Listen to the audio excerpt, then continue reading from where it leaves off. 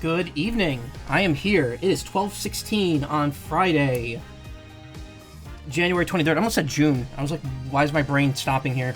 I'm here on time for once-ish. But I wasn't here last night like I wanted to be. So I'm kind of behind. I will say that last night was kind of a weird situation. It wasn't really... It was kind of out of my hands. So I wasn't here because of that. But I'm here tonight. And even though it's already midnight, and I said I probably couldn't do this in one stream, I'm going to try to do it. I'm going to try to get through all of the final case's remaining 2 spots tonight. We're about a third into the case. The investigation was the first 2 hours, and now the courtroom segment is the remaining 4 hours. And I think it's split into 2 sections. It's like there's 1 to be continued left. And originally I was going to just do the 2 hours to the to be continued, then come back and do the other 2 hours another night. But since I skipped last night because of reasons, I'm just going to try to do it all tonight. And if I have to go late, I will go late. As long as I'm done by 5, before 5. So I essentially have 4.5 hours to do this. And that should be more than enough time, as long as I don't screw around too much.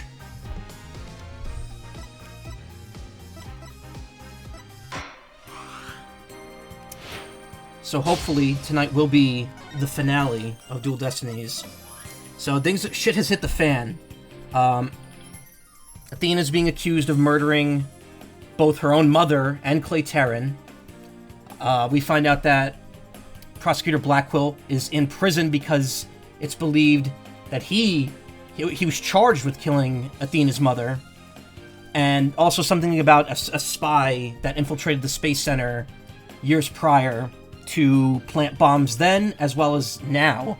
So if it isn't Athena and it isn't Blackquill, we need to figure out who this mysterious phantom is and hopefully bring them to justice. How are we going to do that?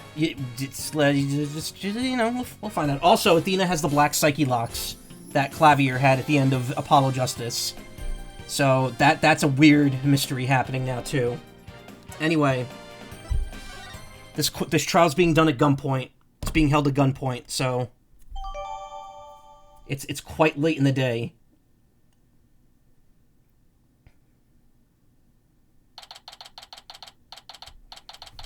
December 20th, 3:11 p.m. District Court, Defendant Lobby, number 5. I did a little research. Those emotes. I looked into those special psyche locks you mentioned, Mr. Nick. You did? That's great. Really appreciate it. A red psyche lock protects a secret a person is consciously trying to hide. If the person folds under questioning, the lock breaks and the truth comes out. Yup, that's exactly how I got the truth out of Detective Fulbright and Director Cosmos. But a black psyche lock protects a secret from the deepest place in a person's heart. A secret that person isn't even consciously aware of. So even they don't know if it's there? So even they don't know it's there. Athena isn't trying to keep anything from you on purpose. For some reason, part of her heart and her memories are sealed off, even from herself. Literally a repressed memory. Okay, so all I have to do is break the psyche locks. According to my research, a black psyche lock is like a heavy chain wrapped directly around one's heart. If they are ripped off by force, it could cause permanent damage to a person's soul. In other words, if I'm not careful, I could traumatize Athena for good. Pearls, could you stay by Athena's side? She must be suffering under the weight of such a heavy burden. A heavy load. Alright, but will you be alright by yourself, Mr. Nick? I'm up against Edgeworth. I have to be able to give this trial all of my focus and strength. And you can't do that if I'm there. I'll just hold you back. No, that's not it. That's not it. I just meant I can relax and concentrate if I knew you were there with Athena.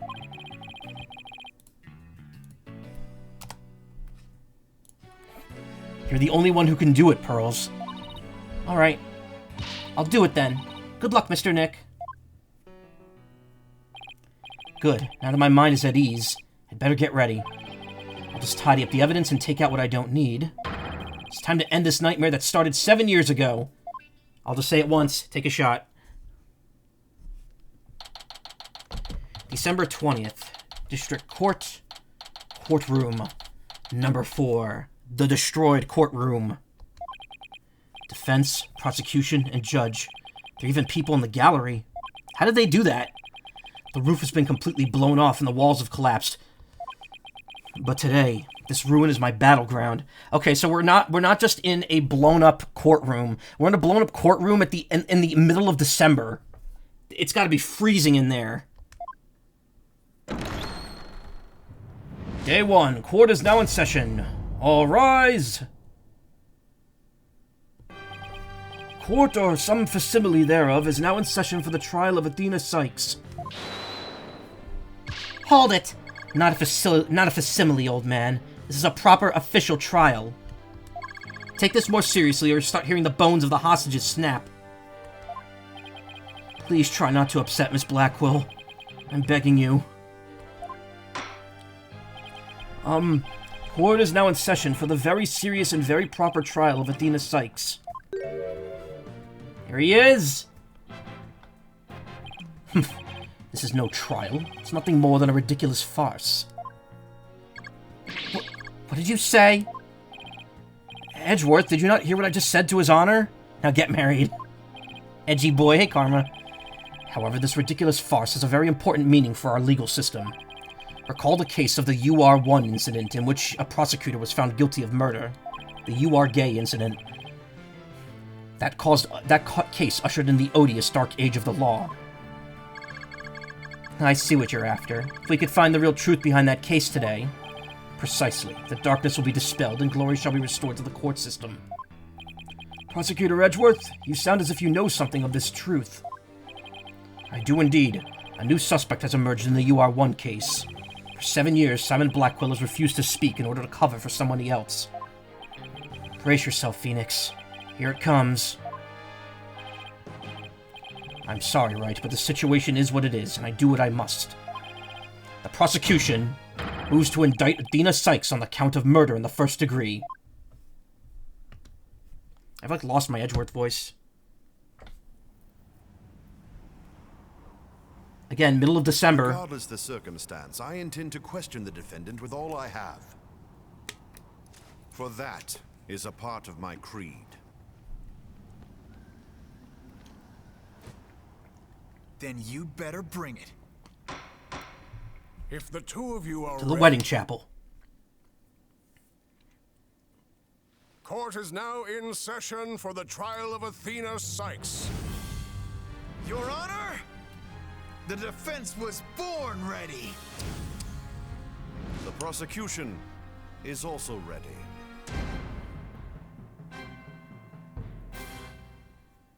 Just like old times. This immense tension between us. It's like we're picking up right where we left off before we got married.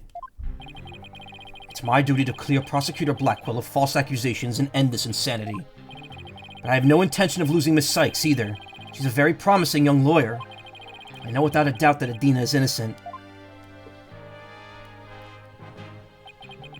But I don't think Prosecutor Blackwell did it either.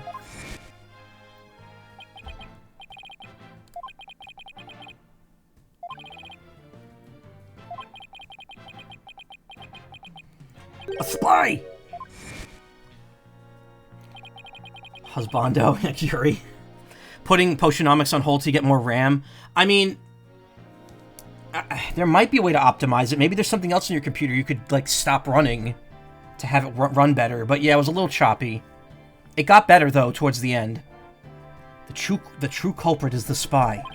It's going to be hard to convince anyone of that when I barely believe it myself. But I don't have a choice if I want to save both of them and expose the spy. Now then, Chief Prosecutor Edgeworth.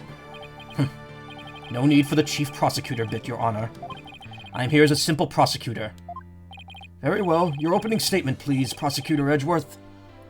RAM costs like $60 there, yeah. I mean, that's not bad considering what RAM prices are getting to be these days. Because of all the bullshit crypto stuff. Although I've been known to give an impressive opening statement myself as of late.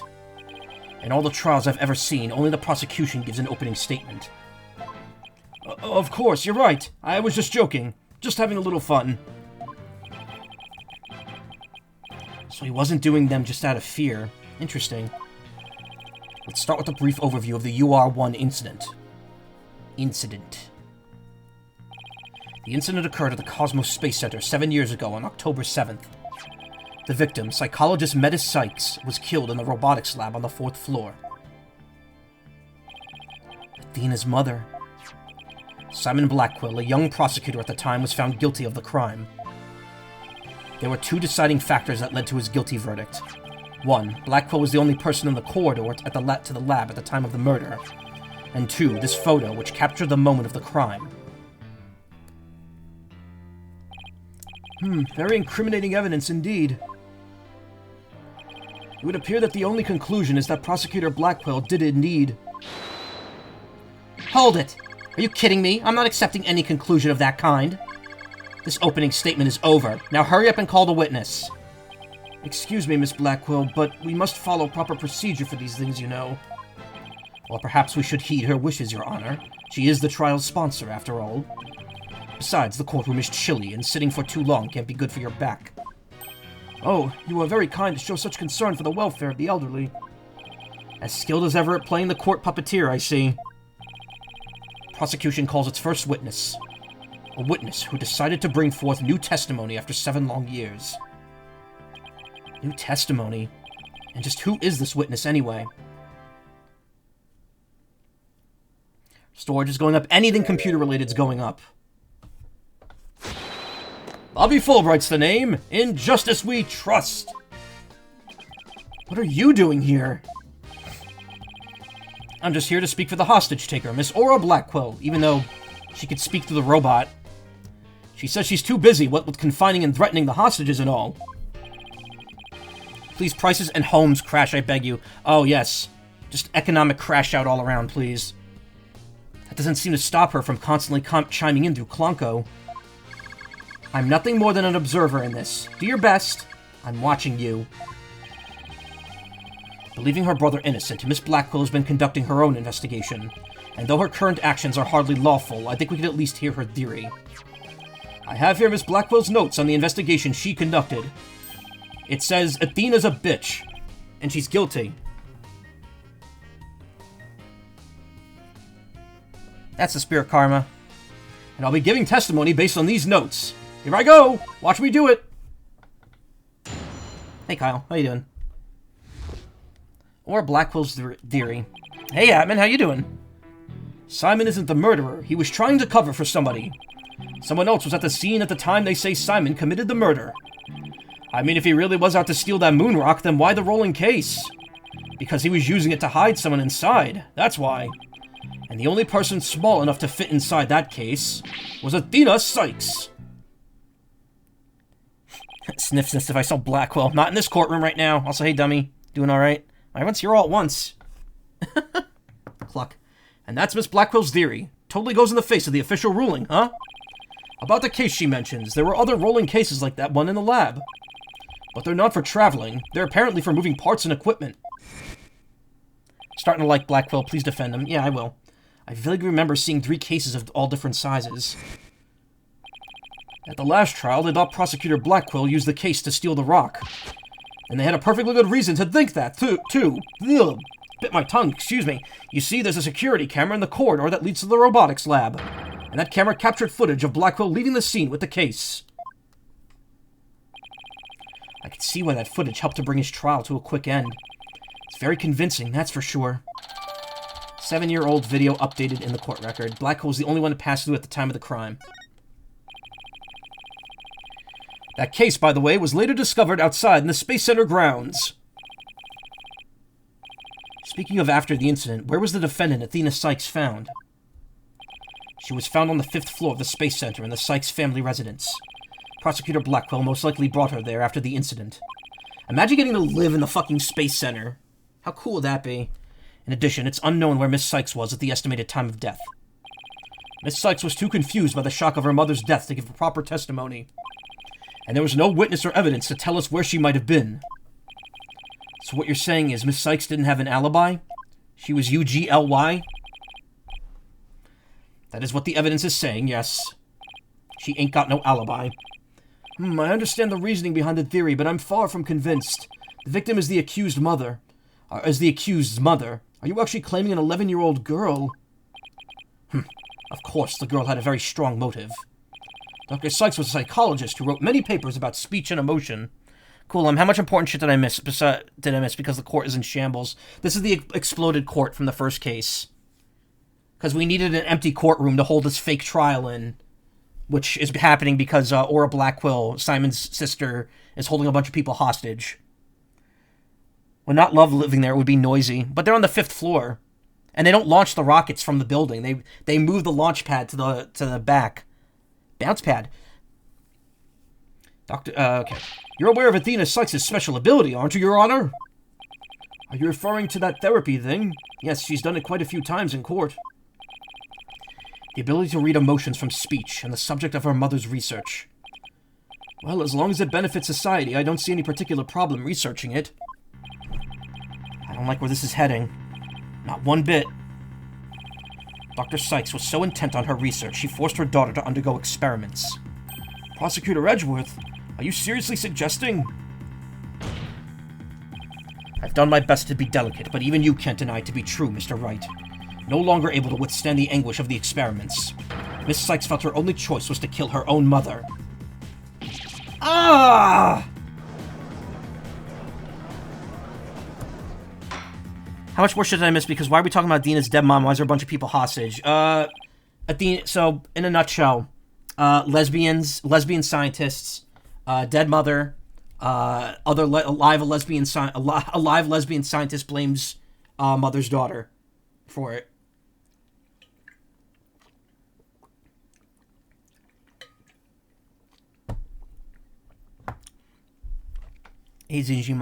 Why is the courtroom destroyed? It got blown up with a bomb several days before this. Order in the court! What a tragic story. I hardly want to believe it myself. But we must proceed. Mr. Wright, if you could. Detective Fulbright, please refer to the notes. Wait, how exactly would this cross-examination work? There's Edgeworth at the bottom. How would this work? Because Fulbright doesn't know how Aura would respond to this. You had me at the first lesbian scientist, and you had me in a chokehold at the second one. Yeah.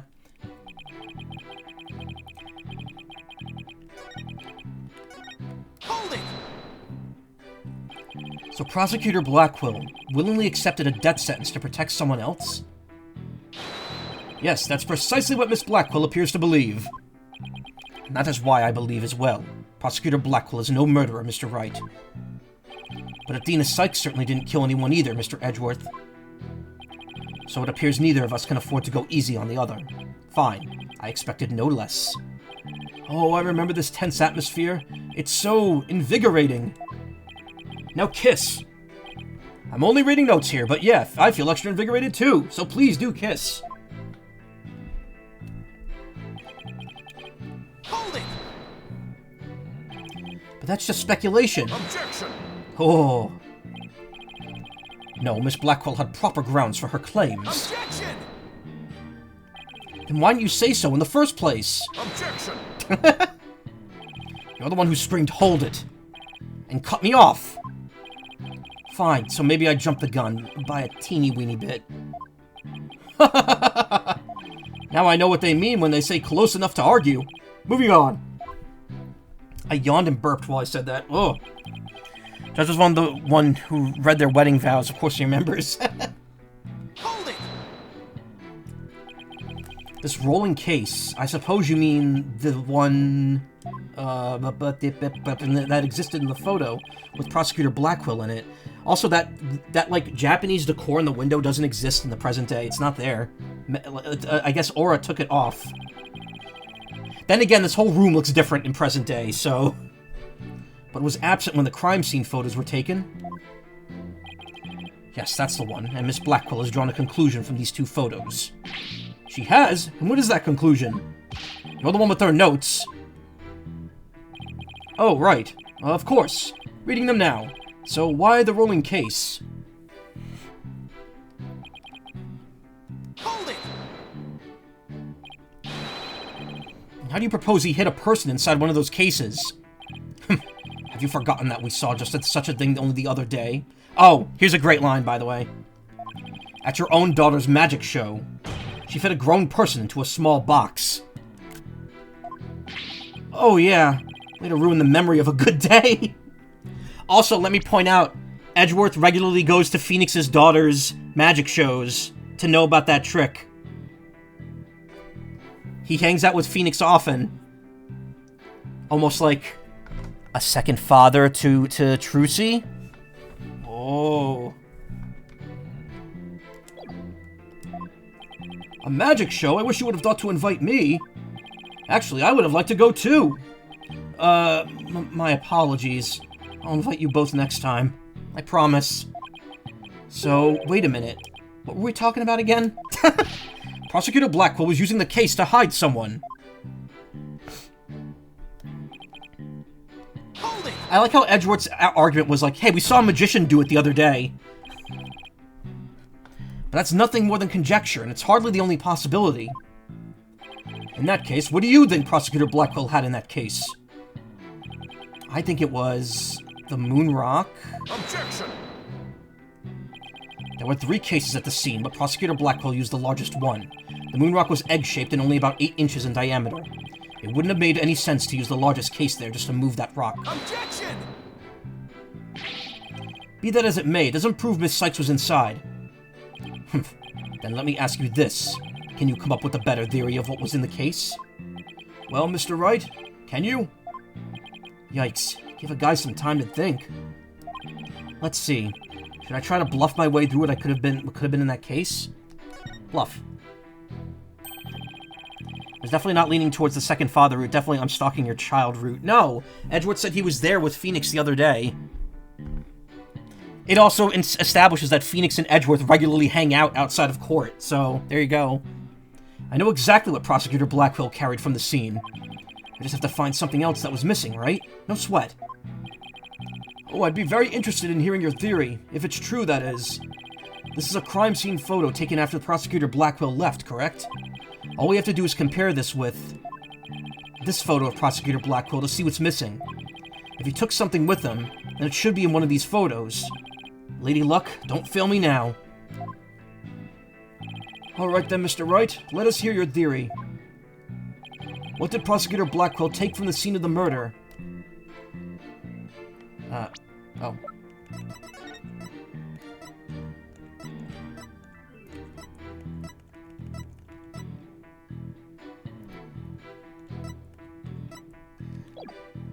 I mean, it's pretty obvious. It's the robot arm. Take that! Please notice that there's a robot part on top of the cart in this photo. However, in this photo taken after the crime, the robot part is gone. In other words, this part is something that was taken from the scene of the crime. You do appear to be right. I don't see it in the second picture. But it's just a piece of junk. How important could it be? Is it really just an insignificant robot part? Speaking of which... What are you looking at? I'm gonna start charging for each glance per eyeball. Stingy, stingy. What happened to the age of free previews? Ahem. Your Honor, about this robot part. Doesn't it look like it could be an arm from that robot there? Well, now that you mention it, it does, doesn't it? But the case is still too big to be practical for just the moon rock and a robot arm. Was it really just the one arm that was in there? If it wasn't Athena in the case, then maybe. I believe there was another robot at the scene that looks just like the one here. Your Honor, it's the defense's assertion that it was this other robot that was in the case. What? Objection!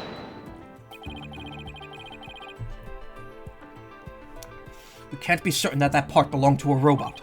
Yes, it looks like the arm of the one before us, but it could easily be something else entirely. Besides, it's wrapped entirely in bandaging, making it difficult to verify what it is. Objection! Bitch, I got the photo. I know for a fact that it's a robot arm. I can even tell which robot it belonged to, just by looking at it. With this information, we can investigate whether it was there at the time or not. Mr. Wright, I thought you were more of the technologically illiterate type. When did you become such an expert? I feel somehow abandoned. Not to worry, Your Honor. I still know next to nothing about machines. But I know this piece of evidence proves which robot the arm belonged to.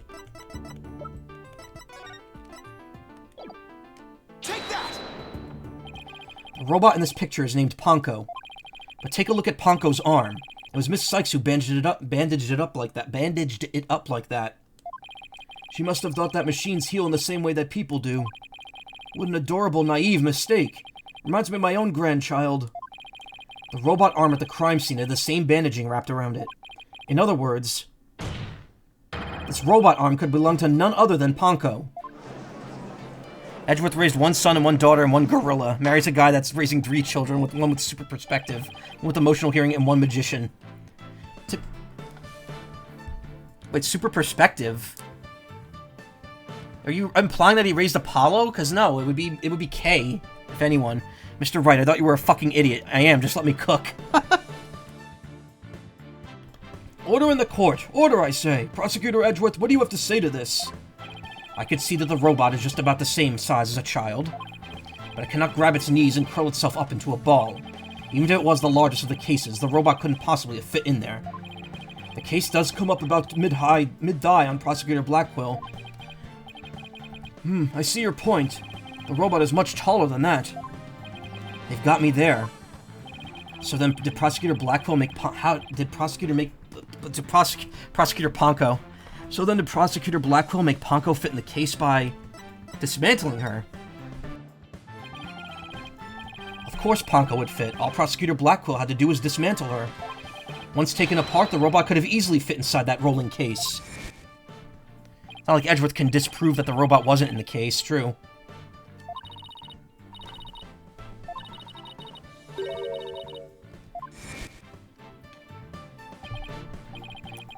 Prosecutor Ponko, Judge Tron, and Attorney Klonko. It sounds rather violent, but Mr. Wright does have a point there. Objection! God, I would love if Eustace Winter showed up in Ace Attorney 7 as, like, a seasoned prosecutor. Like, he's learned from his mistakes, and he's now, what is it? It's gonna be like 10 years later, so he's 27, and he's just like a total hunk.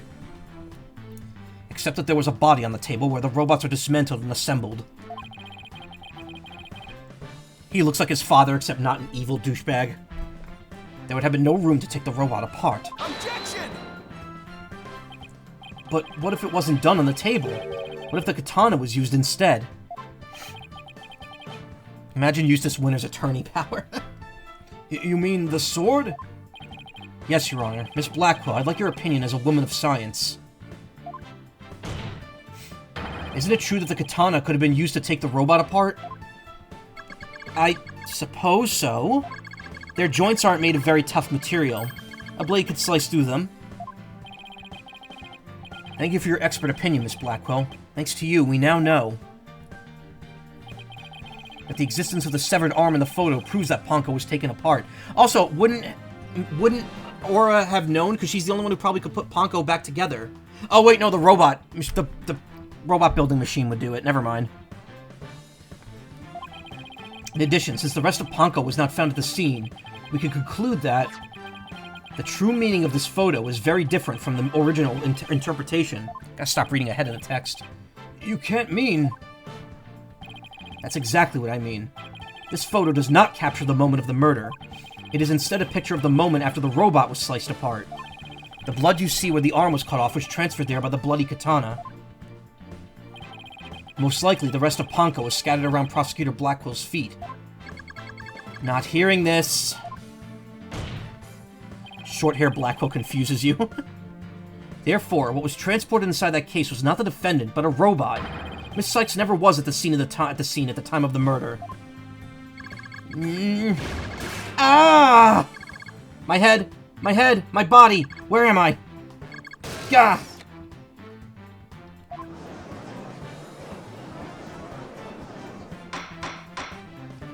Order in the court. It's true that Ponko was found in pieces after the murder. Oh, so you knew, okay. And I'll admit, I repaired her myself afterwards. Oh, okay, so there goes that plot hole. Photo of the crime updated in the court record. There's a bloodstain at the end of the robot's arm. Yes, finally making some progress. Hopefully I've gotten at least one step closer to proving both Athena and Prosecutor Blackwell innocent. Objection! That arm movement is so stiff. Well played, Mr. Wright. You've made your point abundantly clear. I could see that it wasn't the defendant inside the rolling case, but the robot. Short-haired Blackwell reminds me of Hobo Phoenix. How? Alright, what's going on here? It's never good when he plays things this straight. Does the prosecution withdraw its claim that the defendant was carried from the scene? No, Your Honor, my claim hasn't changed. Objection! Ponko and Miss Sykes couldn't have both been inside the case. Objection! Yes, they could. The notion that the case was used to carry Miss Sykes and was Miss Blackwell's theory. I've been of a different opinion from the outset. Now I finally have the opportunity to voice my theory.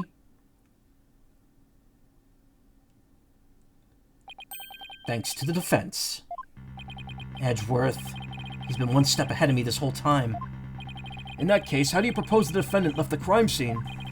Simple. The footage only shows Prosecutor Blackwell from behind. What's more, he's holding his arm in the front of his body, as if he were holding something, or someone. That's hardly evidence. I have proof. The surcoat Prosecutor Blackwell was wearing at the time. The victim's blood was found on the front of it, and the stain had a highly distinctive shape. A blood stain with a distinctive shape? Please continue, Prosecutor Edgeworth. 7 years ago, the defendant was known to constantly wear a certain item, of which there is only one in the world, a special pair of headphones made just for her. She always wore... Oh yeah, this is flashback.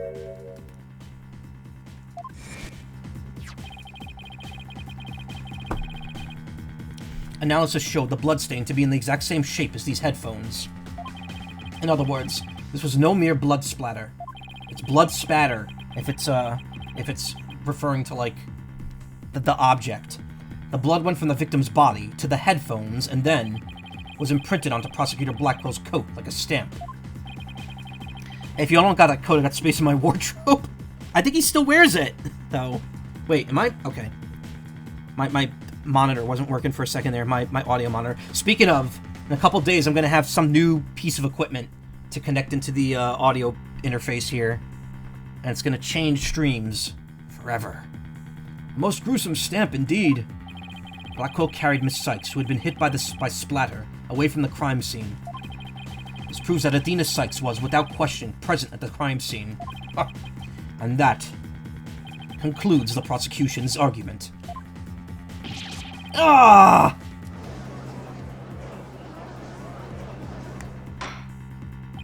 Order. If the defendant was indeed at the scene, it deepens the suspicion against her. Objection! But we've also shown that the robot was there at the scene as well. Objection! Who cares, Wright? I hope you're not making the ridiculous claim that a simple robot was the real murderer. I don't really think that, no, but... Can't say the possibility isn't there. Detective Fulbright, was the robot questioned at the time? No, I don't see any record of it. I believe it was considered unrelated to the case. But as it turned out, the robot was actually integrally related. Your Honor, the defense would like to call Ponko to the stand. A robot witness? That's right, we're actually getting a non-human witness that could speak. Order. Order in the court! Prosecutor Edgeworth, what do you think about this? Mr. Wright has called all manner of witnesses to the stand over the years. So why not a robot? Nothing surprises me anymore with him.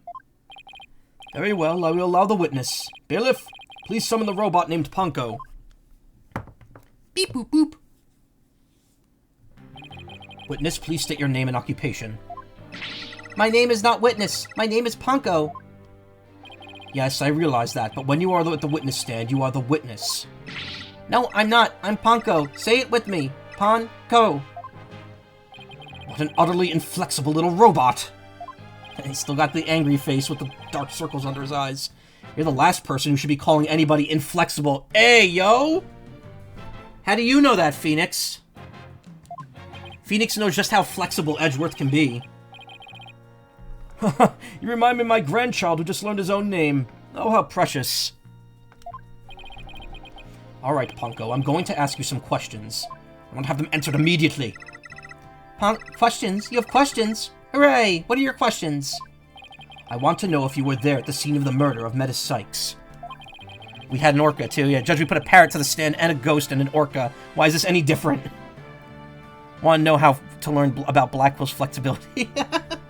It was, well, I mean, he's a samurai. He's probably pretty flexible. It was 7 years ago, on the 7th of October, around 2 p.m. in the robotics lab. Certainly. Just one moment. Searching data. Search complete. Yes, I was there in the robotics lab. Guess that truth is, not going to get that low-hanging fruit, Yendori, yeah. It would certainly seem this robot's testimony is necessary to this case after all. After all, excuse me, that was a wrong inflection. This is great. Just knew Ponko must have seen something important.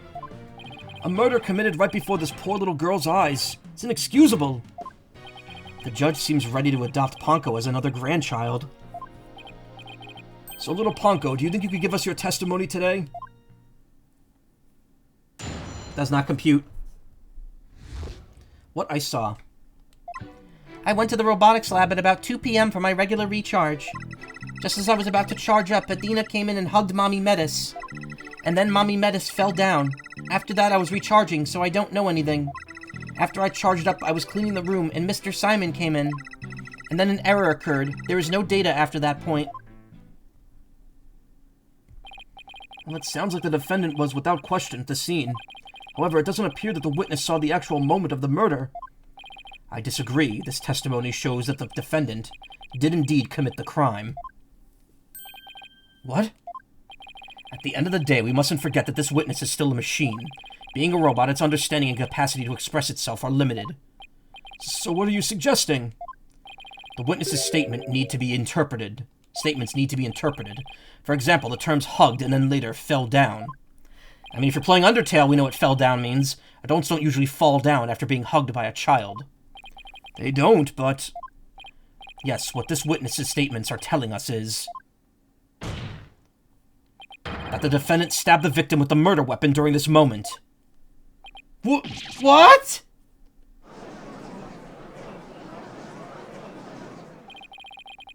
Before Miss Sykes hugged Dr. Sykes, did the two of them converse? Yes, they did. They spoke to each other very loudly, but I don't know what they said. Athena's usually so quiet, so I was surprised. Spoke very loudly. We can interpret this to mean they argued. I see. Murder after a heated argument, and then the victim fell down. I agree that it does sound like a reasonable interpretation. However, Ponko doesn't seem to remember anything that happened after that. When I am recharging, I go into sleep mode. But I remember everything before that. I have a very good memory. You may as well admit defeat now, Wright. A cross-examination would be useless. Don't be ridiculous. A cross-examination's never useless. Until now. Think about it. Robots don't lie. This robot is both an important witness and a valuable evidence at the same time. Nevertheless, I will have my cross-examination, and eat it too. I see you haven't changed. You never were one to worry about wasting time. Very well, even if it may be a waste of time, you may proceed, Mr. Wright. I'll show you both just how fruitful any cross-examination could be. But adults can't frown, but a random adult child can fall off a cliff and into a different world entirely just fine. Hold it! Robotics lab charge. Your regular recharge? What is that exactly? I have to refill my battery's power or else I stop working. I go to the lab to do that. It's like my Roomba. Every day at 3 p.m. disconnects from the little wall unit, cleans off, vacuums the bottom floor of our house, and then just slides back into the charger on its own.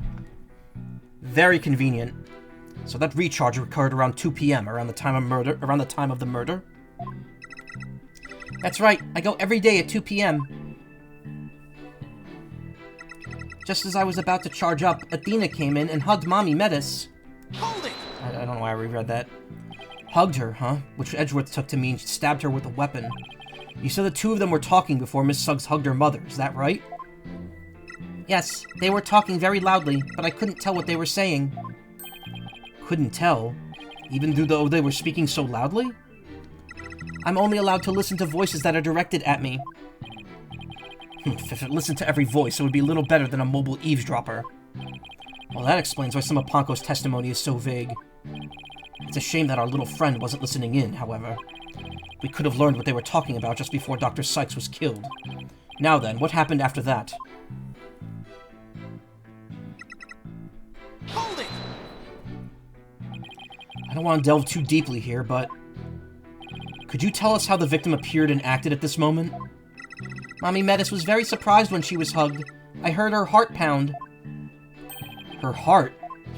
Mr. Wright, have you forgotten about this document we found in the robotics lab?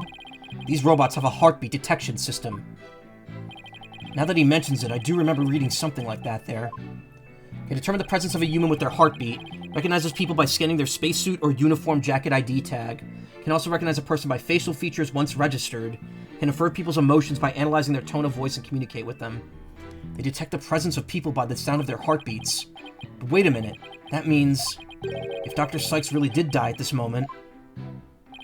Ponko, how was Dr. Sykes after she fell down?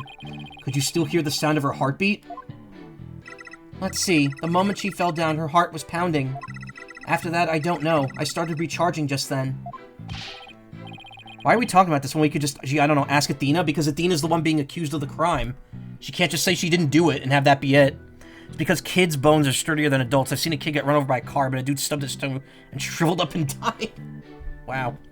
Temporal ass pain, or TAP. Of all the unlucky timing, if you had heard anything after that, could have possibly proved the hug wasn't actually the moment of the murder.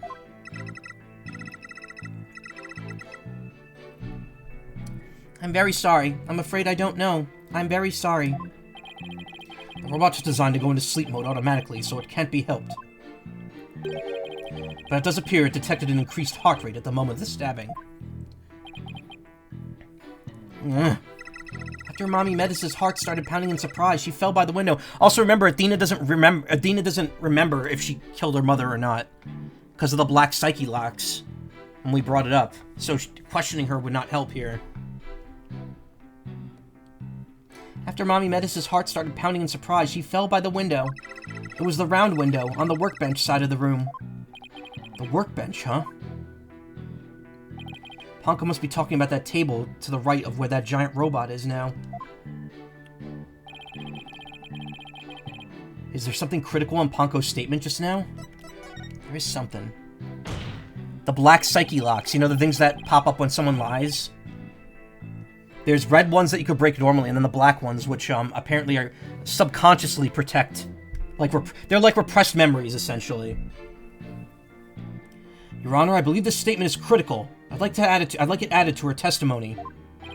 Very well. Ponko, could you please add that statement to your testimony? That's a good little girl. Mommy Metis fell down near the round window on the workbench side of the room. Hold it! Let's see. There are 2 round windows in the robotics lab. Which one did you mean?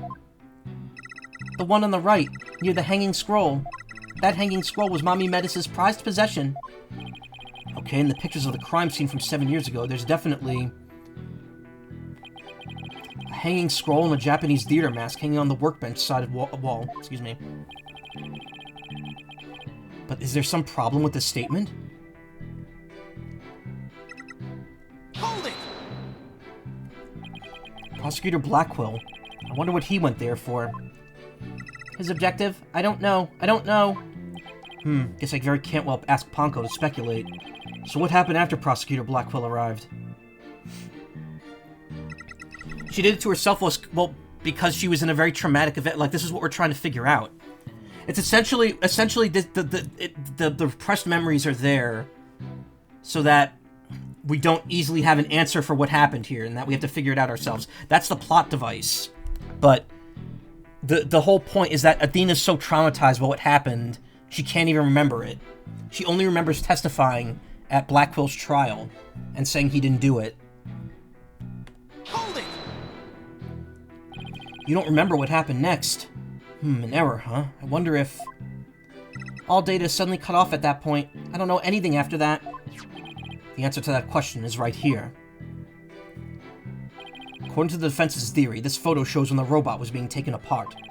Exactly. We could conclude that Ponko's error was the result of her being dismantled. Indeed, the bodies of these robots are designed to be controlled remotely by a separate computer. Yes, that's basically what Miss Blackwell explained to us too. She said their hearts and memories are stored in a separate computer. When the witness was taken apart, she lost the use of her body, but not her memories. That's how she is now, still able to give testimony about the events of that day. Fascinating. It's as if she could be seriously wounded, but her soul still burns. It's as if she could be seriously wounded, but her soul still burns. There are a few parts of Ponko's testimony that are hard to interpret. Edgeworth chose to interpret hugged as stabbed. But I'd rather try to iron out who did what where and to whom for myself. Hold on, Athena. I'm going to save you. We stand, Ponko. Pat, pat, head pats. Mommy Metis fell down near the round window on the workbench side of the room.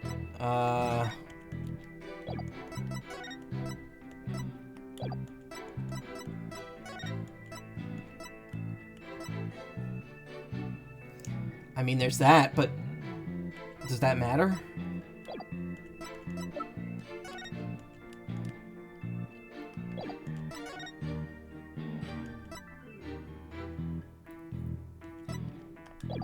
Objection! I guess since the body wasn't... Because the body was found on the chair, so we didn't know she fell over there. Ponko, your statement may have just inspired a breakthrough. I was helpful? Hooray, I'm so happy. Just to be sure, let's go over it again, okay? The victim fell near the window on the workbench side of the room. However...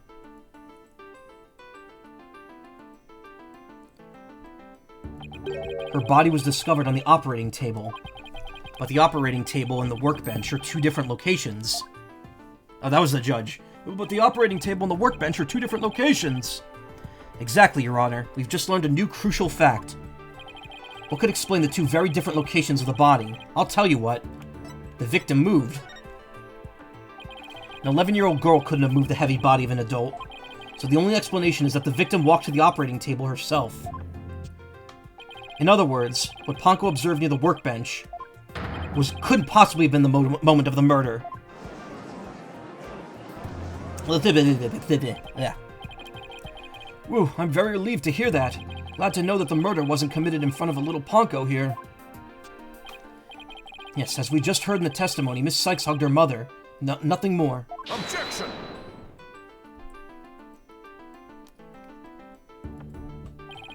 Right. It's been 8 years and you're still just as green as ever. Green? But I can't recall ever seeing Mr. Wright in anything but a blue suit. Hey, blue's my favorite color. What can I say? That's not true. He was in a pink shirt the first time you saw him. And he was in a gray jacket last time you saw him. If the defendant couldn't move the body herself, she could have had it moved for her. Moved for her? But Miss Sykes and Dr. Sykes were the only ones there. I agree. Since this robot is equipped with a heartbeat detection system, it would have been aware of another person's presence if someone else had been there. We can therefore conclude the defendant and the victim were the only ones present. And who do you suggest move the body? Don't you know it's in the nature of a robot to help people do things? Miss Panko, allow me to ask you a question. My name is Ponko. Say it with me. Ponko. I believe you said you were cleaning after Dr. Sykes fell down. Did you happen to move something large onto the operating table? Yes, I did. Athena asked me to. Athena asked you to? And what did you move, little Ponko? I don't know. Unless something has an ID tag, I can't tell what it is. An ID tag, you say? Yes, a tag with a barcode on it. We robots scan them to tell us what a thing is. Well, the judge seems more worried about the robot seeing the murder of a woman than the woman's daughter. Yeah. That paper in the lab did mention something about that. How many times are we going to pull this up now? Recognizes people by scanning their spacesuit or uniform jacket ID tag, it said.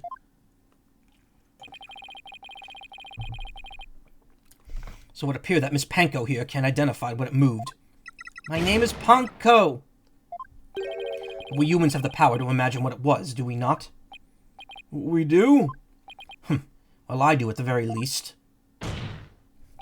Miss Panko, on the defendant's command, move the body to... Miss Panko, on the defendant's command, move the body to the operating table. Gah! Ponko, did you really move Dr. Sykes' body? This is really important. Isn't there any way you could tell? I don't know. Without an ID tag, I can't tell. Give it up, Wright. If the victim's heart was stopped, the robot's detection system would be useless. Furthermore, Dr. Sykes usually wore her white coat while she was working. kept the jacket with her ID tag on it draped over a chair in the robotics lab, and only wore it for special occasions. In other words, the victim wasn't wearing her ID tag at the time. From the robot's point of view, her body was simply just another object. Objection! But Ponko is equipped with a facial recognition system. If she really did move the victim, she would have recognized the body as Dr. Sykes. But she didn't, so that means... Objection! A face can easily be covered with a piece of cloth, a mask, or anything else for that matter. With her facial features hidden, the robot wouldn't be able to tell it was Dr. Sykes. He's right. To summarize, Miss Sykes stabbed her mother near the workbench, then using the robot, she moved the body to the table, where she removed the sword and was stained in blood.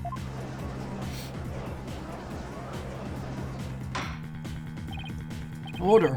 But if that's the case, then I have a question. Why did the defendant move the body to the operating table in the first place? You want a reason? Very well. What? You can't possibly have an explanation. Your emotions blind you to the truth. You could learn a thing from our robot friends. Calm and rational thought will open your eyes to the truth in front of you, Mr. Wright. Wasn't there also something where they recognize you by your clothes? Yeah, it's spacesuit, though. I'm going to punch Edgeworth in the throat if he calls our favorite Roomba the name of a popular choice of breading goddamn chicken. Now then, do you remember the operating table's one special feature? I believe I read that robots can be assembled and disassembled there, isn't that right? That's right, and to the defendant, who was just a child at the time. The table was like a magic box that can make robots appear or disappear in seconds. At the end, yeah.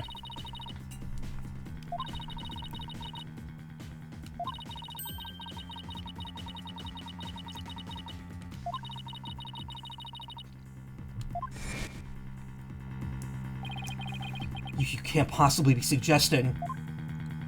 This young, sheltered girl had a difficult time distinguishing robots from people. But take a look at Ponko's arm. It was Miss Sykes who bandaged it up like that. She must have thought the machines healed the same way people do. What an adorable, naive mistake. Reminds me of my own grandchild. I reread that just because it's poignant. No way. I refuse to believe it. Miss Sykes made a childish, naive, and cruel mistake. She thought that if a robot could be dismantled and vanish without a trace... Prosecutor Edgeworth, if you're about to claim what I think you are, I demand that you word it as delicately as you can. With all due respect, Your Honor, all I could do is present the truth as it stands. The reason the defendant moved the victim's body to the operating table... Hold it! No! Don't say another word! Just stop! Was to dismantle the evidence so that she could get away with her crime. That can't be true!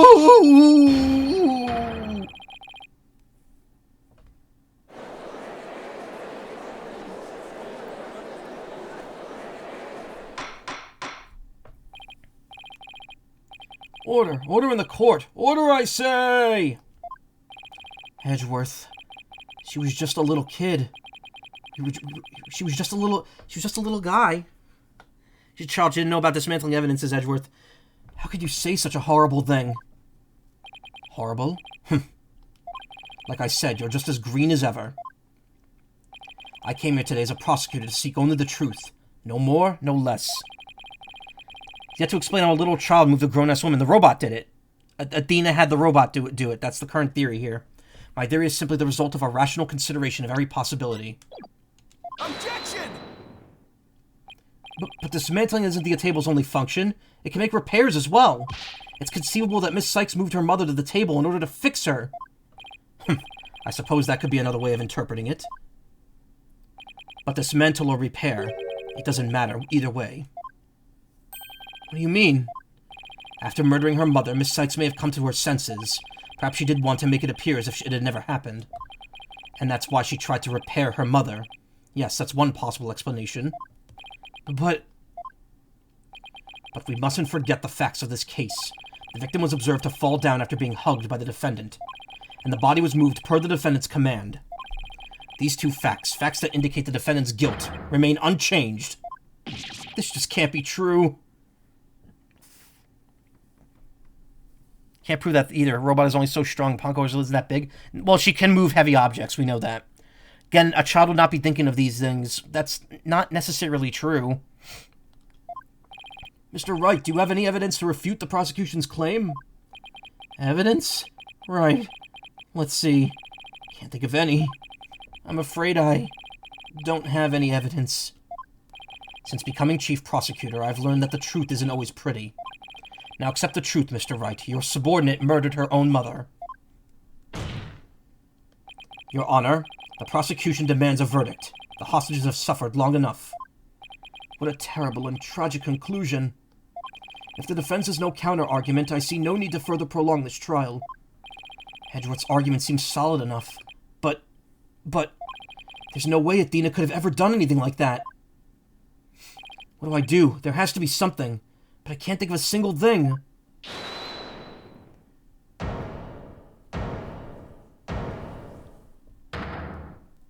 Simon! Prosecutor Blackquill! This is quite the farce you are conducting here. I could die from laughter. Prosecutor Blackquill, what are you talking about? What I'm talking about is that your argument is based on an entirely false premise. Go on, we're listening. Could this be the miracle I need? But what is Prosecutor Blackquill trying to pull here? Thank you, Hot Topic, Simon says. 7 years. For 7 long years, I've taken shots. This case has been on my mind. Not for an instant did I not think of it. I'm the one who killed my mentor, and don't think you can alter that fact now. Your baldness I will take to the stand, and I won't take no for an answer. Of course, Prosecutor Blackquill. Please go ahead. Daddy. Yay, Simon. 7 years ago, I went to the Cosmos Space Center with the intention of killing Dr. Sykes. But when I got to the robotics lab, I found Athena there instead. I would not be swayed from my purpose, so I waited for Dr. Sykes to return. And then I committed the act. Ah, how cathartic it was. But little Ponko here witnessed the victim falling. In other words... Objection! I don't need any of your other words, old man. I can guess what happened. Which would be? She fell means she fell. Merely that. A mother and child fooling around. Perhaps she tripped. Not that it matters. When I entered the lab, there was no trace of Dr. Sykes to be seen. There was no dead body either, of course, meaning she must have left the room. So the murder occurred after the time period Ponko described in her testimony? You should hardly take stock in the words of a wind-up toy. Objection! Then how do you explain the fact that the defendant had the robot move something? Athena was always tinkering with robots on the operating table to amuse herself, and she always had Ponko move the heavy ones for her. See? Ponko can move the heavy things. That day was no different. Ponko moved a heavy robot for Athena. This is awful. What he's saying seems to make sense, and yet... Objection! Prosecutor Blackquill, are you trying even now to turn away from the truth? Don't you realize what we could bring the Dark Age of the Law to a close today? Objection! You expect too much from me. I'm just a murderer beyond redemption. Why don't you just let me go so I could settle down into hell tomorrow? Prosecutor Blackwell's execution is tomorrow. If the truth doesn't come out now, it's all over. Are you saying that the little girl and the robot had nothing to do with the murder? That's right, so let's hear your verdict. If we don't hurry, I might miss the ferry across the Styx.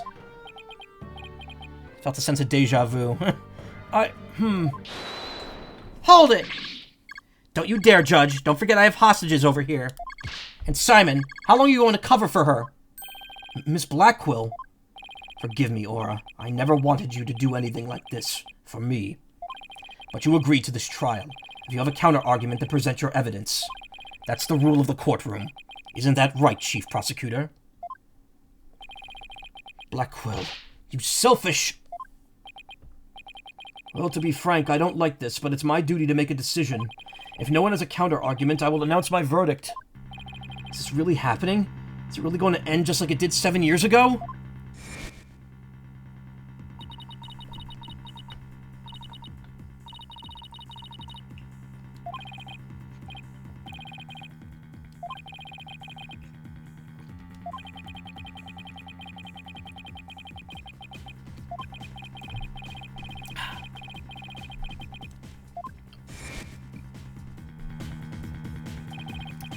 can't let this happen.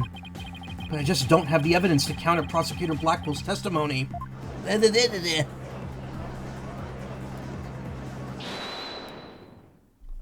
Hold it!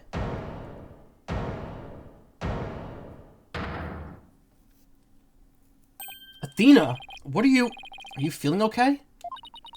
I can hear it. I can hear the voice of his heart. He's hiding something. If he really is, I could sure use Athena's help here. Her power might be just the thing to get us through this. Objection! Sykes, Dono. No need for you to chime in here. Just accept that you're innocent. Objection!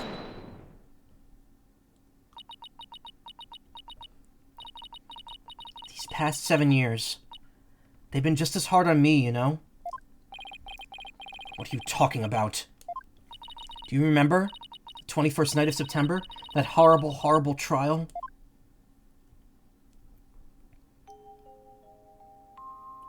Please, you have to listen to me.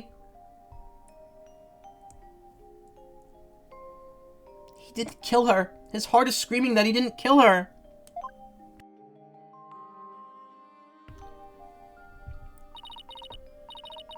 Take a shot, everyone says 7 years. I was doing that for 2 streams, and then I was like, okay, we can't do that anymore. Even now, every time I stand in a courtroom, it comes back to haunt me.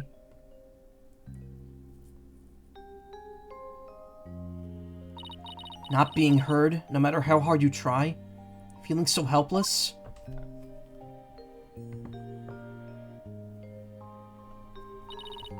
Caught in people's stares. So scared that it feels like your chest is in a vice. I'm terrified of courtrooms. I want to run out of that door even now.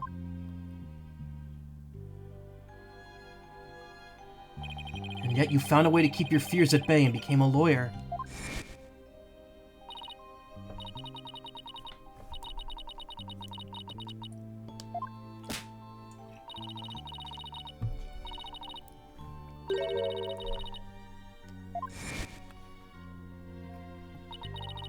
This day has finally come. The day I've been looking forward to with all my heart. This is why I became a lawyer. This is why I studied psychology. It was all to save you from this false conviction. But Miss Sykes, do you realize what it would mean? You are the accused, after all. If you prove Prosecutor Blackwell innocent, then...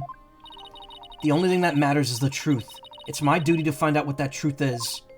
Simon, please give me this chance. The chance to shake off this fear that's been with me for 7 years, and to face the truth. Tina's being so brave, confronting her past like this. This might really be the last chance to save them both. Prosecutor Blackwell, please testify one more time about the incident 7 years ago. Fine, but your efforts will surely be in vain. For I am not a man who could be cut down easily. Here we go, Simon. Let me hear the voice of your heart. I feel like it shouldn't be allowed to force people to relive their horrific trauma to get an upper hand in court unless it's relevant to the case and they're the accused. Even that still seems like a shitty thing to do. I mean, this case is literally for what happened in the past. That's why it's happening, because the person was holding everyone at gunpoint. I went to the Cosmos Space Center with the intention of killing Dr. Sykes. But when I got to the robotics lab, I found Athena there instead. I would not be swayed from my purpose, so I waited for Dr. Sykes to return. And then I committed the act. Ah, how cathartic it was. His emotions are very guarded, and his defenses are way up. He steeled his will, as if he'll never let his secrets be known. Well, I don't know about that. We got a couple of strong wills on our side, too. Prosecutor Blackwell isn't the killer, and we're going to prove it. What was he trying to do that day? If we approach it from that angle, bet we could find an emotion that just doesn't add up. Why was he happy that that Dr. Sykes was not there? If he was going to kill her. Got it! See, they throw you off by having anger and happiness be the two main emotions, but they can't exist at the same time here. This feeling of happiness, even though the person you were looking for wasn't there, you felt happy. Why is that? Simple. When I was looking for Athena and hadn't found her yet, I grew worried. So when I saw her in the robotics lab, I was happily relieved. Merely that. Wow, that was a lot of the noise gone already. Just now you said that you went to the Space Center to kill Dr. Sykes. But the first thing you did was look for her daughter instead? I had no intention of harming Athena, so I wanted to confirm that she was safe first. It was just part of my plan. Nothing contradictory about that. The second I find an inconsistency, he cuts it down. Simon knows the principles of analytical psychology. There's less noise now, but I don't see any instabilities we can latch onto. I was afraid of that. Just have to keep chipping away at him bit by bit then. Could you update his testimony, Athena? You got it, boss.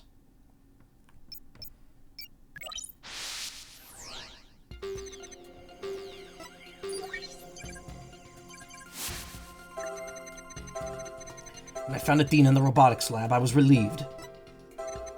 But I would not be swayed from my purpose, so I waited for Dr. Sykes to return. And when she did, I plunged the katana in. Got it! Why was he sad about that, though? Not even you can falsify your emotions, Prosecutor Blackwell. What? When you said you killed Dr. Sykes in your testimony, you felt sadness. Why would someone who had lain in wait to kill her be sad at her death? Such an obvious attack. Yes, I felt sadness, but it wasn't for her. I felt sorrow for Athena and her circumstances. Can't be talking about that, can he? Oh, you're gonna charge me as guilty, alas, whatever I do. Hey, remember a super traumatic incident you had to witness as a child? My defending someone, almost like a certain goner. You mean Hugh a corner? Dr. Sykes was so intent. Okay, she forced her daughter to undergo experiments. My objective was to save Athena from an obsessive scientist who treated her own daughter like a research subject. What? I went to the psychology lab first. That's where I would usually find Athena playing. But that day was different. I heard someone crying in the robotics lab next door. Was Athena being subjected to yet another experiment? I thought as I went in to see. Conveniently, Athena had cried herself to sleep, so all I had to do was wait and kill. So that's why he was relieved when he saw Athena. Hugh a gooner. But is this story really true? I'm not sure how much to believe. Mr. Wright? How are you doing, Athena? Still hanging in there? I'm a lot stronger than I look, boss. Now take a look at this. The noise level's actually increased. Oh no. It went up. Never seen it do that before. Prosecutor Blackwell's lying somewhere in his testimony. As a matter of fact, he's piling lie on top of lie in an attempt to make his claim sound more believable. He's trying even harder to suppress his true feelings, and that's what's causing the noise. How in the world should I approach this? An evidence-based approach might work if I could find a contradiction. Otherwise, I should look for an inconsistency in his emotions. There are no flaws in my testimony, and his baldness is prepared to give his verdict. Give up on this lost cause, and let the law free me of these chains already. Objection! I don't think so. Not while I'm around. Now, contradictory testimony or inconsistent emotions. What should I tackle first? I'm gonna try his emotions. Okay, let's look for inconsistent emotions. Got it, boss. But if you want to try looking for a contradictory statement instead, just let me know. I can easily switch over. Why is he in chains? I never actually asked that. Blackwell? Because he's arrested. Because he was convicted of killing Athena's mom.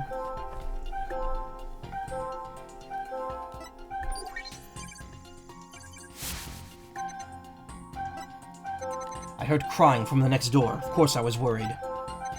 I hurried over and opened the door to the robotics lab. But before I could lead Athena out of there, curse my luck, Dr. Sykes came in. I refused to hand Athena over, so I had no choice but to kill my mentor. The entire 7 years while he was in jail. I'm assuming he didn't wear it when he was in his jail cell. Hate this part.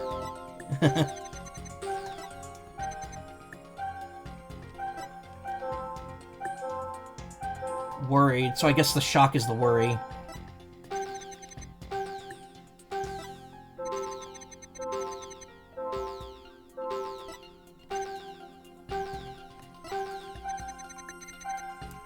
There's more shock here, though. Got it! How odd. Why would you register surprise at opening the door to the lab? Alright, fine, I'll explain if I must. What surprised me was Ponko. That toy figure attacked me. Dr. Sykes knew full well of my plan to rescue Athena, but she couldn't stand guard over her daughter 24 hours a day. So Dr. Sykes had Ponko do it? That's right. That's right. She ordered Panko to forcibly remove me on sight. So I slashed Panko up with the katana that was there in the lab. That rickety old puppet wasn't worthy of that fine blade. Mr. Wright, it's happening again. There's even more noise now. It's at 100% now. What's going on here? Whenever we find an opening, he covers it up with lies. We'll never get rid of the noise at this rate. It's pretty hard to keep telling coherent lies like that. His mind and will really are as sharp and strong as a katana. Alright, what should I tackle next? His testimony. There might be an inconsistency in Prosecutor Blackwell's testimony. Alright, let's give it a thorough check then. A feeling of dread. I open the robotics door. Just then... Panko attacked me. I retaliated by cutting it into pieces. Oh, I can't press, though. Before I could lead Athena out of there, curse my luck, Dr. Sykes came in.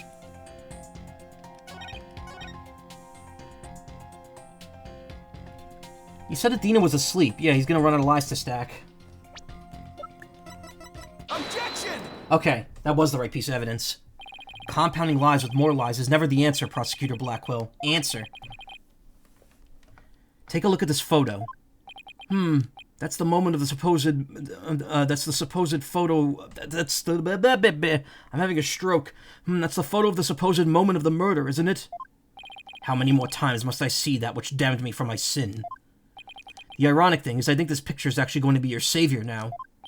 See the bloodstain at the end of Panko's arm where it was severed with the katana? I hope you aren't claiming it's the robot's blood, Mr. Wright. No, most likely the blood was transferred there from the bloody katana. The katana already had blood on it, so then it must have been the victim's blood? That's right. But if that's the case, we found a glaring inconsistency here. You said in your testimony that you cut up Panko and then killed Dr. Sykes. But in spite of that, the victim's blood is already on Panko's arm in this picture. What? But that couldn't be. Exactly. In order for the blood to have transferred from the sword to Panko's arm, the victim must have been stabbed first, before the robot was slashed. In other words, Prosecutor Blackwell, your entire testimony is nothing but one giant ball of lies. Gah! Tell the truth. Tell the court the truth, Prosecutor Blackwell. Now. You have no idea what you're doing. His voice. There's so much discord. I'm hearing not just one or two, but a bunch of rampaging emotions in here.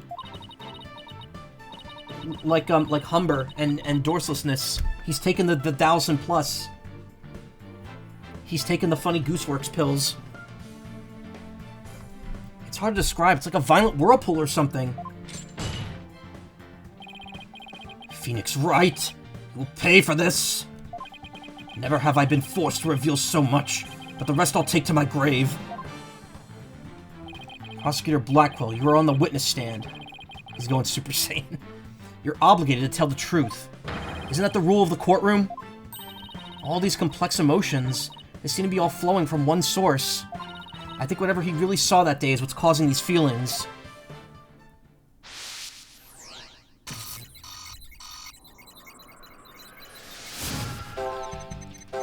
To all of his emotions at once. Following the sound of crying, I opened the lab door, and then... I saw it, that terrible scene. But before I could lead Athena out of there, curse my luck, Dr. Sykes came in. I had no choice but to kill my mentor. Blackwell with the Nage face came to mind, and hey, Robo Bunny. This voice. It hurts to even listen to it. Also, look, the emotion's purple. It's nothing. It's just pure purple. My Edgeworth, this is two of us again. It's like we have some sort of dual destiny. He's been living with this pain inside him for all these years? And the root of it all is hidden somewhere in his testimony, isn't it? Yes, that's right. Please hurry. Please set him free, Mr. Wright.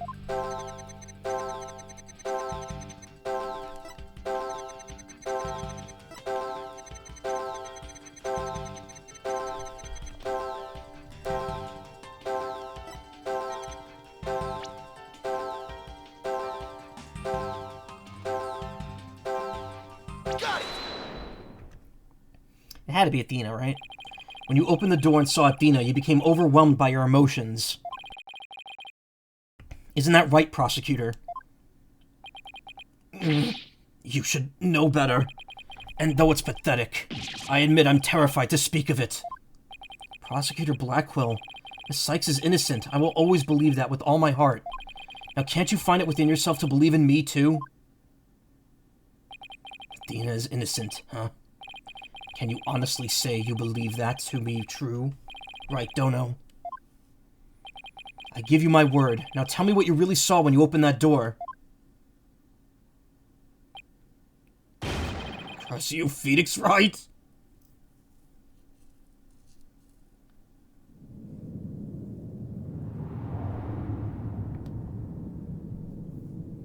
It was a tragedy. One I'll never forget. When I arrived at the lab, Dr. Sykes was already dead. She was lying on the operating table, while the bloody katana lay on the floor. And standing between the two,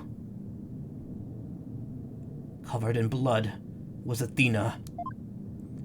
She smiled, with a far-off look in her eyes, as she sweetly said,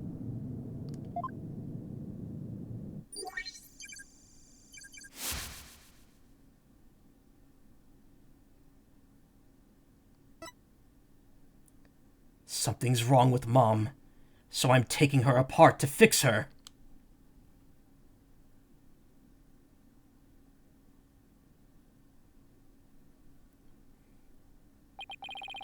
That's what I saw. And now you have it. The truth that you so desperately wanted.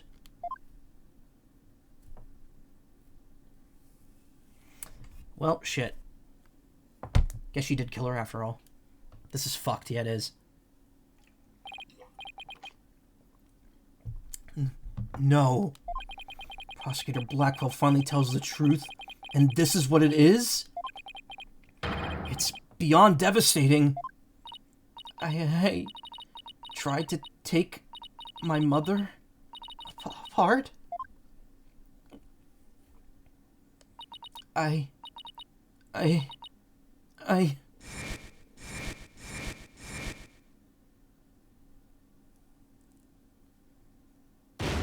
No! No! Another no. No! I think she collapses now. Or no. That doesn't prove that she murdered her. I don't know. So it was me. I'm the one who killed my mother. Athena! As I said, Wright, the truth isn't always pretty. Murder, disassembly on an operating table, a scientist using her daughter as a guinea pig. Sadly, it appears that my theory was correct after all. Objection! It's true that Athena didn't like her mother's research, but... You dare cast aspersions on my mentor by claiming Athena was used in such a manner? Dr. Sykes could be awkward with people. But she loved her daughter with all her heart. She... loved me? Your mother hated to see you suffer because you could hear the voices of people's hearts. She wanted to set you free of your pain, so she worked tirelessly on her research. Do you remember those headphones you hated so much? Love how there's people in the gallery here. Yeah.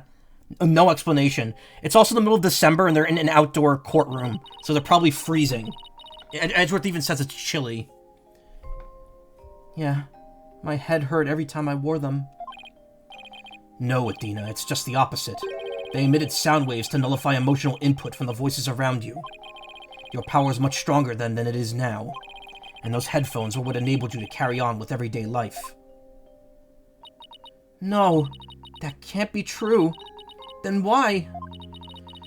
Why would I have done something like that to somebody who loved me so much? Her love for you is real, that I can guarantee. That's why I knew. That what happened had to be some kind of mistake. I couldn't let you be punished for it. So you took the blame yourself. You and your mentor are more alike than you know. Ponko was a witness, so I put it in the case, held Athena close, and vacated the lab. I threw Ponko away in the boarding lounge trash chute, and I hid the case on the Space Center grounds. It would seem that we now have all the facts of this case. Hold it! No, not yet. It can't end like this. Objection! Yes, it can, Wright.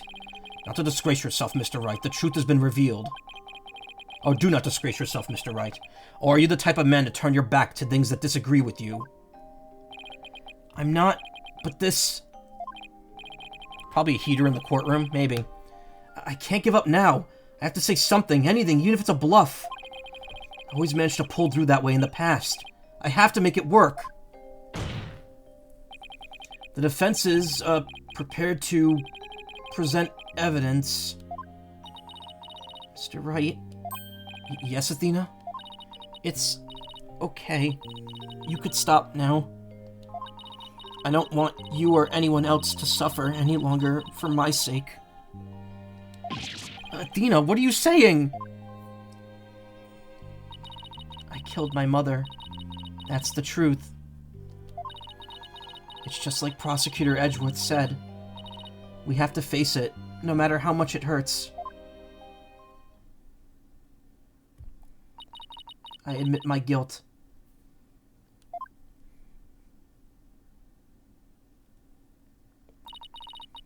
But can I please be granted just one chance to tell everyone what I recall? It appears Miss Sykes is much braver than you, Mr. Wright. What say you, Your Honor? In light of her courage, will the court give Miss Sykes the opportunity to confess? Very well, then if you would, please take to the stand, Miss Sykes. Mrs. Sykes.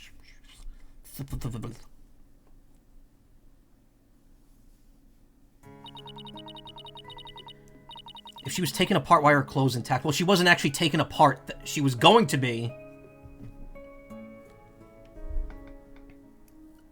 I don't know. Thank you for letting me do this, Prosecutor Edgeworth. And thank you, Mr. Wright and Prosecutor Blackwell, for letting the truth be known. Now we could finally move forward, and everyone's suffering can come to an end. Athena. Prosecutor Blackwell will be cleared, and the dark age of the law can come to an end. Yes, admit your guilt, and bring everything to its conclusion.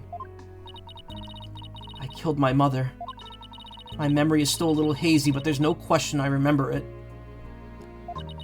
I remember the weight of the weapon in my hands, and the feeling of it stabbing in deep. And I remember the warmth of her blood as it flowed down the handle onto my fingers. Your Honor, please find me guilty. I dare say, these are all memories that no one but the murderer would have. I see. Thank you for your confession. I believe this trial has gone on long enough. But before we conclude, does anyone have a counter-argument? Objection!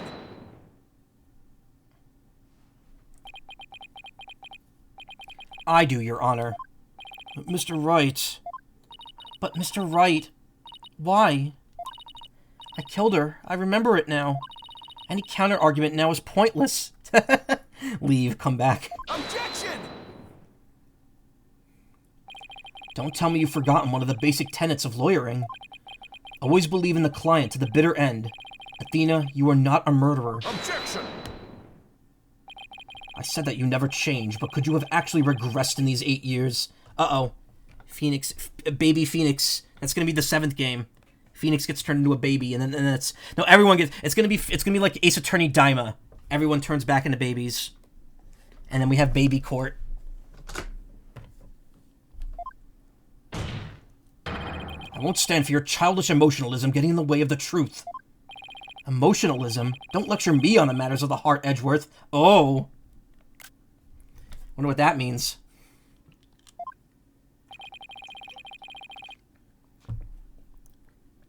Oops, all babies. Yeah, bad Phoenix. Spicy. Because I could see straight into a person's soul. Oh, he can still see those. Which is really funny because any other time he's in court and someone lies, he doesn't see psyche locks. It's only now that he could see them again.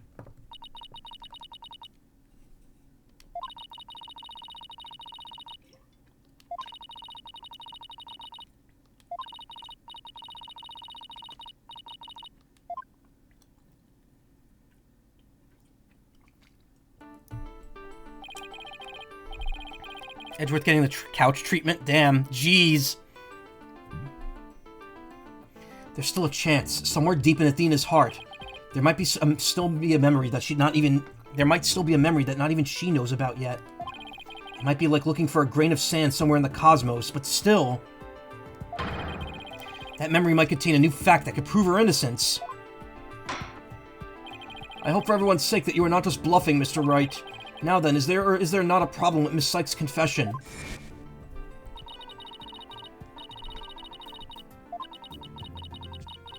Weight of the weapon in her hands, and the feeling of it stabbing in deep.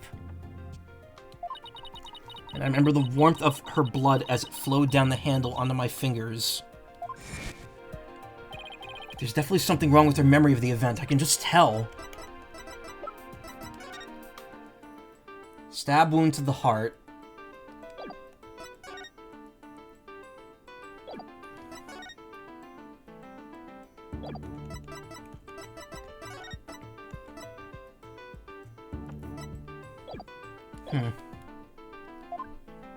If there's a problem with their confession, please prove it to the court now. Victim's blood was only found on the blade. There we go. Isn't that the katana the defendant used to kill the victim, Mr. Wright? That sword does not look like it reaches the handle. It does, but... I respectfully and vehemently disagree, Your Honor. But I remember it! I remember holding the weapon and getting blood on my fingers! That's exactly my point. If blood really did get on your fingers while you were holding it, there should be blood on the handle. But please focus on the handle of this sword. There's not a trace of blood on it anywhere. And therefore, this is clearly a contradiction of the facts. You're right. Oh my! Oh my. Objection! The defendant must have simply confused a portion of her memories.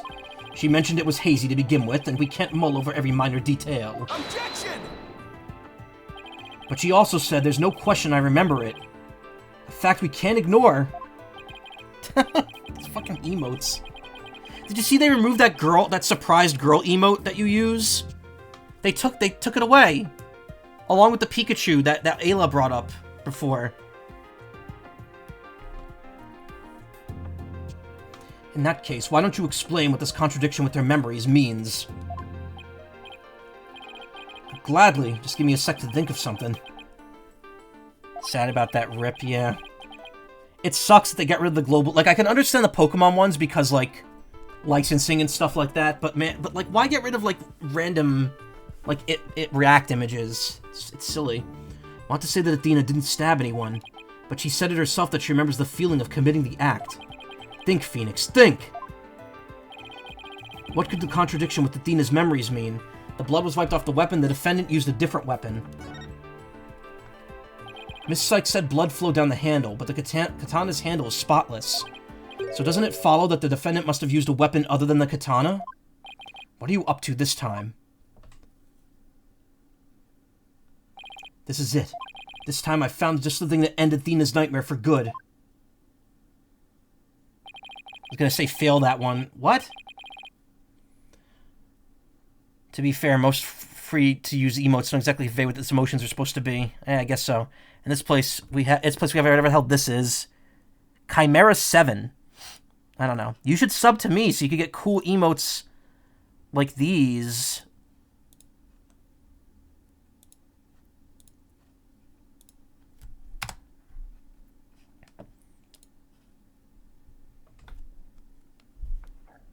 That one of Goku and Vegeta doing that weird, intimate look at each other.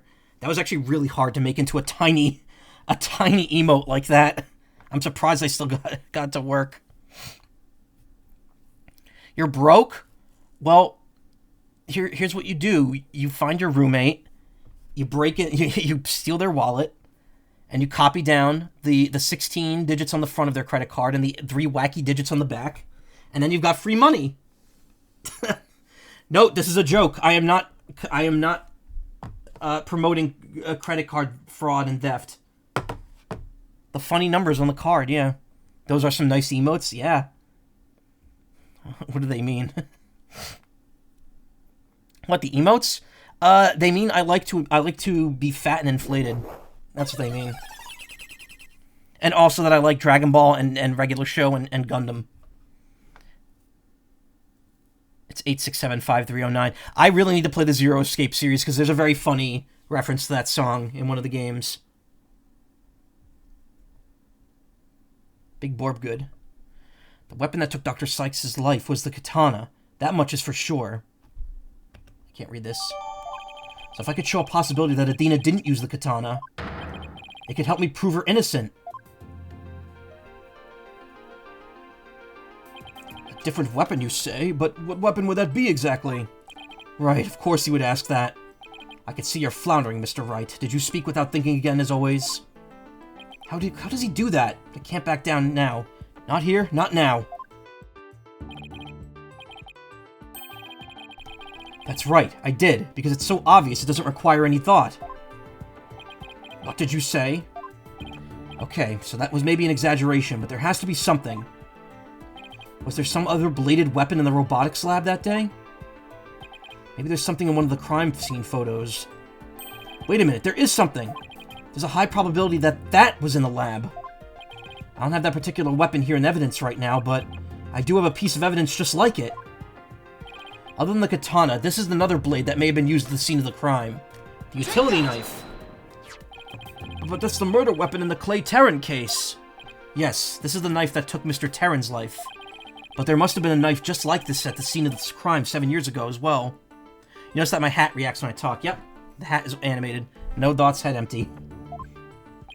Toolkits containing utility knives like this are issued to Space Center employees, and a robotics lab especially would naturally have one of these around. Objection!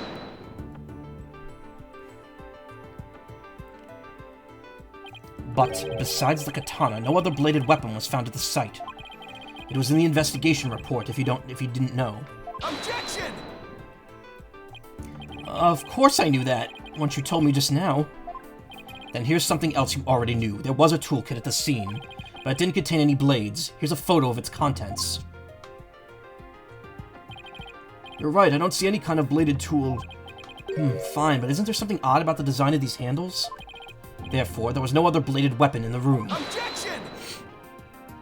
I disagree. This toolkit contained a knife. And what proof do you have of that? Don't tell me your eye for art is failing you too, Mr. Edgeworth. You're the last person in the world who should be criticizing my aesthetic sense.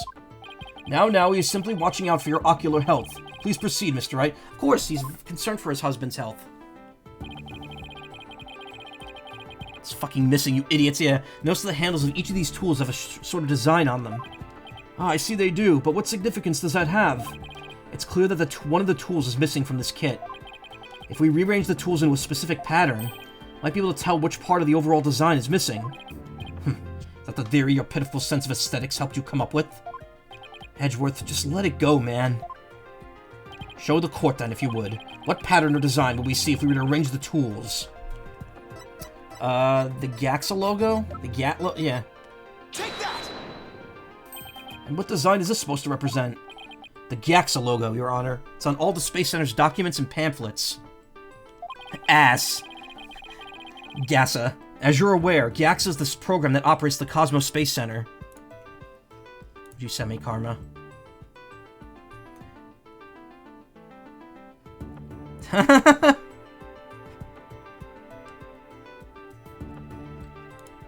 Is that from the thing I missed earlier?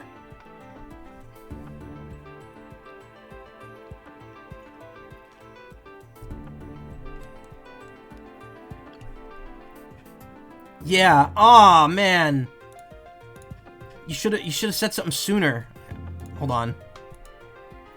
So instead of saying she used a different weapon, if you say she wiped the blood off, you get penalized. And Edgeworth says this. But your credibility phoned just now and told me to tell you to put a sock in it. And he responds, yes, daddy. By the way, this is the font for the original version of this game in the 6th game. It looks so much nicer. It's so stylized. I like it. I wish they didn't unify everything into this standard, like, Times New Roman font.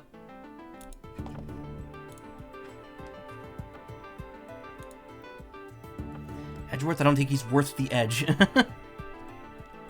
You did. He did. No, but I thought he said it after I'd already picked it.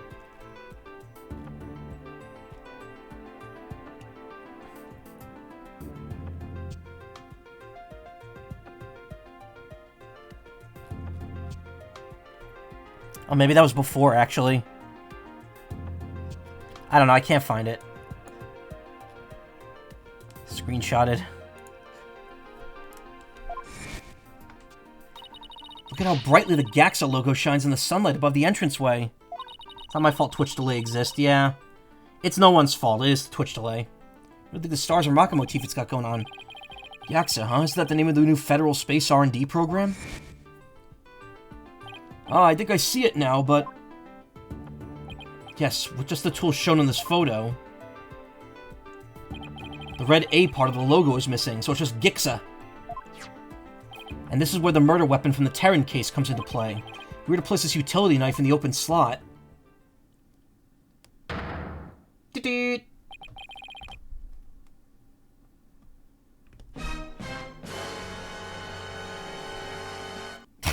Not really the sound I was going for, but it works. It would complete the Gaxa logo. So it would. Then that means... Admit it, Mr. Edgeworth. My aesthetic sense is keener than yours. And while you're at it, admit that the weapon Miss Sykes used could have been this one. Ugh!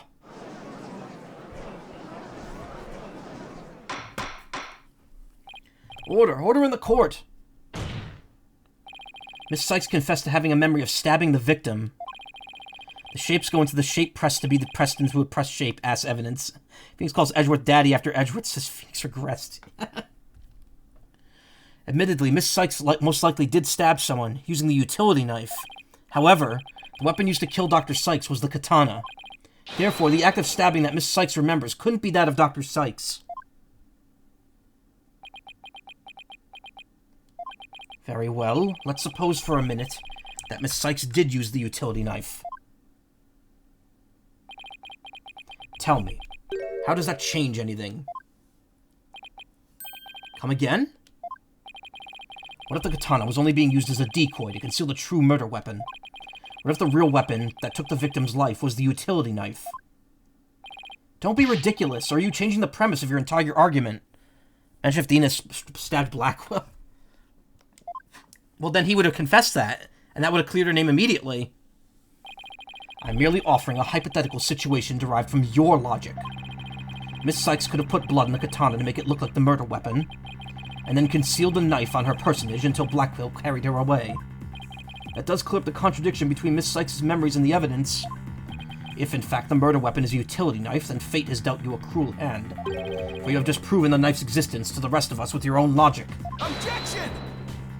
The prosecution's attempting to lead the court. Objection! You're the one attempting to lead the court, Mr. Wright, by forcing us to forget the facts of this case. Need I remind you that there were only 2 people in the lab at the time of the murder? That the defendant herself recalls stabbing someone with her own hands? No. It matters not whether the murder weapon was a katana or a utility knife, as long as we know that the victim and the defendant were the only ones there. You cannot escape the fact that it was Athena Sykes who killed her own mother. I don't believe it. Why? Why does this keep happening? Every time I find a contradiction, it vanishes and the suspicion keeps coming back. It's almost as if... Now you're finally starting to get it. Your contradictions keep vanishing because the charge is true. And the suspicion keeps coming back to the defendant because that's where it belongs. Phoenix Wright. When will you open your eyes and accept the truth?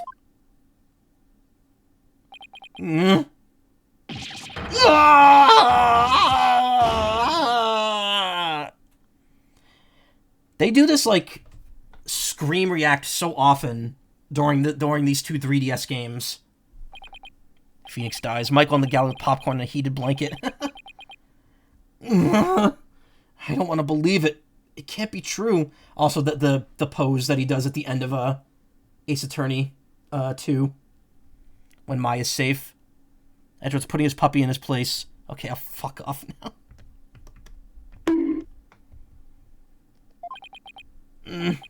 But what if...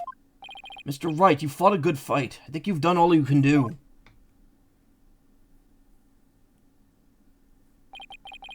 giving up really the only option?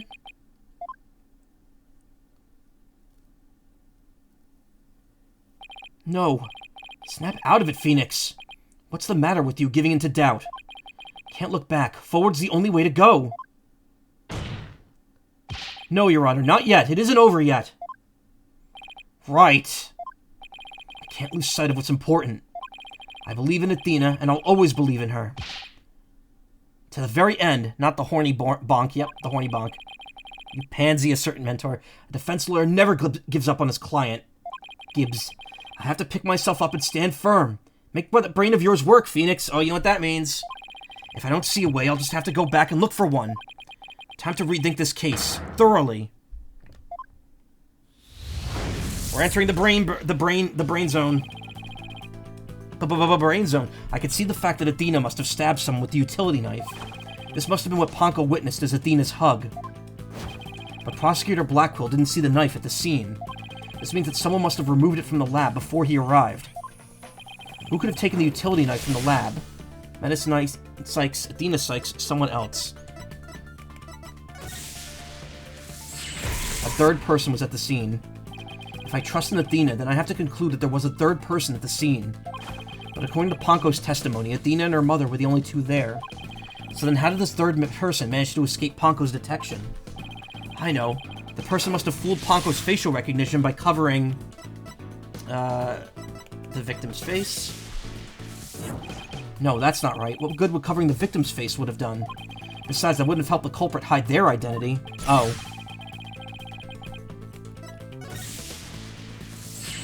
The person hid their face. But wait a minute, Ponko has a heartbeat detection system too. Even if they covered their own face, Ponko would have still detected their presence. But she wouldn't have been able to tell who they were. Wait, that's it! The culprit could have covered their face and posed as which person to avoid detection? Metis herself. The person posed the victim. If the culprit posed as the victim, that would explain why Ponko thought only she and Athena were there. All they had to do was take advantage of Ponko's basic recognition features. The culprit used this in order to pose as the victim. Not the her jacket, because it had the ID on it, because she never wears her jacket. The culprit could have posed as the victim by wearing her jacket with the ID tag on it. That still leaves the heartbeat detection system. How did the culprit get around that? It wouldn't have worked if Ponko could detect the real Dr. Sykes' heartbeat too. Does that mean the real Dr. Sykes was already dead by that time? If that's the case, then who did Athena stab? The defendant, the victim... The defendant? No. Athena stabbed herself? What am I thinking? Get it together and try again, Phoenix.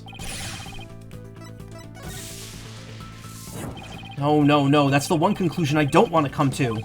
I better try again. The real culprit.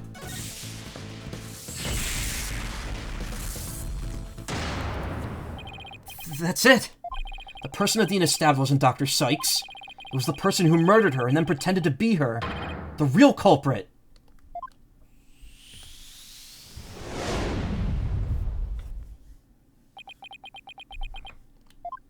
Now that Mr. Wright has finally finished thinking, let us bring this to a swift end. I like that they all stand there and just let Phoenix do that. American courtrooms would never. Please give us your verdict, Your Honor, so that we can move on to the hostage negotiations. You are absolutely right, Prosecutor Edgeworth. I hereby... Objection! I didn't say I was finished. I was only pausing for a second. Because I realized something so shocking I had to take a break to digest it. But now I know for a fact that Miss Sykes is innocent. But Ponko saw me. She witnessed the moment of the crime. Yes, Ponko did witness something. She saw the hug. In other words, the moment you used the utility knife. Danganronpa canon minigame time. But the person you stabbed wasn't your mother. What are you saying, Mr. Wright? The answer is simple. The person Miss Sykes stabbed was a third person posing as Dr. Sykes. What? Edgeworth's like, what the fuck is this shit? Yeah, exactly. Do you really expect us to swallow that, Mr. Wright? According to the robot's statements, there was no third person there. Did you really think I wouldn't see through your ludicrous grab for time? Objection! After all we've been through, Mr. Edgeworth, I'm disappointed. Don't you know by now that it's the smile of mine means I have absolute confidence? Ha! You make that pose all the time, regardless of the facts. Klonko's strange malfunction. Oh yeah, he called up Apollo, Mr. Terran.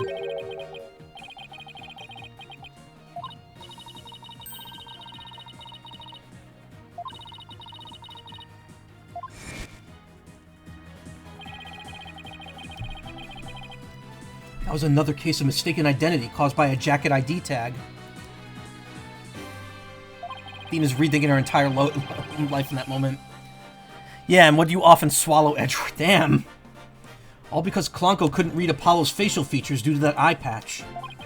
Like Mr. Edgeworth said, a mask could nullify the robot's facial recognition, and then all the person would have to do is wear a jacket with the victim's ID tag to pose as her. Objection!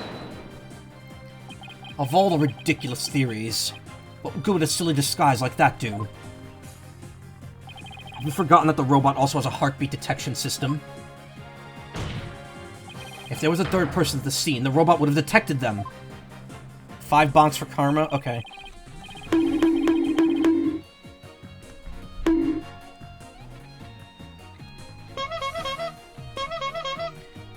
I'm sorry, Mr. Edgeworth, but that doesn't count for much, I'm afraid.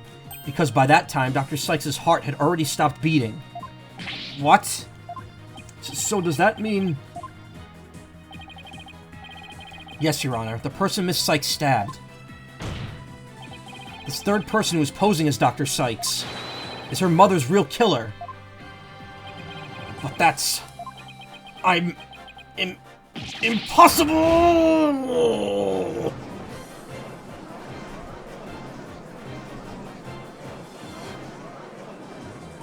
A mask? The person I stabbed was wearing a mask? Order! Order in the court! Miss Sykes, did you say something? A mask. Yes. I remember a... A no mask. Yep. Athena, what is it? I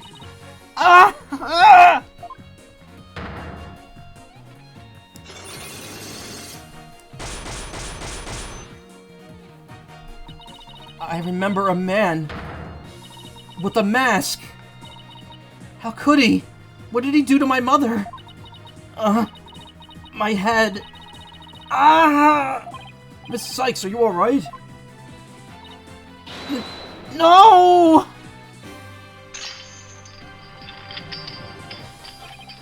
Black Psyche locks.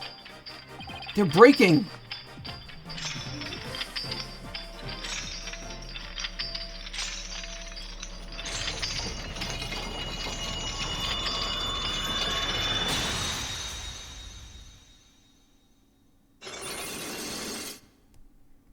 Reminds me of Futaba from Persona all over again. Man, I really want to stream Persona 5 at some point.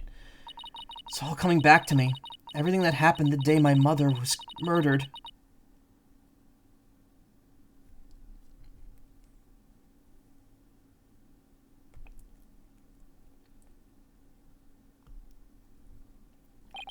They're gone. The Black Psyche locks are finally gone. She's perfectly fine. Of course she's not alright, you fucking reflective surface, especially with cognitive science, yeah. You didn't really stab your mother, did you? It's all right, Athena. Just tell us what you saw that day. I was drawing a picture. When I was done, I went to show it to my mom. I opened the door, and then... Yeah. It's all right, I'm right here. You're safe, Athena. She was on the floor by the workbench with the katana sticking out of her. Even the ginger hair, well, for some reason, in the next game, Athena's hair is brown. They actually change her design in the 6th game for some reason. Like, her clothes and her hair all get darker for no reason. It's very weird. And I've much preferred this color scheme for her instead. There was a handkerchief over her face, but I knew it was her by her clothes. And there was a man there. Well, there is a man here. He hands you an egg. Well, there isn't a man here. So Athena got the egg. Damn. She got the Chapter 4 egg. A man? Quiet, Your Honor. Go on, Athena. Told the judge to shut the fuck up. He tried to attack me. In a panic, I grabbed the knife that was there and... He dodged it first, so I only got his clothes, but... I tried again. And this time you got him, didn't you? I did. I remember it clearly now. The knife went into the back of his hand. Then he kicked me, and I passed out. Murder weapon used on Terran. Athena also used one of these to stab the Phantom's hand during the incident 7 years ago. When I came to, my mom wasn't moving. I had to do something. I had to fix her, I thought. So I asked Ponko to move her to the operating table.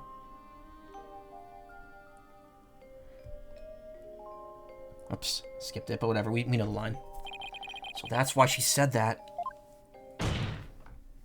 Your Honor, as you could see, the defendant has just given us critical new testimony. A man was there before Miss Sykes arrived. A man who covered the victim's face and put on the victim's jacket. This man is the real culprit. Miss Sykes, do you have any idea who this man was?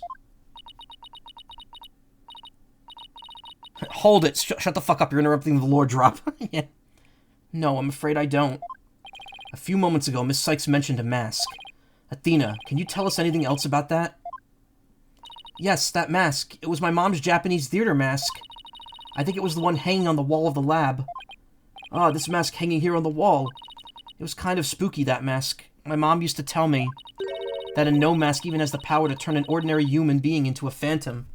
Turns Karma into a stinky fart cloud phantom. A man has stabbed Miss Sykes in the river of Lego City. Nice.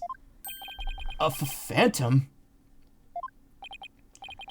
It would seem that a new suspect has emerged. And that means that all suspicion against Miss Sykes is... Hold it! You see, this is precisely why I can't trust the court system. Athena Sykes is the murderer. I won't accept any other verdict. Miss Blackquill, this is not good. A new suspect? Where's the proof this person ever existed? Who says it wasn't all just a dream in the little princess's groggy little head? Ugh. She's right. We don't have any hard evidence of the masked man's existence. Objection! Thank you, Mr. Wright. I'll never be able to repay you for all you've done. But I'm fine now, because I could say with certainty that I didn't kill my mother. Athena, I'm so glad for you. More and more memories are coming back now. So I'd like to say one thing if I could. Ponko came to the robotics lab at about 2 p.m. to recharge.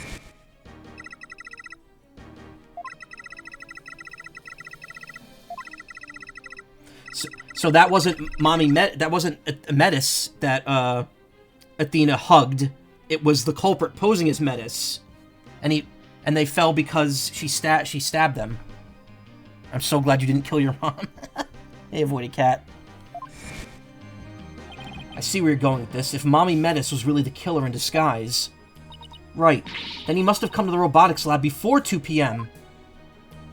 Do I have anything in here in the evidence that can help me find this person who came to the lab before 2 p.m.? 7-year-old video. Video showing the corridor of the crime scene. Blackwell's the only one to pass through at the time of the crime. Or what about after the crime? Before the crime? This is Prosecutor Blackwell leaving the scene after the incident at around 3 p.m. What I'm wondering is, does this video show anyone else passing by there before then? I don't see anything in the investigation report. It looks like they didn't check. Sounds like a huge oversight by the police department. Just as I thought. So if we rewind the footage and go back around 2 p.m., we should be able to see the true culprit leaving the scene. Very well then, let's take a look. What do you mean they didn't check? Yeah, exactly. There, please stop it right there. It's a generic white guy. Everyone's saying, what the fuck, why didn't they check? It's just like you said, there's a man leaving the scene of the crime. Yeah, and his hand's covered in blood. How? How did the police not see this? Not see the man covering his face with a bloody fucking bandage around his hand? Wearing a coat that's ripped, like Athena just testified. She ripped the person's clothes. Miss Sykes, do you remember this person? That's him, I'm sure of it. He's wearing my mother's jacket.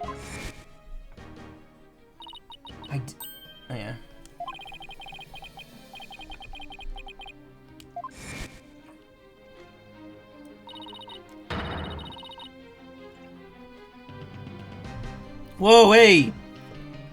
Don't say that. Not even as a joke. You never know what kind of shit we could get in trouble for nowadays. Even wearing the mother's jacket. Wow, yep. Well, that was how they fooled the robot. And I'm sure that knife is under that jacket somewhere. So then, everything Miss Sykes said... Exactly. It proves that Miss Sykes' memory was correct. If they had just checked this fucking video from the beginning, none of this would have been necessary. None of this would have been necessary if they had just checked at 2 p.m. in this video. They would have seen a guy with his hand bandaged and a torn cloth walking away from the scene. If they showed that to Athena, she would have remembered it immediately. And this whole none of this shit would have happened 7 years ago. It's Gumshoe's fault. He was probably in charge of that case. Dr. Sykes' killer arrived at the robotics lab before 2 p.m.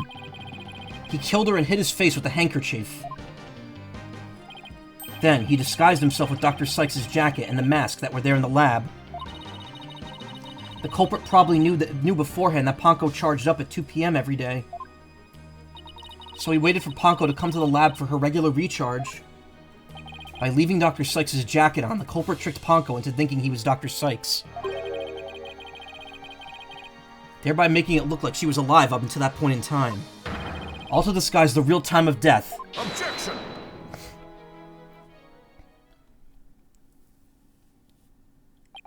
It's a nice theory, Mr. Wright, but I'm afraid that it's not just possible. Just not possible. What? Why not?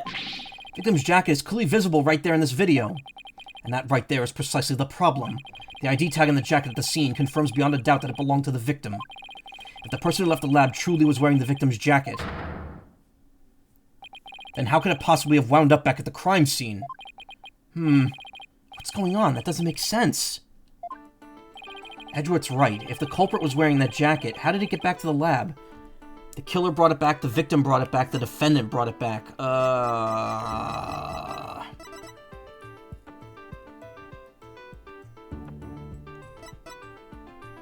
The killer brought... No, it couldn't have been. Or maybe. But maybe. The killer used the jacket as a disguise to make his escape. But in order to conceal the fact, he had to get the jacket back to the crime scene.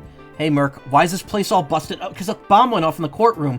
I love how, like, 4 people have asked that. I'm like, did you not see the beginning of the game? That was literally the opening of the game. But in order to conceal that fact, he had to get the jacket back to the crime scene.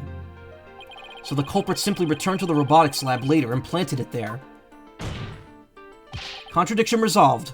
Objection! Except that it would have been impossible. The only people who came to the robotics lab after the killer were Prosecutor Blackquill and the people who reported the body, and they claimed that the jacket was there when they arrived. So, when did you propose this mystery man of yours had a chance to return the jacket? A puzzling question indeed. This is the same game as the bomb detonation dude, yes. When did the culprit have the chance to bring the jacket back? When the body was found. The only time the culprit could have returned the jacket was when the body was found. Mr. Wright, do you realize the implication of that argument? I do. Most people, when they come across a murder, focus their attention on the body. The culprit could have taken advantage of that split second to plant the jacket. In other words, the true culprit of this case, the man known as the Phantom, was one of the first people to discover the body. I would have never thought of that. Shrug sound effects. Your city's just bougie then. I don't know. Someone must have set off an HH-3000 or something. Order in the court! Well, what is the meaning of this, Prosecutor Edgeworth? The body was discovered and reported by a group of 3 people. They were there to collect the space probe's capsule in preparation for the HAT-1 launch. One of these people had a special bag to transport the capsule in. Oh, you mean the shock-resistant bag? Correct. I suppose that if the jacket was in that bag, it could have been returned to the scene of the crime without anyone noticing. Karma? Do not. I'll see to it that you get the reports on those 3 people. You will? We should also check the facial recognition database for that robot. If this person felt the need to hide his face with a theater mask, It might mean that his facial data was once registered. Prosecutor Edgeworth, does this mean...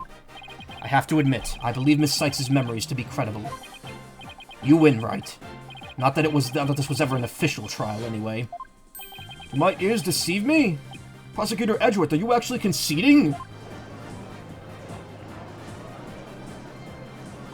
Is it true, boss? Does this mean... I can't believe it! It's over! I won! I proved that both Athena and Prosecutor Blackwell are innocent! Your Honor, I see no need to further prolong this trial. Objection! Hold on, Mr. Wright. Have you forgotten who's in charge of this trial? That's right. I'm the one who's supposed to say I see no need to further prolong... Not you either, Your Honor. Now silence. Now please get married. But Edgeworth knows a lot about probes, and I mean that as an investigation, not the other one. The little princess who was truly beloved by Metis, and who repaired that love with death. All these years, hating Athena was the only thing that's kept me going. But what do I do now? Can anybody tell me? How am I supposed to go on? Miss Blackwell. How unlike you, Aura. Metis was deeply passionate about her research, and she chose you as her partner. Isn't that... Shut up, Simon! You knew exactly how I felt about her. Her respect as a coworker wasn't all that I wanted. There you go. That's her pretty straight up saying she was in love with Metis. Then what did you want from her? Did you really just go there, Your Honor? Aura, there is something I've wanted to say if you will lend me an ear. I have in my possession a lead on who Metis' murderer is. You do? Choose me as your partner? Damn. Right, Donor, you asked me about the identity of this phantom of the 7 years past. That's right. The phantom. Person Blackwell's been looking for, even from behind bars. 7 years ago, somebody hatched a plan to sabotage the HeadOn rocket. The spy. But he was no ordinary spy. We knew naught about him. His background, appearance. We came to refer to him as the Phantom. The song is so good. This is the Phantom's theme. It's just so over the top. It's great. You'll be hearing it a lot in the remainder of this case. At the time, I was working with the police to hunt him down. And then one day, a miracle occurred, and I obtained a lead on him. Oh, how exciting! What was the lead? A recording of the Phantom's voice, but the quality was too poor for proper voice analysis. Yet I had hope. Aura's co-worker was a scientist who can analyze human emotions. So I asked her to evaluate the recording using analytical psychology. And that scientist was Dr. Sykes. The Phantom Menace. Yes, a spy's greatest fear is to have his true identity discovered. In addition to HeadOn, Dr. Sykes' results and recording were surely among his targets. And the recording. But his search of the Space Center bore no fruit, so he must have started to panic. He couldn't find them, but where could he have been? Where could they have been? Who's to say? Wow, I bet he's never let that out of his sight all these years. How in the world did you smuggle them into prison? What do you think, idiot? Up my ass. Oh, I have my ways, specifically up my ass. What's more, my partner is especially talented at that sort of thing. Oh, Taka. He ate them. I worked to lure the Phantom in by spreading rumors throughout the underworld. I was even granted permission to prosecute cases to attract the Phantom's attention. Just try to retrieve your identity, you bloody butcher, became my taunt. And what about the results Dr. Sykes drew up for you? Was there any useful information? Here, you could see for yourself. But take good care of it. It's all I have left of my mentor. Look, you want to pet that bird. I will. Better hold on to this real tight. Phantom Psych profile. The subject's emotions rarely fluctuate, and he doesn't experience feelings like normal people do. Same to petting the bird. Psychological profile classified. Emotional output of this voice extremely weak compared to typical voices. Subject deemed to have unique psychological makeup with almost no emotional fluctuation. No emotional fluctuation, huh? A spy who experiences no emotions, not sadness nor anger, and naturally, no fear. He's the very definition of a phantom. A monster with no heart. Don't you see? Please tell me Blackwell photocopied that. This creature is the rot that destroyed our lives and set what ails us all into motion. A phantom indeed. A fitting name for the one who has brought darkness to our world. Well then. Wouldn't it just be an apathetic person? Some parts of that theme start sounding like Banjo-Kazooie. What? Like, what part? It sounds more like that friggin', like, one song from Fantasia. Well then. Night on Bald Mountain. It seems a faint image of this man has started to take shape. A silhouette of the man in the mirror, you might say. You expect too much of Ace Attorney.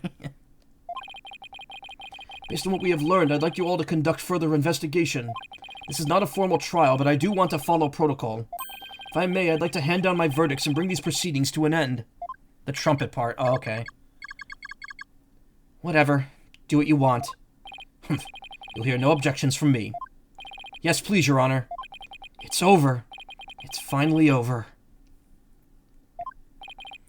Very well, in that case, Prosecutor Blackwell, could you please take the stand?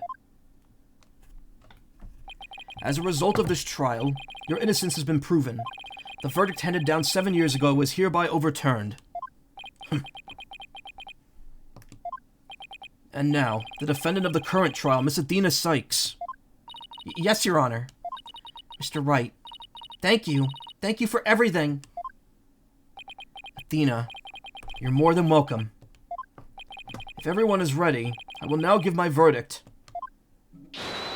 Objection! Guess fucking who? You!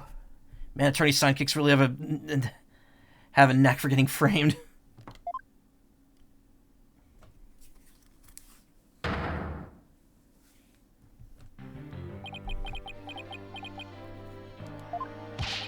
Apollo? What is the meaning of this? Congratulations, Mr. Wright and Prosecutor Edgeworth. You uncovered the truth from 7 years ago when you saved Prosecutor Blackwell. However, I can't allow this trial to end just yet.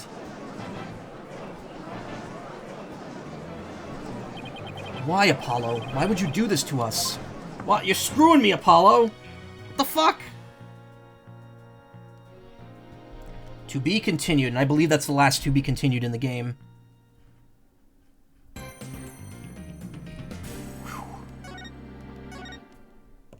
Please stop prolonging this. Well, this is the last segment, but it is a long one. In fact, give me one moment here. I'm just going to look up something real quick. Alright, I paused the recording there just for a second. I think we could do this. It's going to be tight, but we probably can get to the end of the game tonight. So let's keep going. And just because it's the last part, I will keep this all as one video. December 20th, District Court, Courtroom number 4.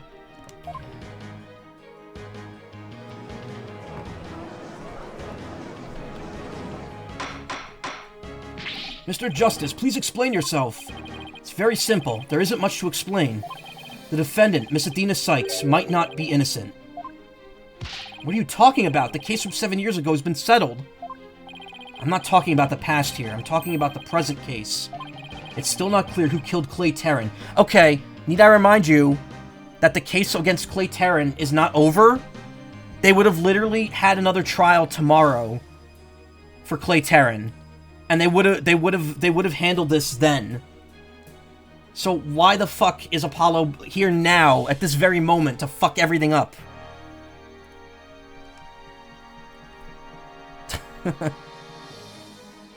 It's still not clear who killed Clay Terran. But Apollo, why would you? Miss Sykes, please listen quietly to what I have to say. What in the world is Apollo trying to do? Your Honor, please allow me a little of the court's time. But this is a trial for the case from 7 years ago. Miss Blackwell, I'd like to ask a favor of you. Just as you lost someone close to you, I lost someone close to me, too. I'm sure you want to know the real truth of what happened as much as I do.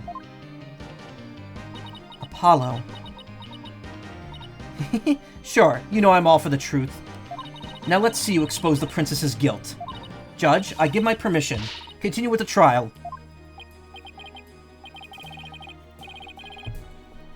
Very well. Is that alright with you, Prosecutor Edgeworth? Paul, you better have another bandage because you're going to need after the punching of your other working eye. That's it, everyone. Ready your weapons. The prosecution has no objections. Let's hear Mr. Justice's testimony.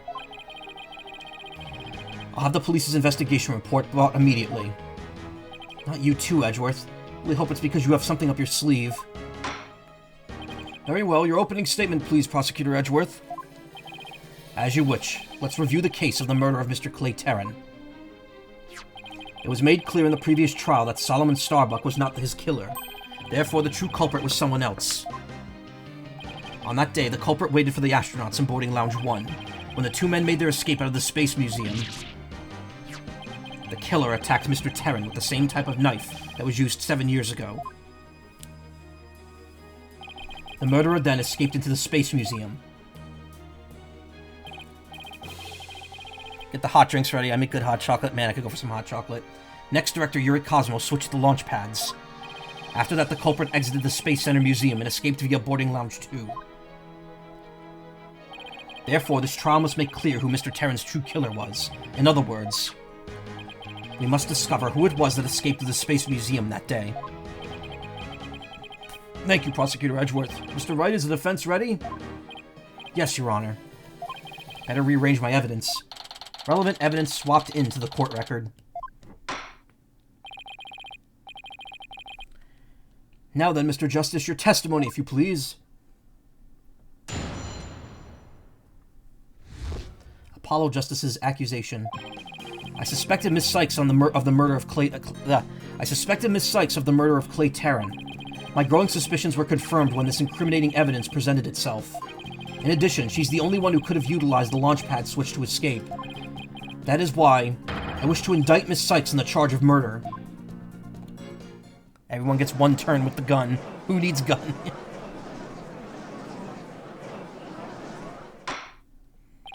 Order. Order in the court.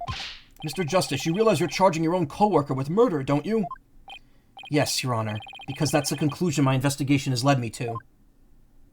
But Apollo... We could also go the Undertale route and slaughter everyone. God. But Apollo, why? How could you suspect me, too? Mr. Wright, your cross-examination, please. I don't get it. Just what did you find out over the past few days to make you think this? Look at him. Look at him down there. Handsome man. Hold it! What first made you suspicious of Miss Sykes? It all started when Miss Sykes and I were investigating the crime scene. When she saw the weapon that killed Mr. Terran, my bracelet reacted. She said she'd never seen the knife before, but my bracelet told me otherwise. And then, every time after that, my bracelet would react when she talked about the case. Poor Apollo must have been beside himself during that investigation. I didn't know what to do or think. I couldn't even sleep. In that condition, I knew I wouldn't be any good in court. So I decided to wear an eye patch, so I wouldn't be able to perceive any of her tells. Excuse me. So that's why Apollo was acting so strangely. But the reason Miss Sykes unconsciously reacted to the knife that way is because she stabbed her mother's murderer with one identical to it 7 years ago. Objection! That knife was also the murder weapon that was used to kill Clay Terran. My bracelet could have also reacted to her because she knew she was his killer, too. You asshole. Guess he has a point. But my bracelet wasn't the only reason I became suspicious of her. Hold it! That's the lighter that was found in the Space Museum with their fingerprints on it, right? But even if it seems decisive, there must be other facts we don't know about it yet. If that's so, go ahead and prove it then. Look, honestly, I don't want to believe it's true either, but Miss Sykes was the only one who was in the Space Museum at the time of the murder. But Mr. Justice, Miss Sykes had absolutely no motive to kill Mr. Terran. Objection! 7 years ago, Miss Sykes lived at the Cosmos Space Center. It wouldn't be strange if she had some kind of connection to him. Besides, people sometimes kill for motives we can't even imagine. I know you've seen plenty of cases like that in your own career, Mr. Wright. still can't believe this. How can you actually suspect Athena, Apollo? Hold it! Isn't it possible that somebody else used that same escape route? I'm afraid not, Mr. Wright. Why not? Recall that there's a security camera in boarding lounge 1 aimed at the launch pad door. It's the camera that captured Mr. Terran and Mr. Starbuck, but there's also another security camera in boarding lounge 2. It recorded Mr. Terran's killer, or rather, Miss Sykes coming out of the Space Museum. The camera in boarding lounge 2? First I've heard of it, but it makes sense. Nina said she had snuck into the Space Museum the night before the incident, and then was overcome and passed out until around noon the next day.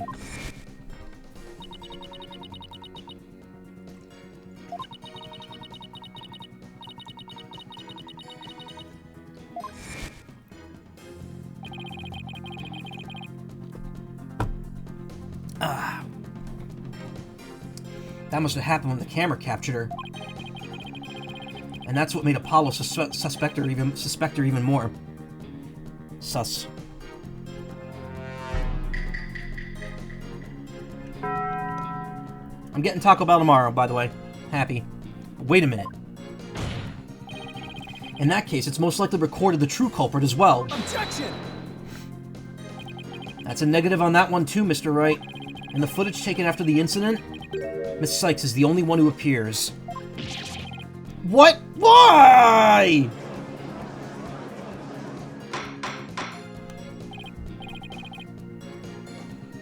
Order. Order in the court. That can't be. But if it is, if it is, then it's incredibly incriminating. Why does Apollo look so smug whenever he says that? I don't know, because he's being an asshole right now. Wasn't it you who proved in the previous trial that the way the true culprit escaped was via the Space Museum after the pads had been switched? A fact you previously proved turned on its ear, leaving your client high and dry. I must say, that is vintage Phoenix Wright.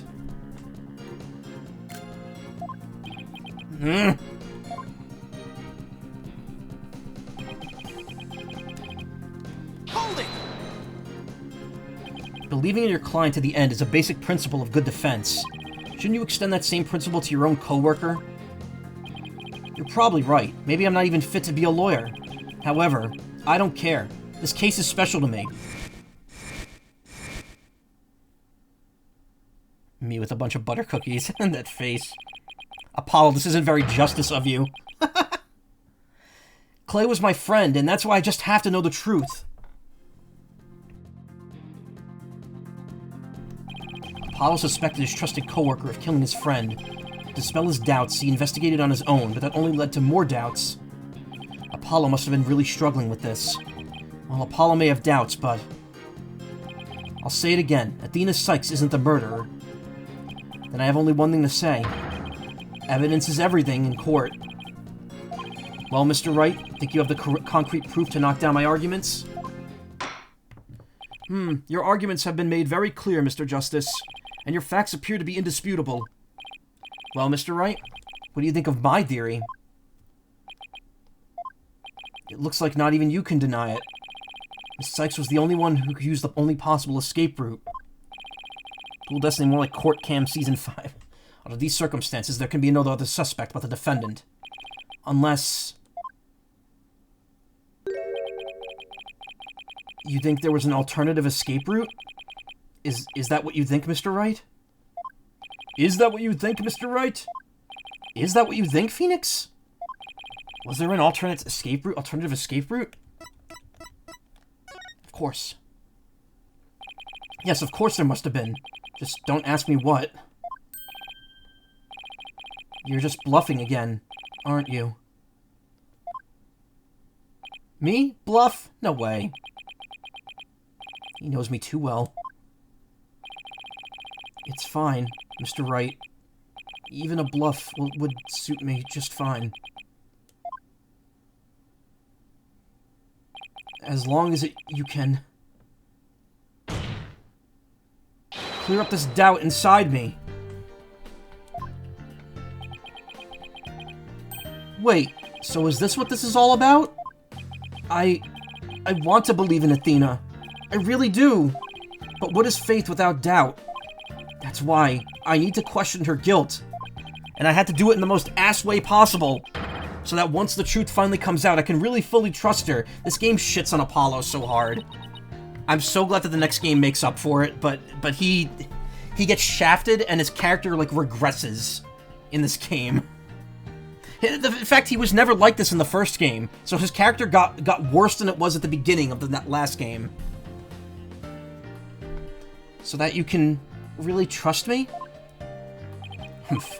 Seems your junior partner has just showed us what trials are truly all about. I believe you're right. We prosecutors painstakingly question every detail in pursuit of the defendant, while we lawyers believe in and defend our clients to the end.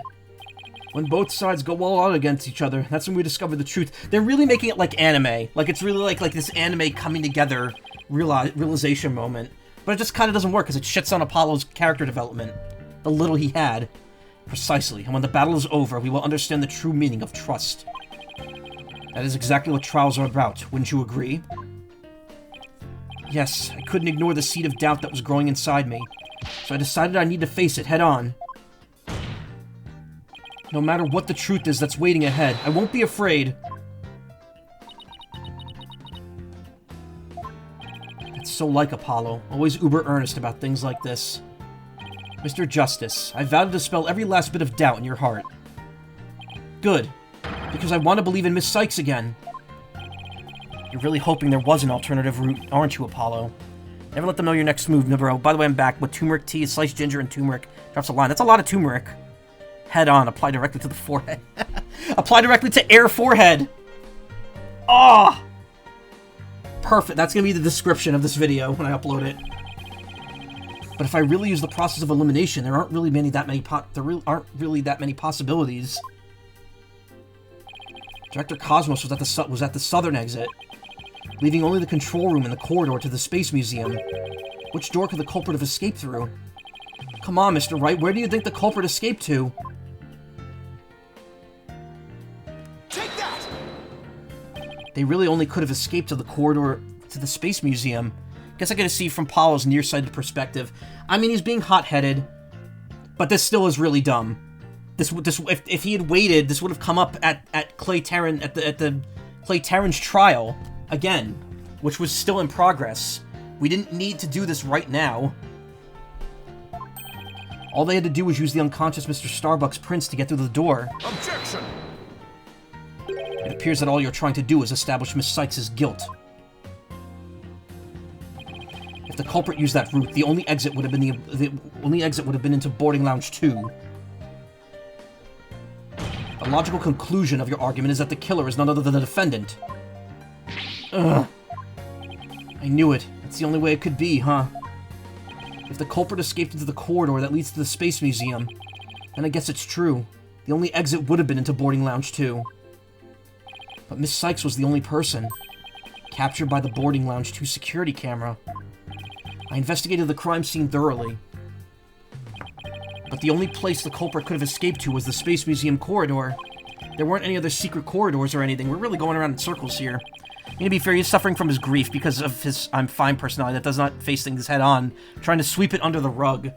Yeah, I guess I can understand that. Maybe, and he just hit a breaking point. But still, it's incredibly stupid. So that leaves us with no other conclusions to draw, but that Athena Sykes was the culprit. What could the answer be? Was there really no other escape route? But, hold on a second. What if I were to purchase fast food and disguise it as my own cooking? Oh, delightfully devilish Phoenix. The leaves! Where did those mysterious leaves we saw in the corridor come from? What if they're a clue to the culprit's real escape route? I think it is possible that the culprit escaped into the Space Museum, but then came out using a route other than into boarding lounge 2. Oh? Launchpad 1 and the Space Museum were switched after the bombing, meaning the Space Museum corridor was moving along the rail at that time, which is exactly when an alternative escape route opened up for our culprit. But you're telling me that these corridors wouldn't have a second door emergency door that comes out, and just in case, so no one falls off into, like, 3 stories down?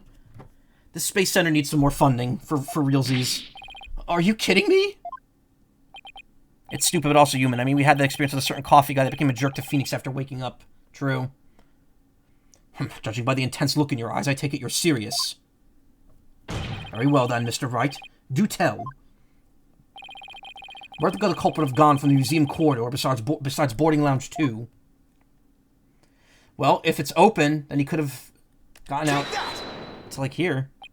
We found something odd while investigating the museum corridor this afternoon. Namely, a few dead leaves on the floor. Great movie, by the way. I mentioned that last time. Apparently not. If I was about to be named innocent and my friend accused me of killing someone who wasn't even a topic in the case, aside from that one time, you almost get me to get arrested again, I would not be chipper and cheery with them. Yeah. Well, I mean, to be fair, Athena's not saying anything right now. Considering where dead leaves come from, a spider bit you in Animal Crossing? Damn. Enjoy being fainted. They point us to exactly where the culprit escaped to. The tarantulas in Animal Crossing are very aggressive. In New Horizons are very aggressive. I find I've gotten bitten by way more in New Horizons than any other Animal Crossing. Yes, I remember seeing some leaves myself. Ah, wait, do you mean... Yup. While the Space Museum was in motion, just beyond the corridor's safety door. Oh, there is a door. Was an alternative place that the culprit could escape from. In other words, the culprit's real escape route was... the area outside the Space Center. You're freaking insane! Objection! You know how impossible that would be? That corridor is level with the 3rd floor. I'm gonna hug you. Oh, thanks, Coolsoft. At the same time, I'd like kick them in the balls first and start maybe thinking about moving on, start forgetting them step by step. Yeah.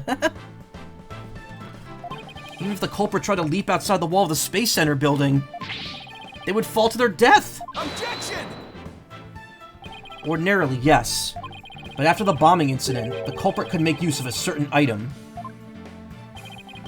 And which item was it exactly, Mr. Wright? Alright. This is what the culprit used to leap to the outside wall of the main building. Emergency ladder. It was lowered to the ground from the window of the 4th floor robotics lab. It was used to evacuate Space Center personnel. Take that! An emergency ladder? There was an emergency ladder in the 4th floor robotics lab. And it was used that day after the explosions to help evacuate people. To help evacuate people. Excuse me. Show me the item. Pulls out Schmeat. Goddamn. Miss Blackwell herself used that ladder to escape down to the ground level. Recall the launch pads were switched after the ladder was lowered.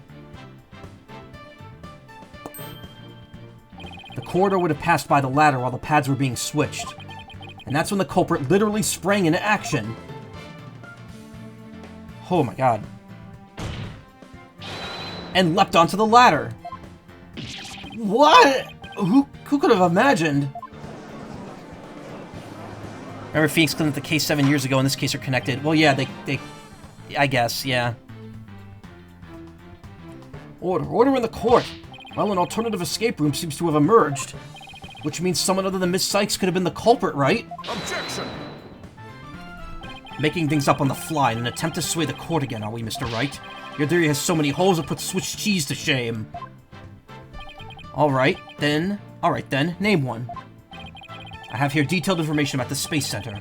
According to this, the distance between the museum corridor and the main building during movement is...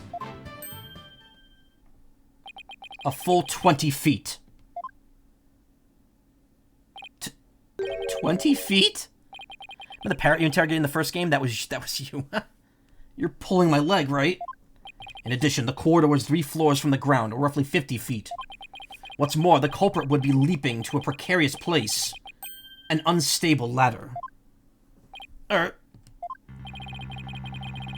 Human beings feel fear in dangerous situations. It's a basic survival instinct.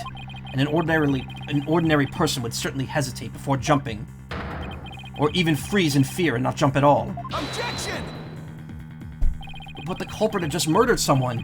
They weren't in an ordinary state of mind. Objection! the stepladder, Edgeworth. Jump and pray clearly worked here. Nevertheless, why would they have taken that kind of risk?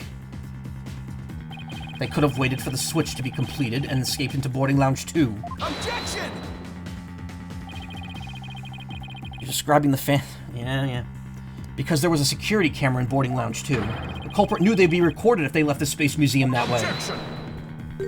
In that case, the culprit could have hidden in the Space Museum until things settled down, and then blended in with the other people after the museum was reopened. That's a good point. But you claim despite all this, the culprit took a 20-foot death-defying leap. And all in the brief moment the corridor and ladder passed by each other? That's also a good point. They would have needed a running start while the corridor was moving to make that jump. If their timing was off or if they couldn't jump far enough, it would have been an instant death. What kind of person would attempt something like that? Stop bringing up good points, Edgeworth! This true culprit of yours is nothing but a figment of your imagination. Why do you always have to point out every flaw? It sounded nothing like my Phoenix friends. Mr. Edgeworth is right. That does sound pretty insane.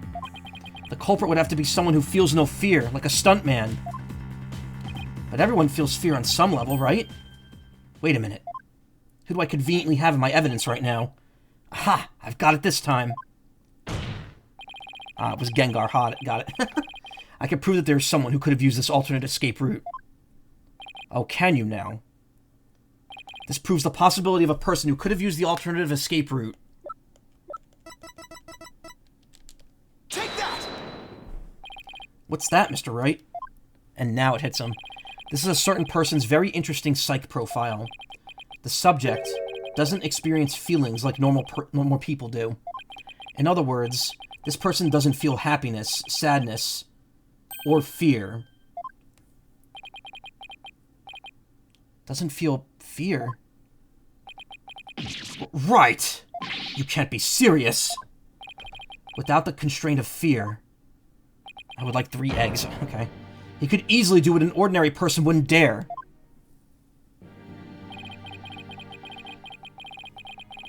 Just as you or I could do a broad jump on the ground without the slightest fear. Gooey egg, please. This subject can make a 20-foot leap, 50 feet up in the air. He could choose this extreme way of escaping without hesitation. So you're saying that to a person without fear, the alternative route would have been quicker and eliminate the chance that he'd be spotted? That's definitely pretty extreme, Mr. Wright. But was there such a person there at the scene? Yes, the Phantom, that mysterious shadowy figure who keeps popping up. Oh dear. The Phantom? Again? I knew the Phantom was there behind the scenes of the Space Center bombing, but I wasn't sure if he was connected to the murder of Clay Terran as well. However, now it's all clear.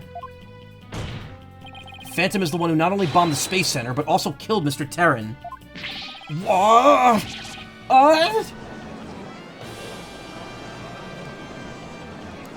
Take a shot every time they say Phantom now. Order in the court. Order, I say. Mr. Wright, please continue. There were just too many similarities between this case and the one from 7 years ago. But why, you may ask? It can only be because both incidents were the work of the same Phantom. So then this Phantom is the one who killed Clay? But who is he? This Phantom, he's been haunting this case, pulling the strings in the background.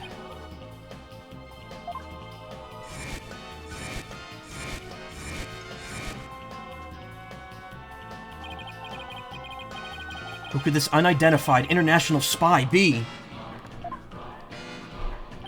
Right, this escape route must have been part of the Phantom's plan from the start. As was tricking Director Cosmos into switching the launch pads. The bomb on the second floor was meant to make the elevators and stairs unusable. That's why he gave advance warning and planted the bombs where he did. Yes, I think you're right. But it doesn't explain this one last thing. So I lowered my emergency ladder like the detective leading the evacuation told me to. But it was such a pain. Why couldn't they have used the ladder in any of the other rooms? The robotics lab wasn't the only room with an emergency ladder, but he couldn't have made that leap unless he was certain which one it would be. So you mean... the Phantom must be someone who knew that particular ladder was going to be used? That's right. Who could it be? Wait a minute. So I lowered my emergency ladder, like the detective leading the evacuation told me to.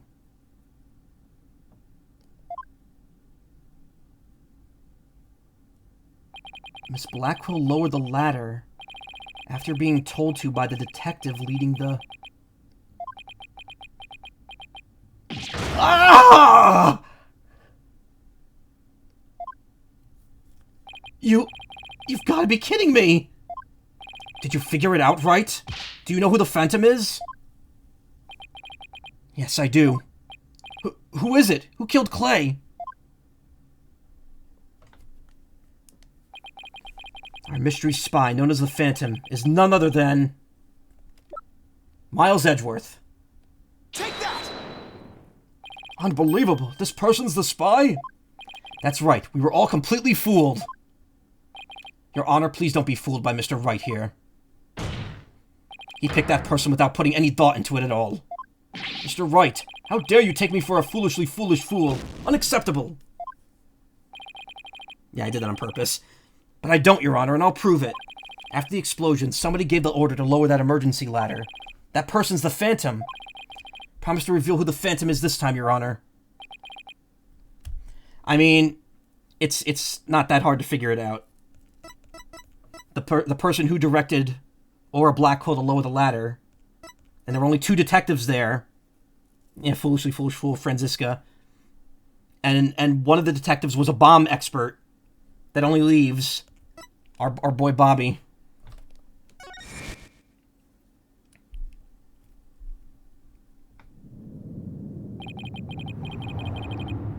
After the explosions, a member of the staff crossed paths with a certain detective.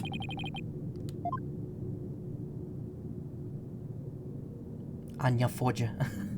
I was on duty on the 4th floor. It was quite the madhouse, I tell you. As for the detective who was leading the evacuation from the 4th floor, he had a very specific objective in mind.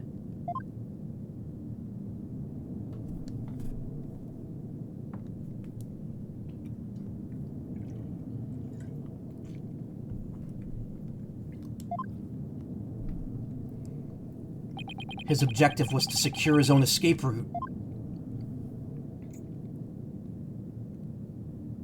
He lowered an emergency ladder from a 4th floor window and escaped that way. Once everyone else got out safely, I made my way down too and headed to the shelter.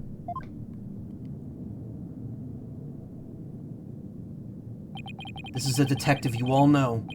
He's even the lead detective on the current case. He appears to be a very emotional man, but his psych profile says he's without emotion. Take that!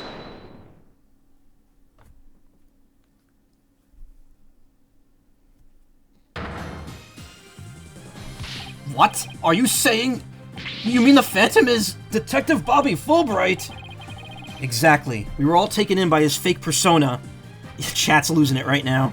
I knew I had the right not to trust that discount light bulb. Say it with me, I miss Gumshoe. Gumshoe, please help. I was joking! Detective Fulbright's real identity is the Phantom.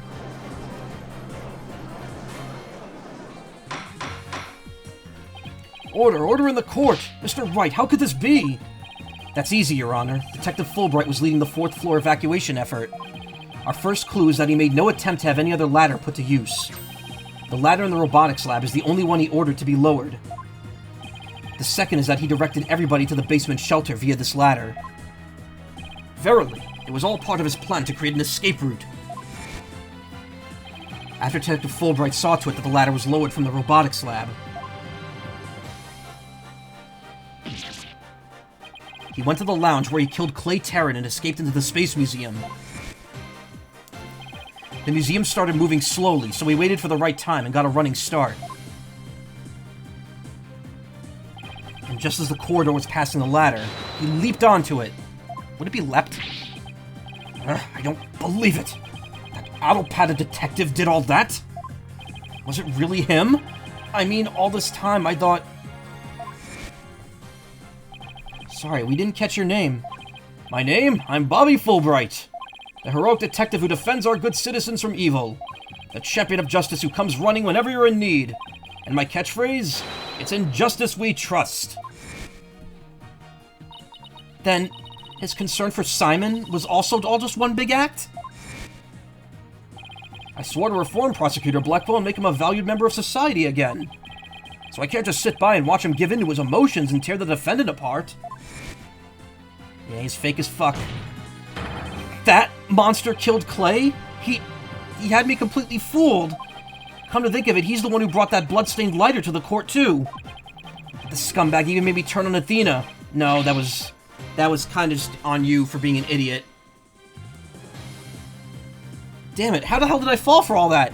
You suspected it before the lighter showed up. He says my catchphrase like an actor doing warm-ups. Quite the gambit there, Detective Fulbright. One discovered check is quite enough. Rook takes bishop. The game's afoot.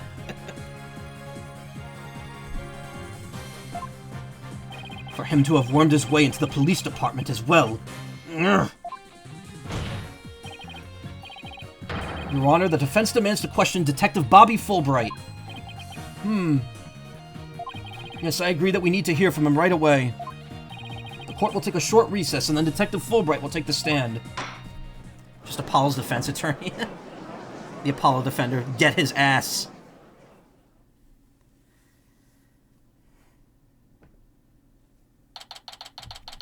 December 20th, 5:13 p.m. The court would usually be over about now in the longest cases. The district court defendant lobby, number 4 at 5. Leaped and leapt mean the exact same thing. So it's not right nor correct, like wrongdoing and wrongdoing with a dash. Thank you so much, Mr. Wright. If it wasn't for everything you did, I... Don't thank me yet. We still have an uphill battle to fight. Detective Bobby Fulbright gets jumped by half the legal system. You got it, boss. Karma, stop just saying weird shit like that.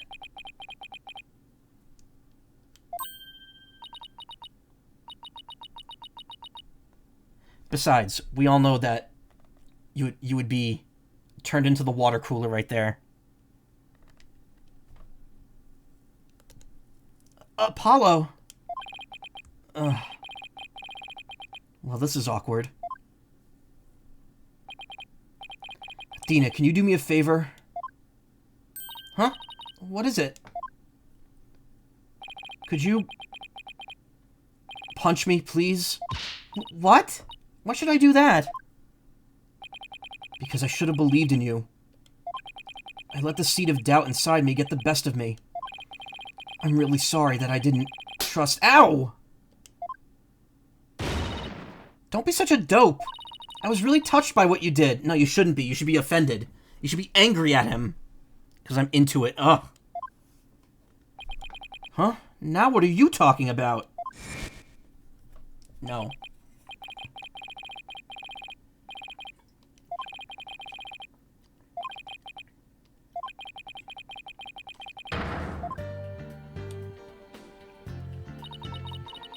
I think I'm out of water. You took the time and effort to genuinely think about who I am and what I'm made of. A simple curiosity. They're trying to take a part of me. After all that, how can I punch a true friend like you, Apollo? You didn't have any trouble slapping him a second ago. I'm into it. Blackwell hit me up. Goddamn. Punch Apollo more. Punch, punch, punch. Thanks, Athena. And thanks for waking me up to reality again. Guess I now know who to call if I ever get sleepy in court. Looks like you have some promising young people working under you. Edgeworth. Yeah, I think they're pretty great myself. And they're not afraid to keep me in line. Anyway, I have some very good news. Laura Blackwell has surrendered and the hostages have been set free. Trucy and all the others? Oh, thank goodness. Miss Blackwell said she had something she really needed to do. So I granted her special permission to do what she must. I wonder what it is. Let's come here. Wait, Miss Blackwell? Want to be married, you and I? I didn't come to apologize, if that's what you're thinking. My actions are what allowed the truth of what happened 7 years ago to come to light. But I did come because I had something to say to all of you. Miss Aura. She better not be here to complain about something. Miss Blackwell, I want to apologize to you. The fact that you couldn't trust the court system is our fault. Yes, it's true the courts are filled with incompetent idiots. Still, I suppose I could let you handle the rest of this case for me. Oh, Miss Aura, does that mean you're starting to trust the system again? No, of course not. Be quiet, hunk of junk. It's just, I wouldn't mind if you were the ones who took Metis' killer down. Leave it to us. We'll get him. So I guess that means she's starting to trust us, at least. Aura. Simon, I'm so glad both you and the princess were cleared of all suspicion. And it's all thanks to me and my robots. You'd better be grateful. I never imagined you would go that far, though you always were extreme. But I don't recall ever requesting your help. As closed as ever, I see. Well, now that you've been released, I guess it's my turn to go live in the slammer. I just hope you're not the prosecutor for my trial. You'd probably give me the death penalty. You know me all too well. I guess love can take on a variety of expressions, including stunted in their case. But I was truly about to be executed tomorrow. Though because of you, it looks like I won't be crossing the Styx just yet. You have my heartfelt thanks, Aura. I'm sorry I caused you so much anguish. Simon.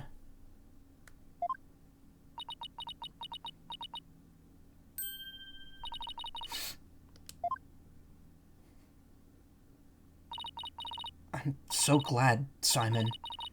So very glad to hear you say that. Aura. Alright. That's enough of that. Bailiff, take me to the detention center. What Miss Blackwell did was inexcusable. But it's clear she did it out of love for her brother. What's Blackwell's not? Blackwell is the last name.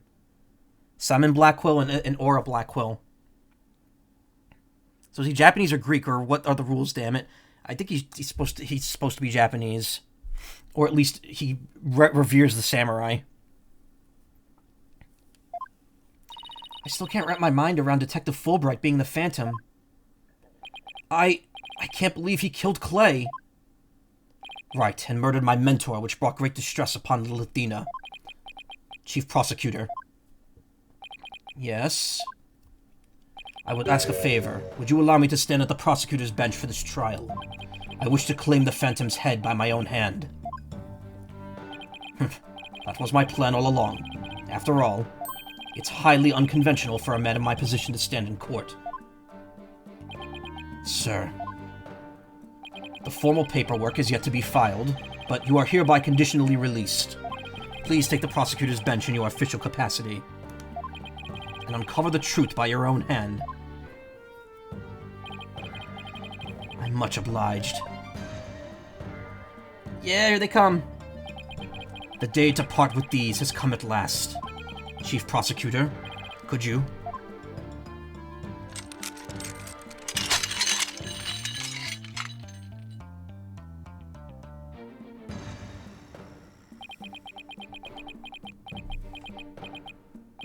How long I have waited.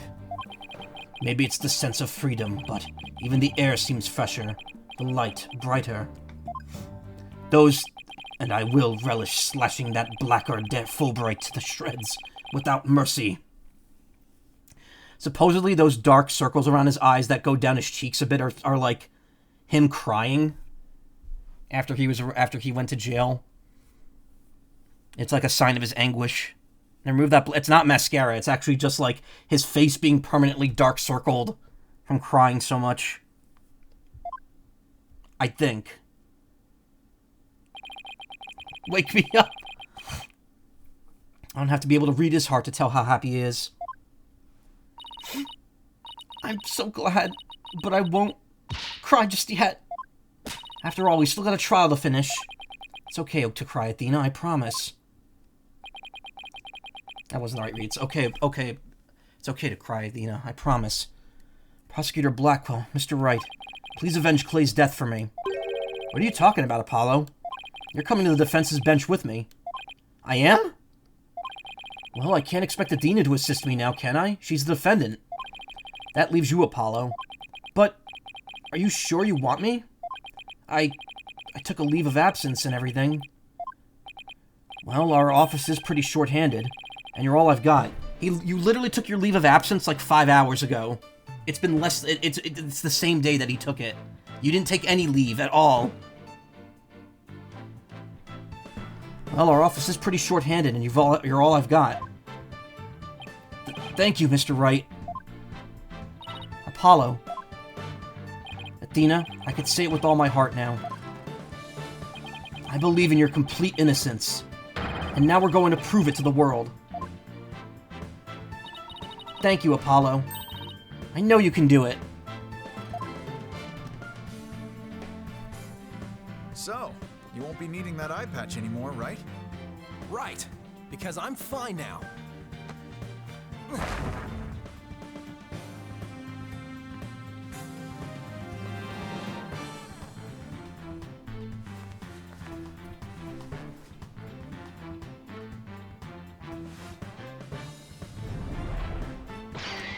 Wow, you would have never thought that just 2 days ago, he was caught in a bombing and then got whacked on the head.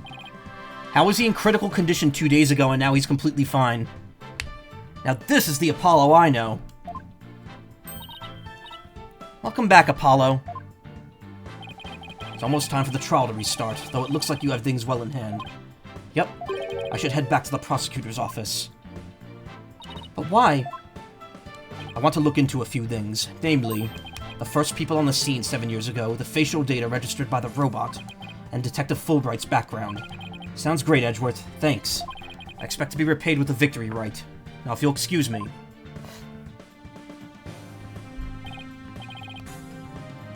Okay, you two all set to go? You bet I am. Let's do this.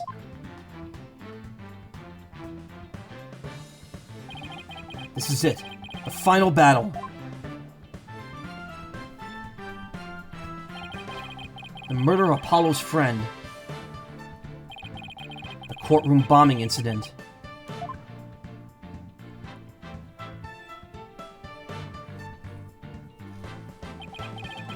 And the case that ushered in the dark age of the law 7 years ago. That's 2 shots right there. Edgeworth's gonna get paid in more ways than one. But who's he gonna pay? Gumshoe retired. Destiny has called us to bring the one responsible for it all to justice today. I mean, it was also Clavier Gavin. Those 2 cases brought in the dark age of the law. Also, yes, the courtroom bombing was actually the Phantom as well. Tonate's mentioned, like you see Tonate in the previous part. And he actually mentioned that while he killed Detective Arm, someone else was arming the bomb. And it turns out that it was the Phantom. So all of this was the Phantom's fault. December 20th, 5:27 p.m. District Court, courtroom number 4.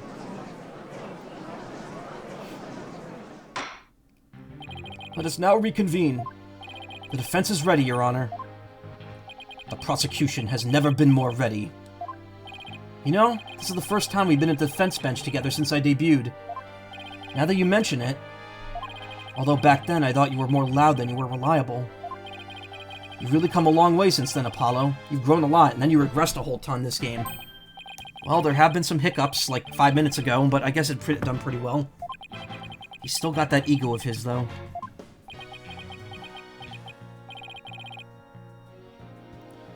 Uses winner's a minor, and he's still learning under Edgeworth as a mentee. No, but yeah, but that was back 8 years before this happened. at this point in time, Eustace Winter would be 25. And assuming that if he reappears in the next game, and they follow the same timelines, he would be 27. Prosecutor Blackwell, with the 7-year mistake now resolved, you could finally take your rightful place. Yes, I guess we could keep the chit-chat for later. The bailiff, please bring in the witness immediately. Even with those handcuffs off, Prosecutor Blackwell seems to be pretty much the same. 7 years of grumpiness doesn't go away so easy, I guess.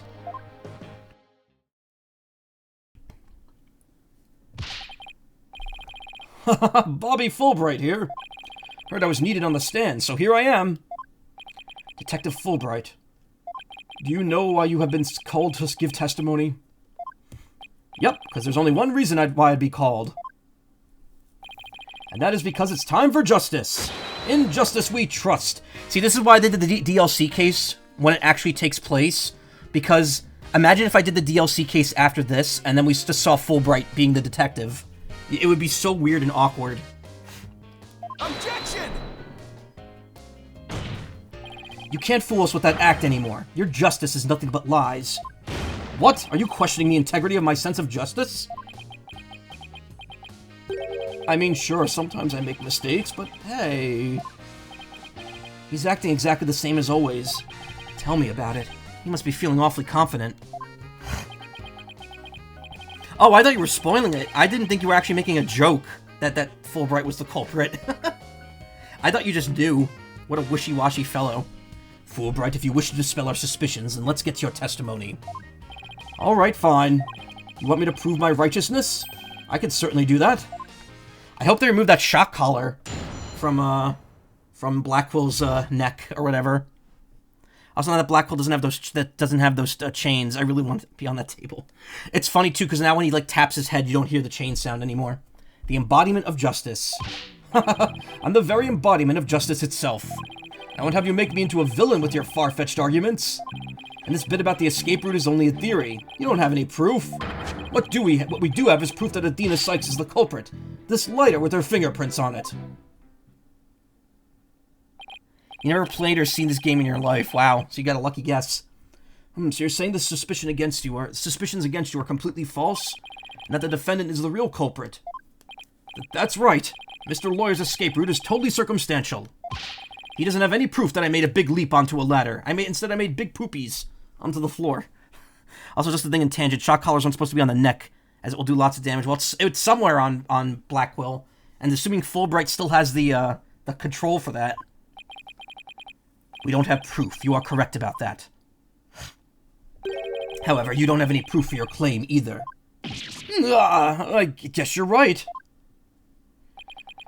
But you can't define justice with evidence. Who can define it anyway? Justice just is. Objection! Assuming the shock was on the handcuffs, maybe. Don't make me break out a dictionary on you. Please don't throw the book at me. Tell me the Phantom didn't just make me set up a stupid pun for him. Let's just try not to lose focus, alright? But my justice is crystal clear. What's not clear are your eyes. Wake up and smell the justice. Silence!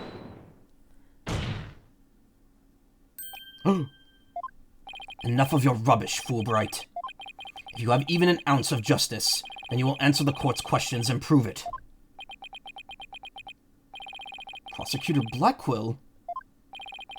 Prosecutor Blackwell looks torn. Well, Fulbright was his partner, after all.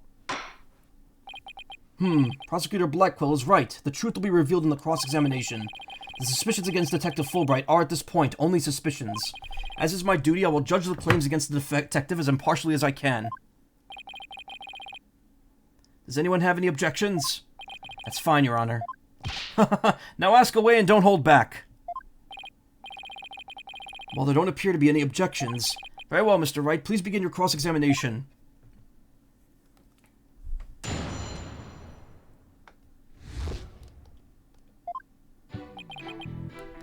Hold it! He was overselling his character too much, kind of like Maya just kept spouting noodles and burgers every text. That's what made me suspicious of him. I mean, yeah, he's also just kind of... like, when I first played the game, I thought he was just a silly guy. The embodiment of justice. Those are just empty words. But they say if you keep saying something, it can eventually become true. Isn't that how people make their dreams come true too? By wishing over and over? No, it's with hard work. Alright, let's just move on. Hold it! My arguments are hardly far-fetched. There's careful reasoning behind my theory. Yes, well, apparently there's reasoning behind even a tofu burger. What we have against Miss Sykes, though, is not just reasoning, but solid evidence. And it's called the lighter, with Miss Sykes' fingerprints on the victim's blood. Yes, that's true, but wait, Detective Fulbright was the one who brought that evidence to the trial. If you harbor any suspicions, I suggest you ask Fulbright, right, Dono? Yeah, like when he tapped his head, it didn't make the chink noise now. The chink, chink. Especially about that lighter. I mean, ever had a bean burger? It's pretty good. Yes, I have. I've had a really good bean burger once when I was on a company booze cruise. Back when I was still in the customer service department and we weren't working from home. We went on like a boat ride around a harbor, and we had a bunch of free booze and food, and the burgers were bean burgers. It was so good. It was like the juiciest bean burger I've ever had. I did not know it was a bean burger until I was like halfway through it and looked in and was like, oh, this isn't meat. It was amazing, and I'm so sad that like store-bought bean burgers are just fucking disgusting. He's right, but what exactly should I ask about the position of the prints? Please tell the court about the position of the prints on the lighter. They're around the same spot on either side as they would be if she were holding it up. Suppose if it was used to light the room, it would be held that way. Could you please add that statement to your testimony? The prints would be placed just the way they would be if someone were holding it lit. Hold it!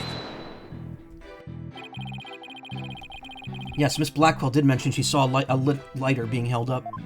Yep, meaning the person Miss Blackwell saw was the owner of the fingerprints. It just strengthens the argument against Miss Sykes. Ugh, this line of questioning is going to get me anywhere except conviction land. Should I try asking him something else? Number of prints. So how many prints were found exactly? 3. The thumb, the index finger, and the middle finger of her right hand. Your Honor, this is an important statement. Can we please have it swapped into my testimony? You got it. You beat me to it. Be it investigating or testifying, speed is the key. This statement that was added, I'm not sure if it's relevant or not. Well, at least he seems willing to answer our questions. Let's keep asking about different things and see if we can uncover an inconsistency. Detective Fulbright's a tougher adversary than I thought. Speed isn't everything. 3 prints are on the lighter. The thumb, the index, and the middle fingers. So, the top 3 fingers of your hand, if you were holding it. That does not make sense for holding a lighter.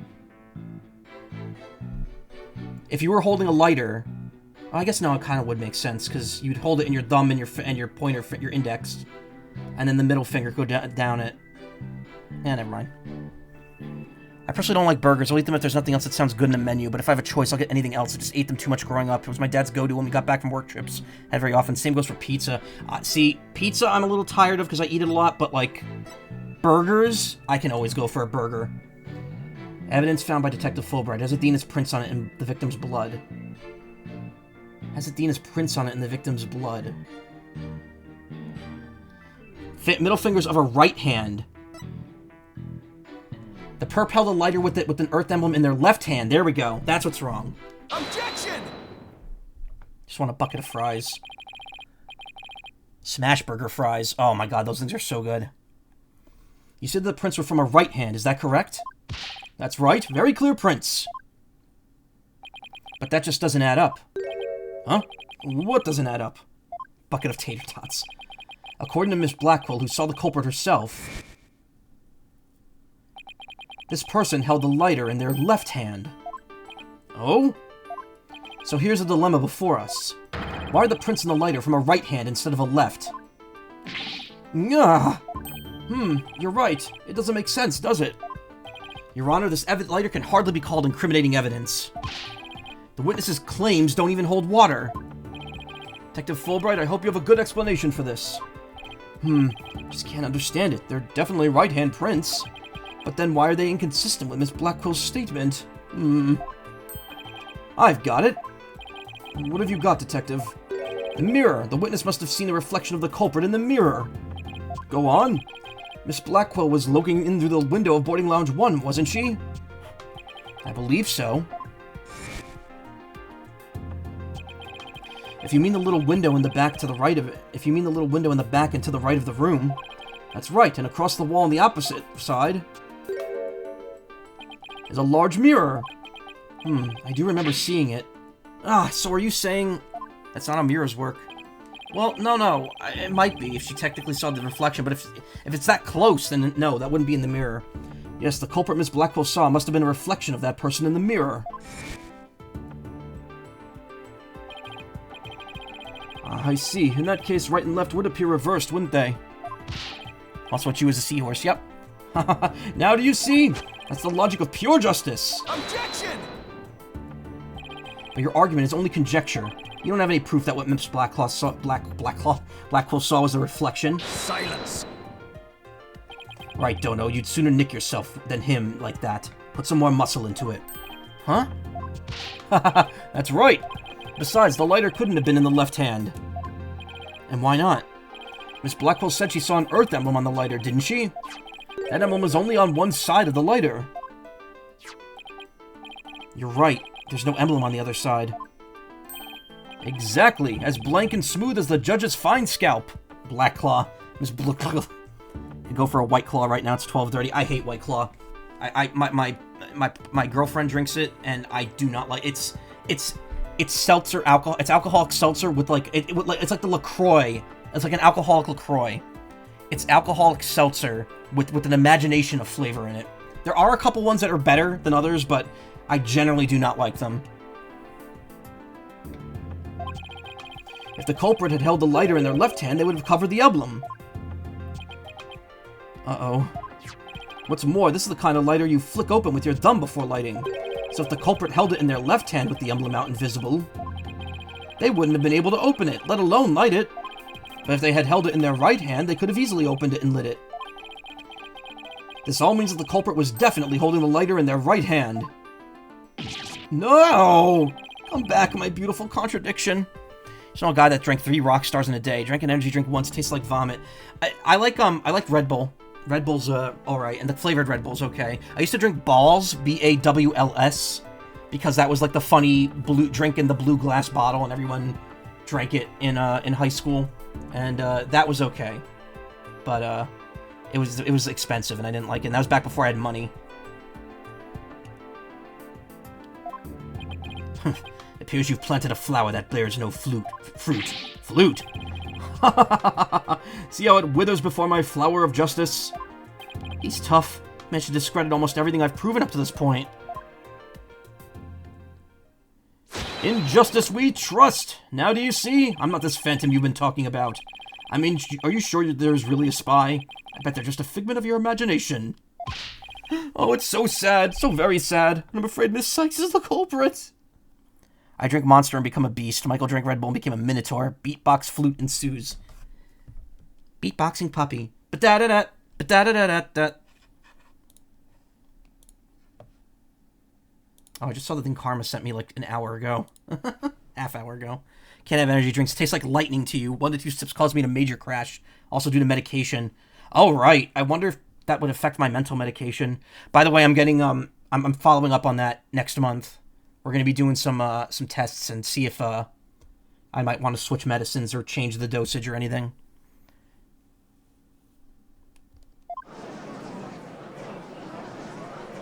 Hold it! Detective Fulbright, I believe you said that the emblem is only on one side of the lighter. Are you sure about that? Of course I'm sure. Why don't you take a look for yourself and see? Do you see an Earth emblem on both sides of the lighter?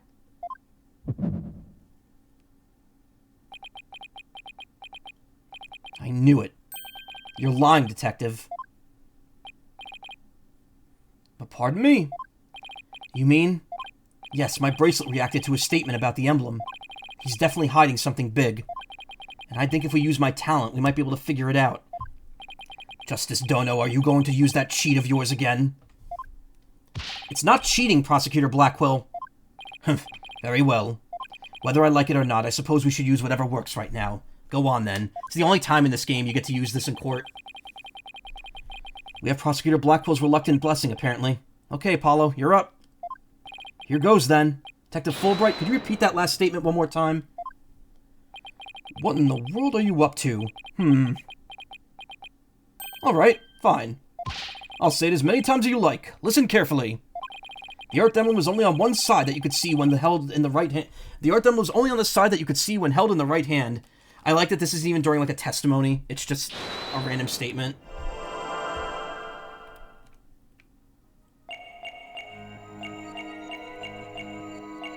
So see how his eyes have that little white circle in it? Whenever he's talking?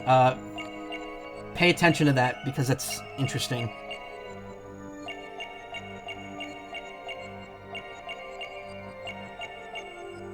This holster.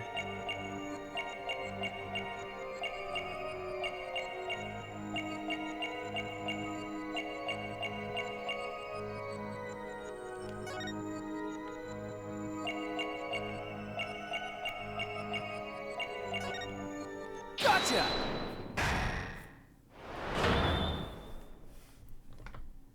Say as many times as you like. My name is Celestial Ludenberg. I've never streamed Danganronpa 1.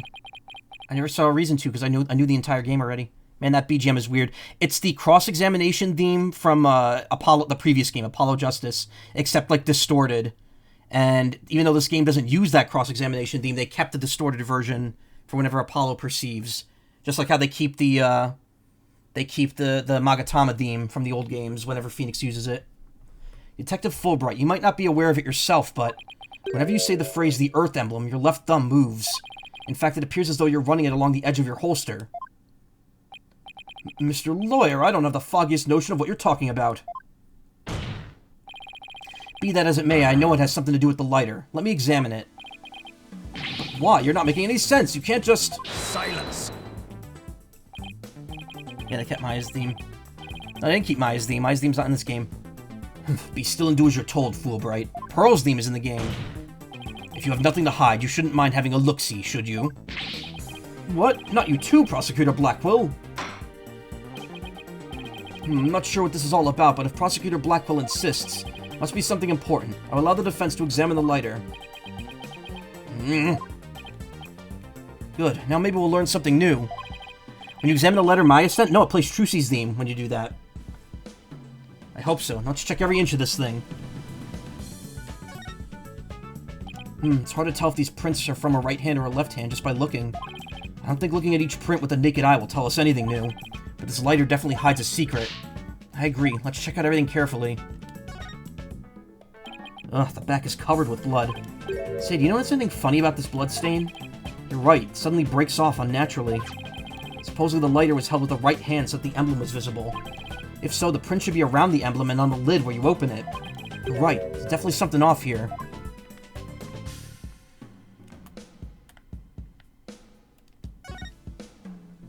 Don't see anything unusual about the top of the lid. Detective Fulbright's words were definitely hiding something. Let's look for something that has to do with what he said.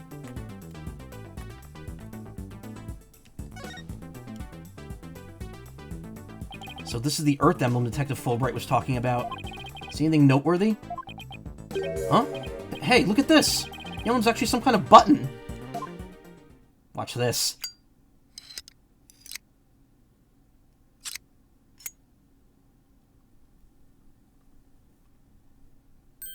Wow, it transformed into something. A handle, a trigger. Is this what I think it is? Yep, it's a gun. A tiny gun. Where have we heard of it? Where have we seen tiny bullets? There's no question, it seems. What you have there is a gun. What in the name of Ruby? A gun? So that's it. Your Honor, please recall this morning's trial when Director Cosmos was on the stand. The bullet that hit the oxygen tank was extremely small, maybe a 10 caliber. This little compact gun probably takes bullets of that caliber. Looks like this is the gun that was fired at the scene. I'm flabbergasted. The lighter was a gun? So when Detective Fulbright would touch his holster... That's right, whenever he mentioned the Earth Emblem, he must have been subconsciously thought about the secret behind the lighter. In other words, he knew it was a gun from the very beginning. A lighter that transforms into a gun seems like a spy gadget to me. Not the kind of thing any ordinary person could get their hands on. In fact, I'd say it's strictly in the domain of elite spies. Detective Fulbright, you will explain yourself.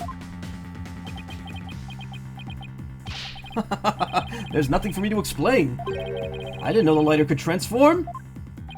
I mean, it was found in the Space Museum, and then I brought it straight in. I didn't even have time to check it out. Objection! Whenever you mentioned the Earth emblem, you touched your holster. You subconsciously did that because you knew it was a gun. Accuse me all you want, but where's your proof? You have any evidence that I knew the lighter was a gun? Not exactly. And whose prints are on it? Miss Sykes' prints. Proves that she's the culprit who fired the gun at the scene. Ugh. It would appear that the detective is right. Are you guys willing to try to prove your client innocent, or what? Although it pains me to do this, now that we are where we are, I have to make the following assertions coming from the prosecution's side. The person who fired the gun at Director Cosmos in the lounge after the incident, and the person Miss Blackwell saw holding the lighter, and the person who murdered Mr. Terran, and the person who bombed the Space Center, and the person who killed Meta Sykes, and the person who bombed the Space Center 7 years ago, are all the defendant, Athena Sykes. The prints on the lighter are decisive proof. No! Now do you see? A man on the side of justice couldn't possibly be the culprit. And I think this sums up Miss Sykes' part in this whole affair. The evidence certainly does seem to point to the defendant's guilt. Do you have anything to say, Prosecutor Blackwell? Evidence is everything in court. Therefore, Fulbright's claims stand firm. Objection, she would not know it was a gun to begin with. Well, they're claiming she would. But calm down, Apollo. He's just saying that because he has to as prosecutor. Mr. Lawyer, our job is to pursue criminals in the name of justice. You shouldn't cast suspicion on people based on something as dubious as a habit. In fact, you have a bad habit of showing up in court with an awful case of bedhead. Objection! Says the man who wears sunglasses at night. If it's proof you want, it's proof you'll get. I'll prove that this lighter is not Miss Sykes, but yours. Sounds like you've hit on something, Apollo. Just as the prints on the lighter are basis for accusing Athena, I think we should reconsider the credibility of the evidence itself. You mean you think this lighter might be forged evidence? That's right. Could be all part of Fulbright's bigger plot. Did he do anything out of the ordinary while I was off on my own? I could definitely think of a few things.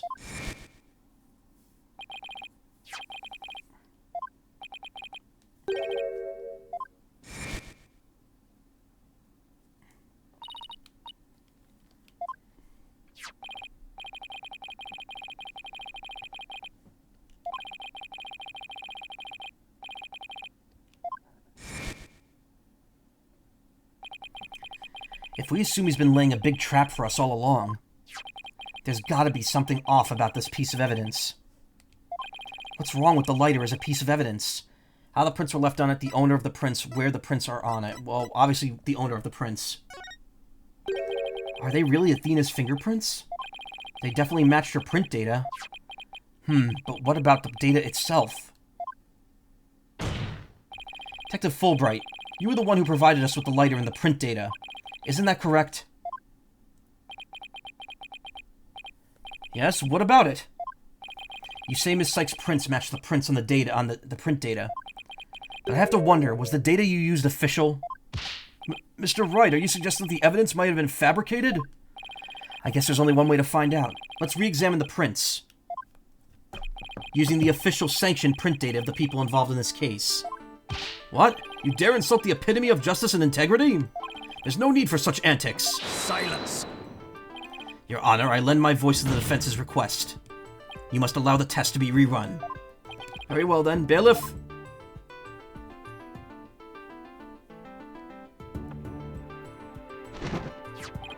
It appears that the official data is here. And the results? It's just as the defense claims. This proves that the prints on the lighter do not belong to the defendant. Ugh. Yes. Fingerprints actually belong to the victim, Mr. Clay Terran. Has Clay Terran's fingerprints and blood on it. Those were Clay's fingerprints on the lighter? Ah, I see. Come to think of it. Wasn't it you, Fulbright, who collected the victim's prints? Yeah, he personally removed his glove. When you took the deceased's fingerprints, you could have easily planted his prints in the lighter with his blood, after which you wiped the blood off his hand. Clay Terran still looks like an RPG protagonist, yeah. By your own admission, you were also the one who compiled the phony print data. All to put the blame on Miss Sykes.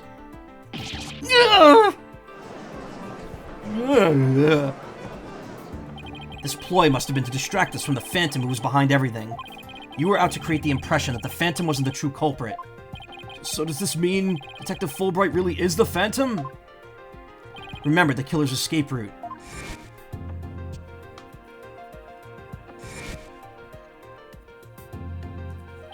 No ordinary person would have been fearless enough to attempt it. Nobody but the Phantom, the man with no emotions, could have done it. Detective Fulbright, you were the only one who could have used that escape route.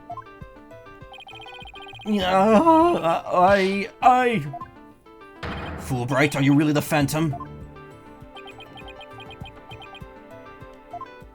Answer me, or so help me I will slash you to tiny slivers where you stand. Alright, I'll talk. I confess.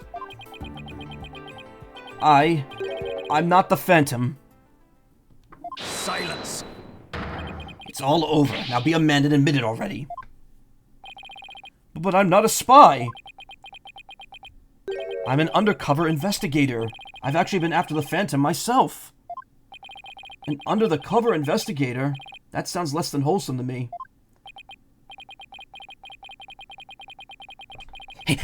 I would be under-the-cover investigator with Black Quill, if you know what I mean. Sorry, cutting off Dummy at the pass there, and making that comment myself. A person who hides his identity and secretly investigates in order to uncover information. And that's what you really are, Fulbright. That's right, I was working to track down the Phantom, but sadly... Even though I was supposed to catch the spy ended up catching me. Yeah, you're literally about to type that. He took my family hostage and forced me to cooperate with him. What? Objection! I'll help you wrestle that book cover to cover and under the covers too. Yeah, shit. Shazo from Puyo Puyo Tetris. Or Puyo Puyo, really. You too slow. You're telling us this now? But if what you say is true, then... Who was the mysterious mystery person Miss Blackwell and Mr. Starbuck saw? It was the Phantom, I tell you. All I did was help him by having that emergency ladder lowered for him. Objection! I don't believe you. Then how do you explain the fabricated lighter? That was also one of the Phantom's demands. Being the detective in charge of the case, it was easy for me to fabricate evidence. Pinning the crime on Athena Sykes was just another one of the Phantom's orders. And you expect me to buy that? Fulbright, what was the Phantom's ultimate objective? I was told it was to sabotage the rocket launch. Someone who didn't want the launch to happen must have given him the order. Actually, I have to apologize to you too. The Phantom told me to get close to you. He ordered me to get back that psych profile you have on him. So he sent you a buzzard of his own to tell me this past year, did he? I haven't been a champion of justice. I've just been a pawn of evil. A pawn of the Phantom who stole the moon rock and killed Dr. Sykes 7 years ago. Enough, Fulbright. Just tell us the Phantom's true identity. I don't know. He was very careful to hide it. He has top-secret information for all kinds of corporations and countries. So there's a number of organizations that want him dead. If people believed I was the Phantom, I could be killed on the spot. Why, I bet even now. There are assassins lurking nearby. This case is about the Phantom, after all. Actually, stranger, just a minute, in an open room, you think this Phantom wouldn't just silence you? Yeah, exactly. With the ceiling blown off, I suppose you are vulnerable to a sniper's shot in this courtroom. Just 2 seconds ago, Fulbright was treating Athena like a criminal. Again, I want to see Fulbright become empty dark. Phantom would effectively have nothing that could persuade him to acquiesce to any demand. He does experience no fear, after all. No, but the Phantom doesn't feel fear. So if the Phantom really is a separate person, then he would be the one not feeling fear. Does he really think he's going to lie his way out of it now? And on the surface, everything does seem to make sense. This could be bad, Mr. Wright, if we can't find a flaw in his logic. He's right. After we've come all this way, we can't let Fulbright wriggle free now. There, I finally told the truth. Now I hope you see how foolish it was to think that I was the Phantom.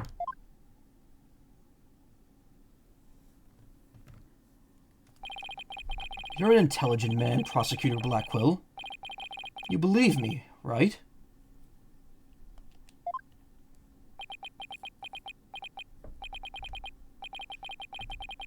And here we are. I believe you. I don't think you're the Phantom. Throw a knife at him and purposely miss, see if he flinches. What? How can you say that, Prosecutor Blackquill? It's obvious he's the Phantom. Silence. Evidence is everything, Wright Dono. And you must admit there's no clear evidence that Fulbright is the Phantom. Nah. Yes, as I recall, the only solid proof we've seen up to this point is the fact that Detective Fulbright fabricated evidence. But... I've known Fulbright here for a year now, and all this time he's been quite intent on rehabilitating me. I don't believe his efforts were a lie. Prosecutor Blackquill?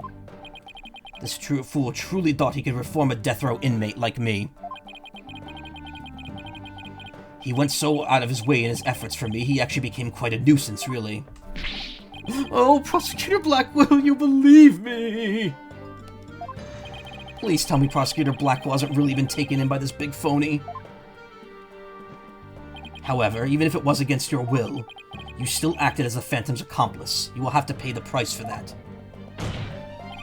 Throw yourself at my mercy, and don't you ever betray me again. Have you got that? Yes. Thank you.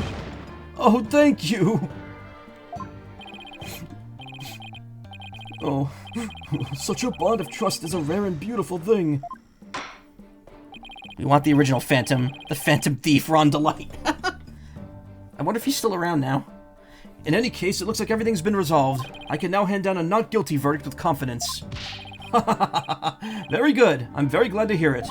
It's all over. Everything's been cleared up, and Miss Sykes will go free as well. Mr. Wright, we can't let the trial end here. If we do, the Phantom, the man who killed Clay, will get away. I know, but... what do I do? I don't have any proof that Detective Fulbright is the Phantom.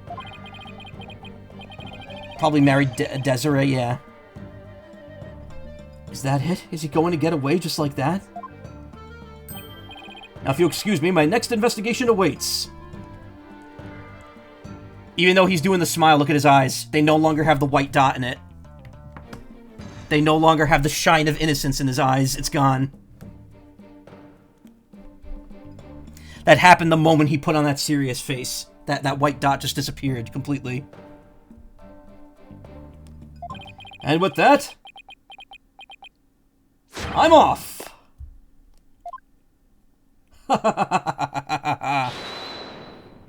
Hold it!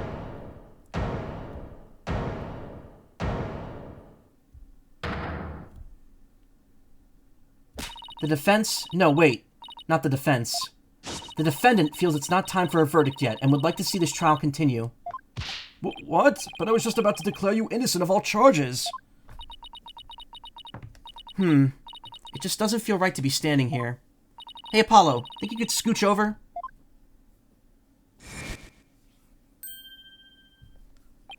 Athena, what are you doing? Hope we don't get held in contempt of court. I have some questions for you, Detective Fulbright. There's 3 people behind the desk. Now they're unstoppable. Are you relieved that you are no longer under suspicion of being the Phantom?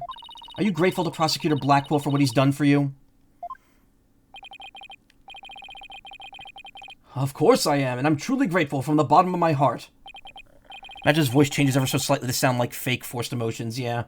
Well, that's why I always gave him, like, the superhero over-the-top voice. Because he's always super peppy. Athena, where are you going with these questions? I've yet to hear a single emotion behind any of Detective Fulbright's words, boss. The suspicion against him has been cleared up, but he's not feeling happy at all. What? Does that mean...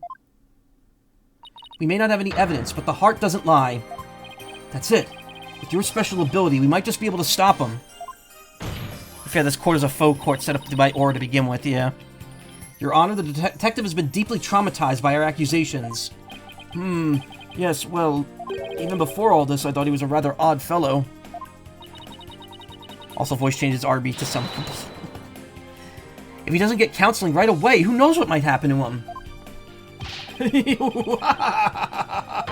Prosecutor Blackwell, can you believe the nonsense the defense is spouting?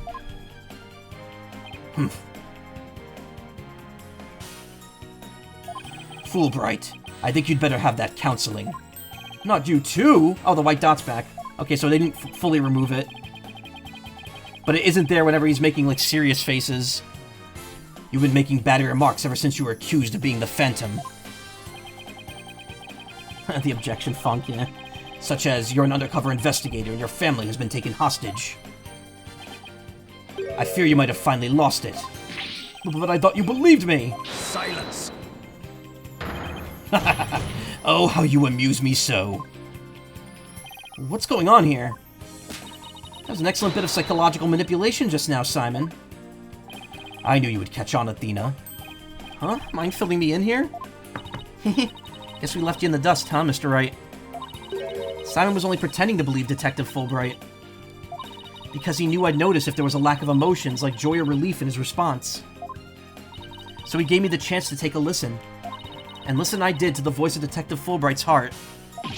Love how even the bird laughs, yeah. What? You two were working together just now? Come now, Athena. Show us what's inside Fulbright's heart. You got it. Time to check the instant replay. Widget, mon ami, let's do this.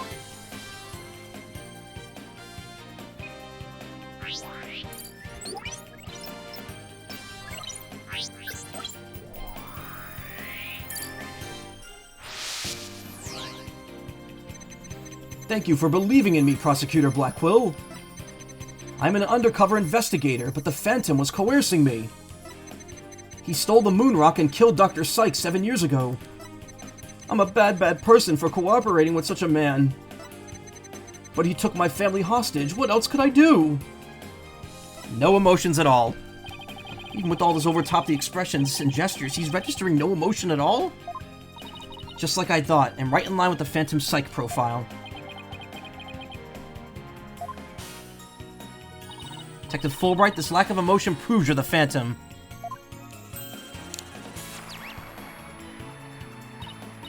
Hey, what's going on? Wait, hold it! What do you think you're doing, Detective?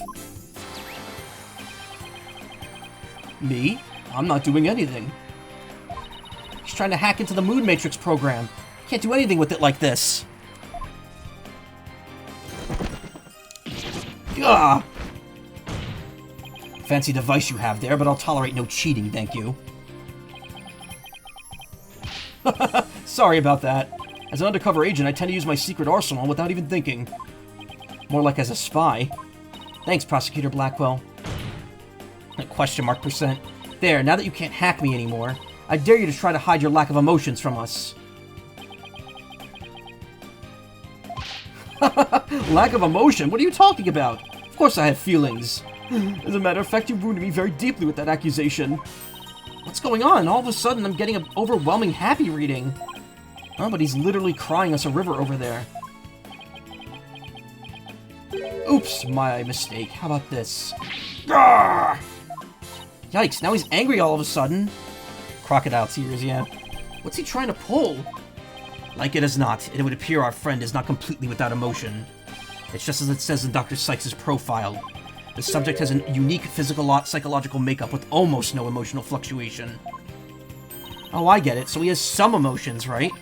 Precisely, which leads me to wonder why you can't sense any emotions from him at all. He must have taken anti-Dallison. I believe it's most likely because he's controlling his emotions. Very good, Prosecutor Blackwell, you're correct. It's a result of my daily training. A very important skill for us undercover investigators, you know. More like for us spies. Seriously. But I wonder why he suddenly showed several strong emotions.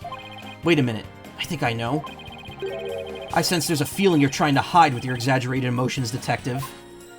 Karma, you know this case if you're spouting stuff like that. You've seen this, you've read up on the story. A feeling I'm trying to hide? That's a good one.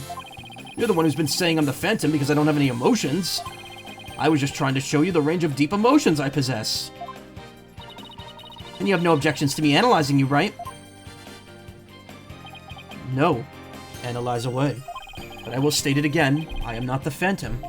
And be forewarned that your analysis will have no effect. Because you're about to see what an undercover agent can really do. I mean, he can literally... The fact that he can hide his emotions and control his emotions means he'll never trip psyche locks. Which means the one time Phoenix did the psyche locks on him in Chapter 4 was intentional. Like, he purposely did that so that Phoenix would break them. Because you're about to see what an undercover agent can really do. Watch this. Look at this. Me, the Phantom? No way. Oh, I'm so sad. See, I told you I have emotions. How dare you accuse me of being someone who would kill over a moon rock? I do regret cooperating with the Phantom, of course. But I'm so glad this whole misunderstanding is cleared up now. What the? How are we supposed to pick out what's unnatural from this mess? I don't know what we could do with this either. This must be his defense against your ability. So you think this is what he meant by what he's truly capable of? I hate to know what this guy's going on in his head. We know he's hiding something, and that he feels threatened by Athena. Being only human is true feelings, an emotion he can't completely conceal. Must be hidden somewhere in his testimony.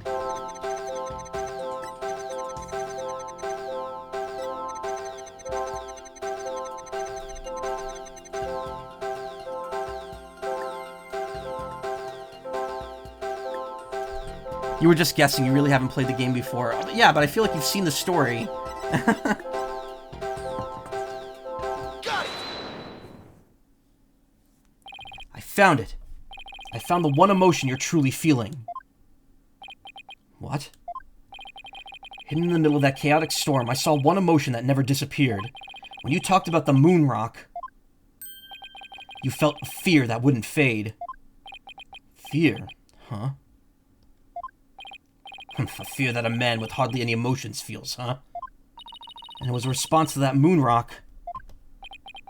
Perhaps I think everything's unnatural. Detective Fulbright, I presume you feel fear concerning the moon rock because you failed to steal it, you lost it, your identity will be revealed. Of course. That's it.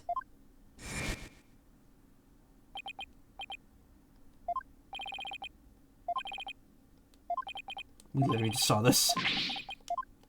He'd be shot dead. Detective Fulbright, I think I know why you would feel afraid. You're afraid that the moon rock will somehow reveal your identity.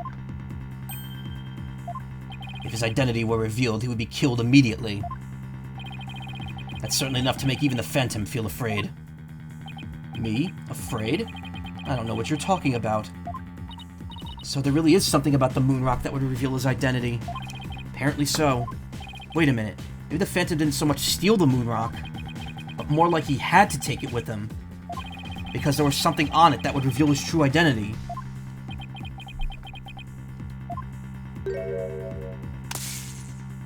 Hold it!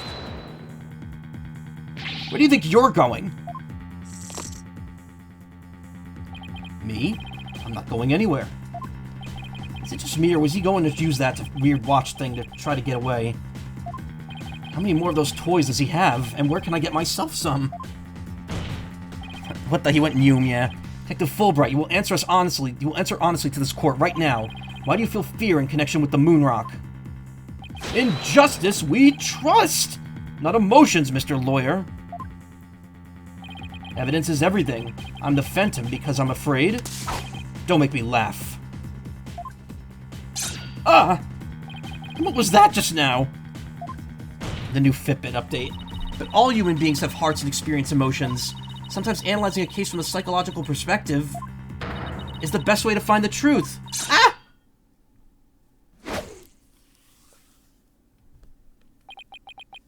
Surprised Blackwell didn't cut it. It's all just a waste of time.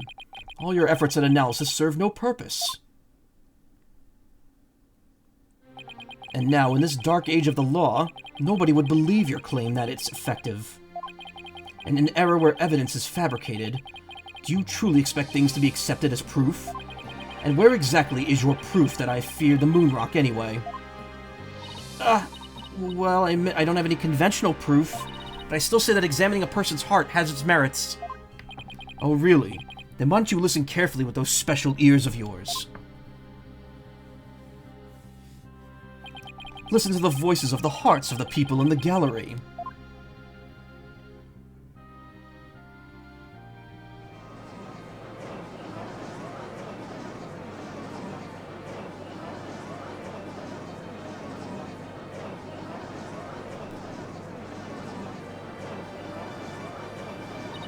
All I hear is distrust. As you can see, the people are on my side, because all they see is a strange little girl using a weird little machine. And it's not like I use analytical psychology to falsely accuse people. Uh-oh, he's got Athena doubting herself. Miss Sykes' analytical psychology has breathed new life into the courtroom. It has freed the hearts of many witnesses and has been key in getting to the truth. What nonsense! Your Honor, the defense's claim is a false one. I don't feel any kind of fear when it comes to the moon rock. My heart says you're a fucking liar. I see. Very well. I will give the opinion of this court. In a trial, I don't feel that a person's emotions are quite as compelling as actual evidence is. But Your Honor... There, you see? Nobody believes you and your trumped-up charges. However, I do believe Miss Sykes' analyses can contribute to making the truth clear. I have seen her do this firsthand several times already. Surely you jest. So does this mean you will accept my findings in this trial, Your Honor? Yes, I believe your claim, Miss Sykes. I think there's merit in examining why the witness feels fear in regard to the moon rock. That is this court's opinion on this matter. Then that's a win for me. No, a win for analytical psychology. Now, Mr. Phantom, you will tell this court the reason for your fear. Analytical psychology? My fears? Fine. I'll show you precisely why those abstract things can't be considered evidence.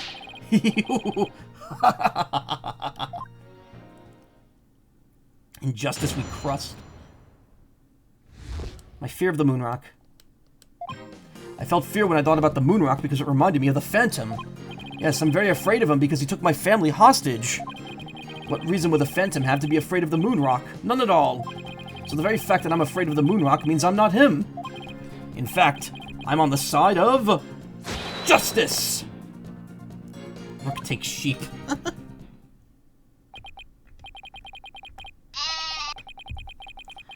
There you have it. Now do you see why I'm afraid of the moon rock? Sure, you sound convincing enough. But so does any two-bit con artist. It's all meaningless in the absence of evidence.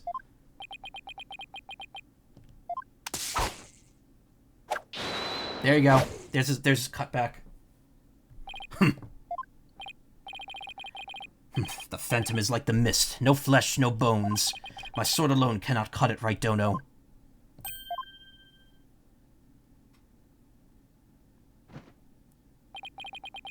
With your deductive reasoning and the body of evidence before us, let us send this miserable Phantom fellow to the other world together. You and I, Prosecutor Blackwell. We have a duty to bring the Phantom down and restore the people's faith in the courts. Indeed, by covering for Athena, I allowed the Phantom to escape.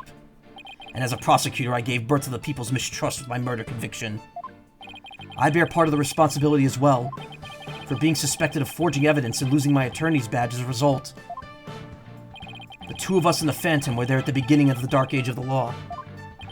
Then it's also our burden to cut away the foul specter we created, is it not? Until all that remains is the righteousness of the court and the faith of the people.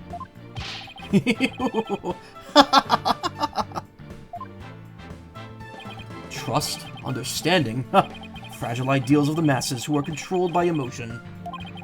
Humans can't truly trust each other, which is exactly why The illusion of trust is so enticing. Objection! Once two people overcome their misgivings, that's where real trust is to be found.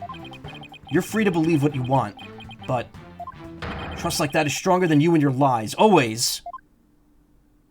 That was a weird cut to that.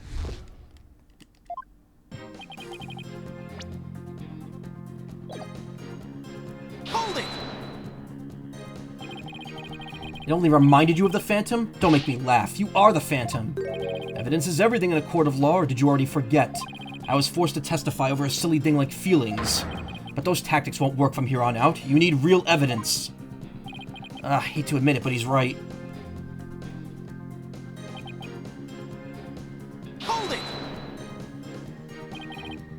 Your family? Like who in your family specifically? Oh, I don't know. Like maybe my lover, for example? For example, maybe. We need a more concrete answer than that. Yeah, Fulbright has been ejected. He was the imposter. Among Us! Maybe my mother, my son, or my daughter? Maybe it was all of them. I'm so sad and worried. I miss them so much. He's obviously lying. Look how upset I am. Is it any wonder I follow the Phantom's orders? Hold it! You can't think of a single reason that the Phantom might be afraid of the rock. Thought the Phantom wasn't even supposed to have any feelings. How could someone like me with my wealth of emotions be expected to understand the guy? Phantom, a person with very few emotions. Only be afraid of something really big, like his cover getting blown big. I'm willing to bet that the moon rock has something to do with his identity, but what? Maybe the Phantom's fingerprints are on the rock? The fingerprints can be wiped off. And maybe he wanted the rock so bad he literally drooled on it and left his DNA? You're dealing with a spy here, Athena, not a slob. True, but maybe the DNA part isn't too far off. Huh? Something unexpected happened to him during that incident 7 years ago.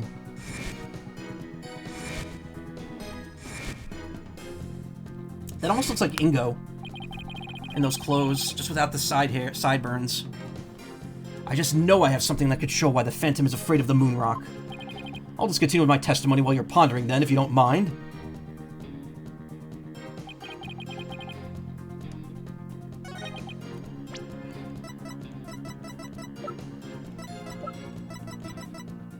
Objection! Detective Fulbright, I assume you know what this is. Of course, that's the knife the Phantom used to kill Clay Terran. Yeah, his blood's on the rock, likely. That's right, and this exact same type of knife Miss Sykes used 7 years ago when she stabbed the Phantom's hand. Yes, that was discussed earlier, as I recall. He dodged it for... Oh, yeah, whatever. We don't need it. I'm going to speed through this because we're kind of running low on time here. Miss Sykes then stated that she remembers the culprit bleeding. It's my theory that the culprit's blood got on the moon rock. And he was afraid that if the blood was analyzed, his true identity would be revealed. That explains why the Phantom had to remove the moon rock from the crime scene. Might also be why he wears gloves now, yeah. You mean if he ran the analysis now, we'd know who the Phantom is? Yes, I suppose so. But unfortunately, the moon rock in question is missing. That may be so, but I'm certain I can explain what happened to it in great detail. You can? Of course. Not. You don't actually expect us to believe that, do you? Because you don't fool me. Ah! What this court needs is a bully-free zone. Ah, the infamous sword of the beguiling bluff, its edges without compare. Come now, ready it with me and show us just how finely it cuts. Your Honor, this is an outrage! Oh, I mean, this is an outrage? Ah! Go on, Wright Dono. Let's start with something that's been bothering me for a while. Now, the culprit supposedly removed the moon rock from the lab. But in this video of him, it's nowhere to be seen. Oh, you're right. But here's something to consider. What if the Phantom hid the moon rock somewhere at the scene of the crime? Good thinking, boss. Security was super tight at the Space Center back then.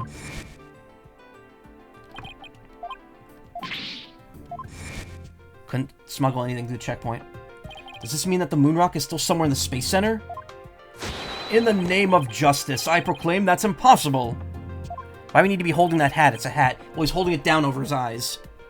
Can we do a spit test to see if Fulbright's the Phantom? I mean, that wouldn't help because we don't know. We don't have the Phantom's DNA on record. And why's that? The Space Center was searched from top to bottom, especially the lab, but the moon rock was never found. How could I forget about that? A sad but true fact. We still haven't a grasp on how it was done. But the Phantom made the moon rock vanish into the ether. There's no way it just disappeared. Logic and evidence tells us otherwise. The Phantom didn't have the moon rock on him when he left the lab. Yet a thorough police search didn't turn up anything. And it never turned up in the 7 years after that, either.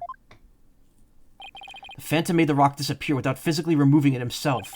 But how? There must have been a way. Think, Phoenix, think!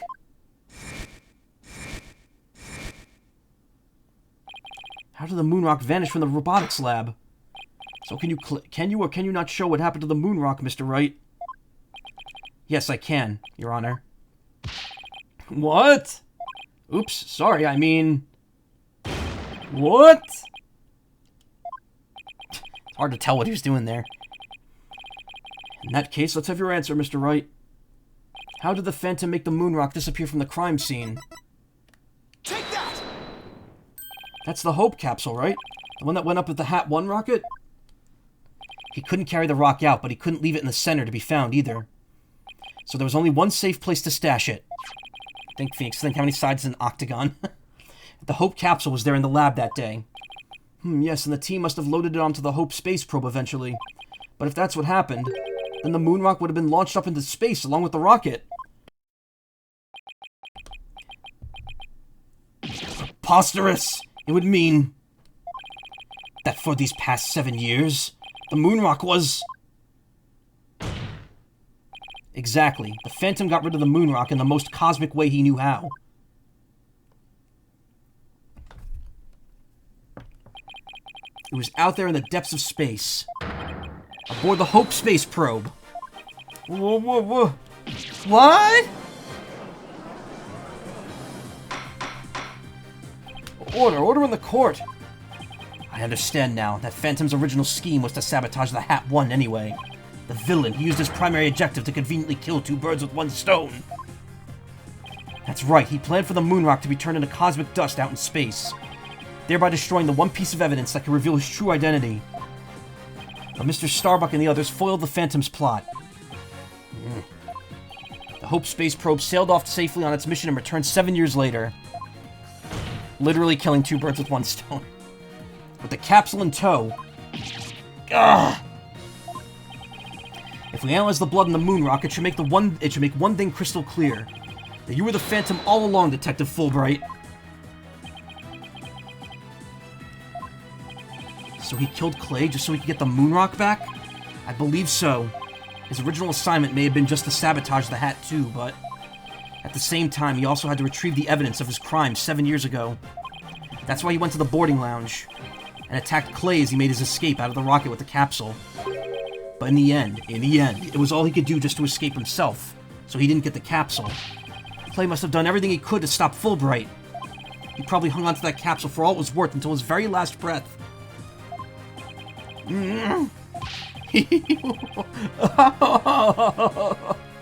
Oh, this is so funny, you make me laugh, you really do. Boy, he's totally out of whack now. It's game over for you, Detective Fulbright. Why don't you just admit to all of it now? There's nothing to admit. I'm Bobby Fulbright. Undercover investigator, I tell you. I'm not the Phantom. The blood in the rock is just another one of his schemes. A trap! Now I'm not so sure what to think. Suppose if the Phantom is a spy worth his salt, a trap is not out of the question. Objection! But in that case, you could say anything is a trap. Gaslight moment. That's what makes a trap a trap. I've been framed into taking the blame for the Phantom. Your Honor, I believe further investigation is in order. Silence! Further investigation, more like plotting your escape. But no more. I'll bring you to justice for myself if I must, here and now. I guess it's time to show you just what I'm really capable of. Die, Simon Blackquill! Hey, you guys aren't really... Hold it! Can make Fulbright worse. Looks like I made it just in time. Edgeworth? I have good news for you, Mr. Wright. I've uncovered some very crucial facts. Did you find something out about the Phantom's true identity? You might say that. I started by looking into the first people on the scene 7 years ago.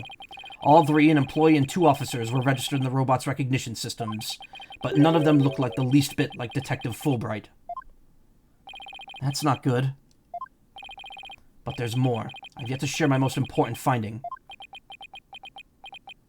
Mr. Wright, Prosecutor Blackwell, you'd best brace yourselves. Uh-oh. The man you see there before you, Bobby Fulbright, is already long dead. Huh? What's that supposed to mean? Extra that I love you, Fiend. An unidentified body that was found a year ago has now been proven to possess Bobby Fulbright's fingerprints. If they found an unidentified body a year ago, how did it take them a year to figure out the fingerprints? That would be the first thing you should have done. Then does this mean... Yes, that man there is an imposter, pretending to be Bobby Fulbright. An imposter?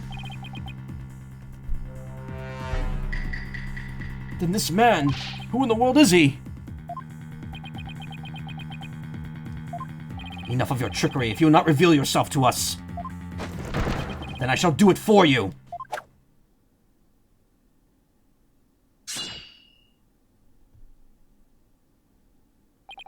What the?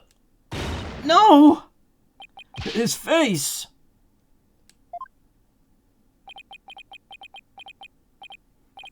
Aw, look what you did to my mask.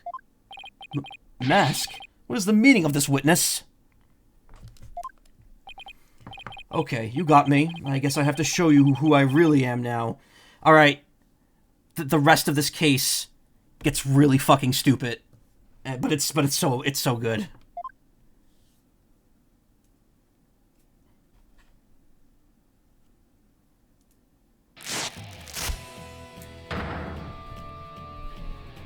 Wait, but that's... Hey, Apollo. Yep, it's me, Solomon Starbuck. Mr. Starbuck? But that can't be right. You can't really be the Phantom, can you? Silence. Of course not. The real Starbuck was aboard the Hat 1, which was set to be destroyed. Yeah, this is just another mask. I mean, didn't I tell you? I'm an undercover investigator. I can change identities at will. Yep, Karma, you got it. It's Kakashi-sensei's behind the mask is another mask-ass scene. Objection! Not so fast. I have the Phantom Psych profile right here. If we compile a Psych profile on you and compare the results, it will prove that you're the Phantom. Objection.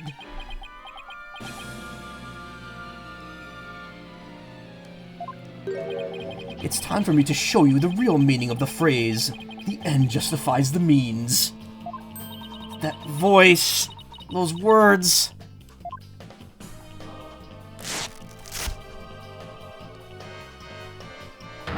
I cannot accept such evidence here, Miss Sykes. Professor Means? Is this mask? Get out. Nice posing as Aristotle, yep. I'll take what I want by any means necessary. Now, give me that evidence. By the way, yeah, he takes it. Huh? It's time to take out the trash. Permanently. So yeah, he just destroyed evidence in the middle of the trial. There's no way he was getting away out of this scot-free. Also, that was the only copy, as Blackwell said, so it's not there anymore. Also, what did he do to it? He just crumple it up and eat it? Did we not get a photocopy of that? Nope, it's just gone. How could you? Now do you see how powerful the end justifies the means can be? Silence. How pathetic. You can't even speak without wearing another man's face. Ah, but that's the life of an undercover agent for you. My real face has no meaning or value to me at all. Or perhaps it really is the case that you don't even know who you are anymore. What must you see when you look in a mirror, Mr. Phantom? Not an awful lot, I'd wager. He keeps taking off more and more masks and his head keeps getting smaller. You find out his head's like the size of like a ping pong ball. Well, aren't you just the master of psychology, Black Quill? That's right. I don't know who I am. I'm always living as someone else for my assignments. I don't even remember what my face looks like. Or even what my personality was like.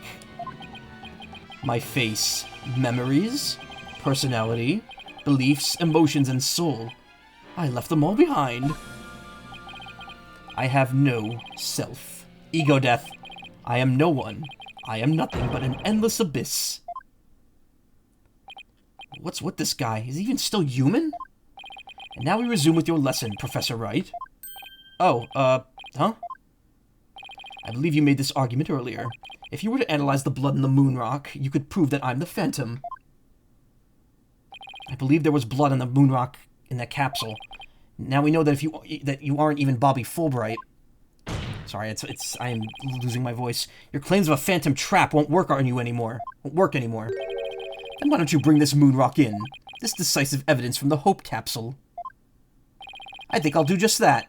Get ready, because a Hope capsule is about to seal your...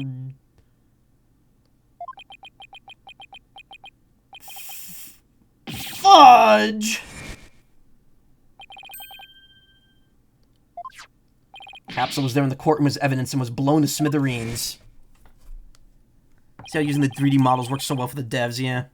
Looks like you finally caught on. Full marks of defense for effort. But what a shame your hope was lost in that courtroom explosion. So that's the real reason this courtroom was blown up. It was all for the Phantom to destroy that one piece of evidence. I can't believe it. Have we really reached a dead end after coming all this way? Has the only evidence we have on this guy really been destroyed? How dare you continue to call me the Phantom? As I've said all along, I'm just a nameless undercover agent. Objection! Behold, a featherless chicken holds up human Macaw. And the defense will continue to assert that you are the Phantom. Furthermore, we have proof. Or at least a prayer. I'm afraid that won't do, Mr. Wright. At least put some weight behind your swing, Right, Dono. I know, I'm trying. There's only one thing that can unmask this menace. The moon rock. That was blown to bits in the courtroom bombing. And yet, is it really gone without a trace? What if some tiny part, some little fragment still exists?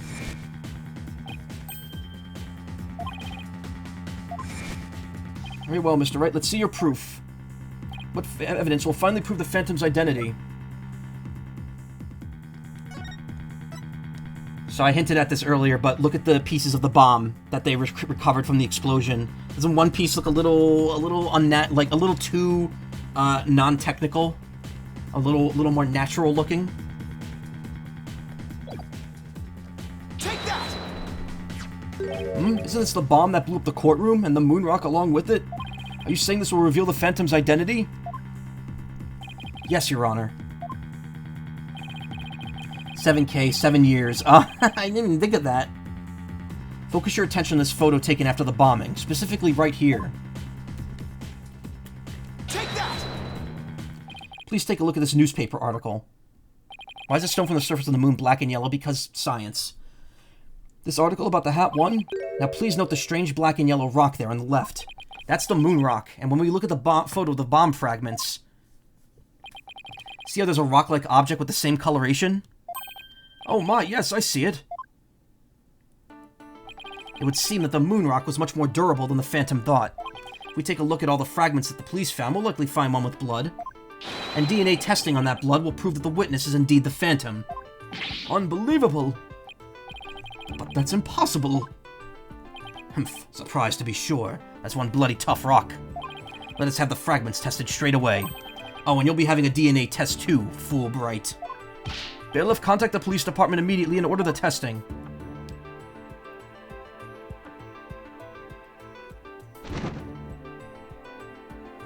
Prosecutor Blackwell, what did the test results show? There was a rock fragment that had blood on it that appeared to be several years old. DNA testing revealed...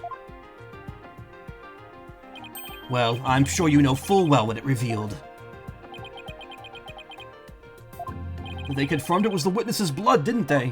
There's no use trying to talk your way out of it anymore. Admit it! You're the Phantom! Objection! Huh? Mr. Wright, did you just raise an objection to yourself?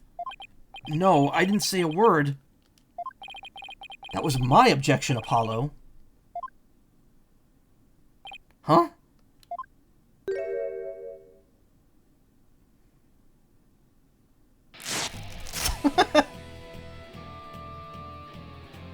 Why?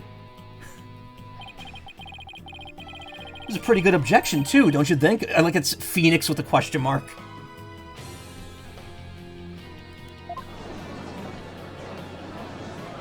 Two Phoenixes, man. Edgewood's gonna be lucky tonight. God damn it. Now he's me? So, did you have an objection or not, Mr. Wright? Huh? Oh, no, not really, Your Honor.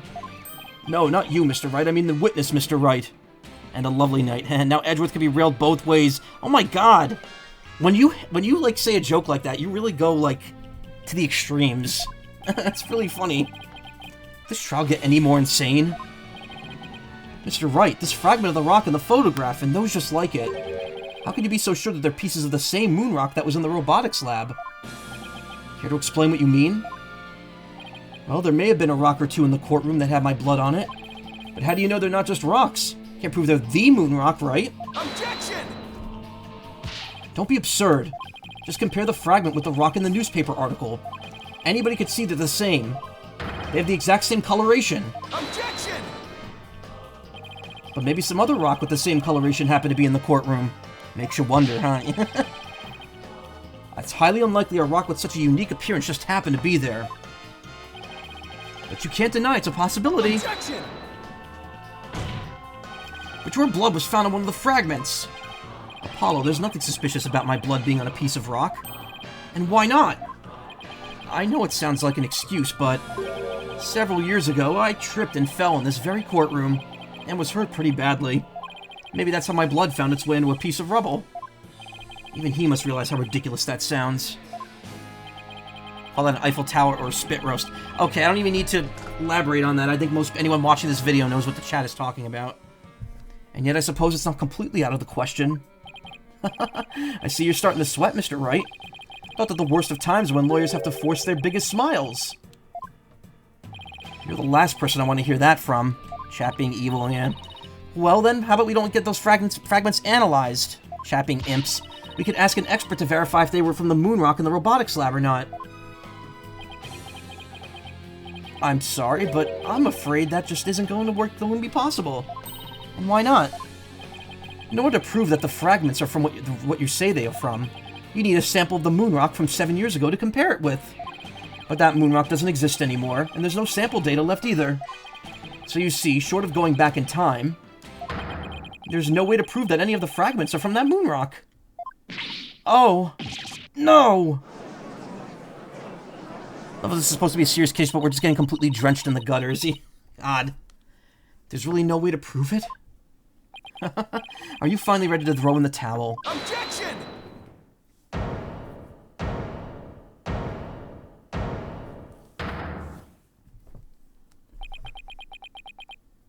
So the moon rock doesn't exist anymore, huh?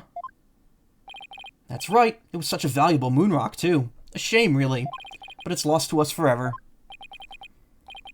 He's wrong. It's not completely lost. There's another piece of it right here by our side.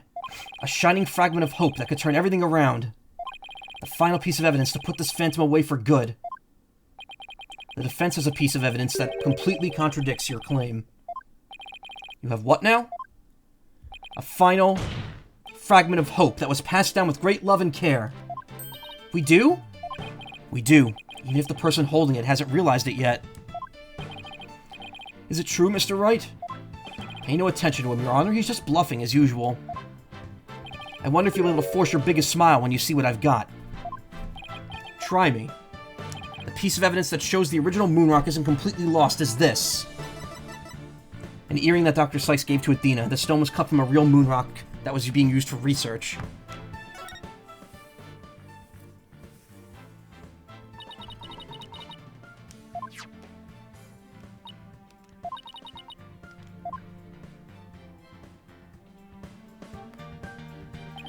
Athena, you may not know it, but your mother left you with a very important piece of evidence. She did? You're bluffing. You don't have anything of the kind. Oh, but we do. Evidence that will finally corner you. Because we have a moon rock of our own. Yeah. Oh! You mean... Exactly. A gift Dr. Sykes left her daughter. And I know Athena has cherished and won all of these years. As distant as Dr. Sykes may have seemed to her daughter, that fragment of her love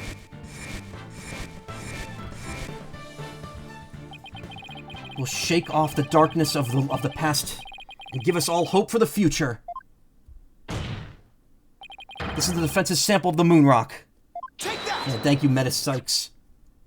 That's your sample? This earring that Miss Sykes always wears was made from that original moon rock. What? All this time? It was right there all along?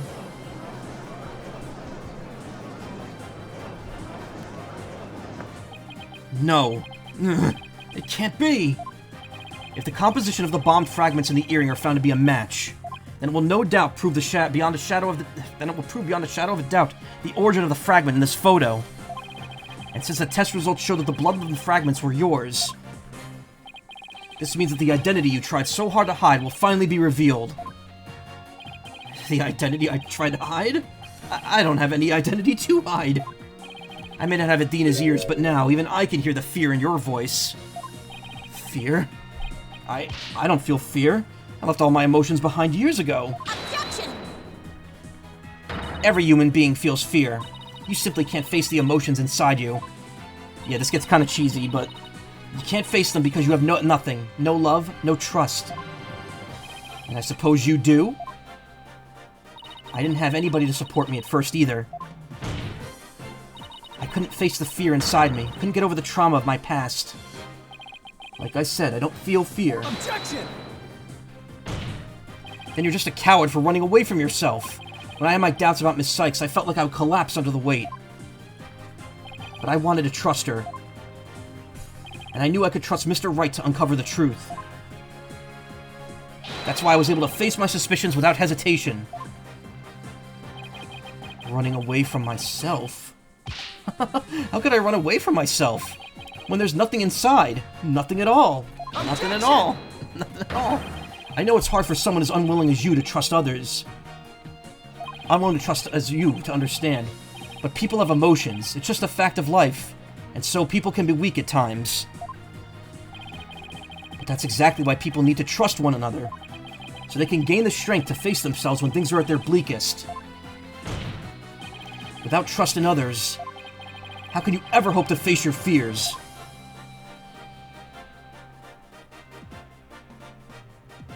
Yeah, this broad-shoulder Phoenix is so weird. The fear inside of me? Is this... No. Ah! Ah! That's so weird. His eyes are like moving around inside the mask. I'm afraid. I'm scared. Ah! I feel fear? You can't outrun yourself. Remove that mask and unleash your emotions. Confront your guilt head-on. With your own true face.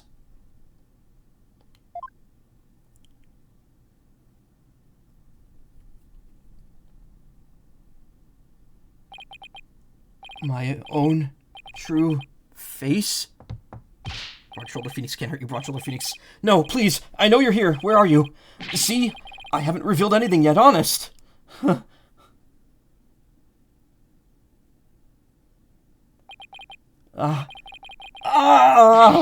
My own true face? I don't have one! My face! My face! My face!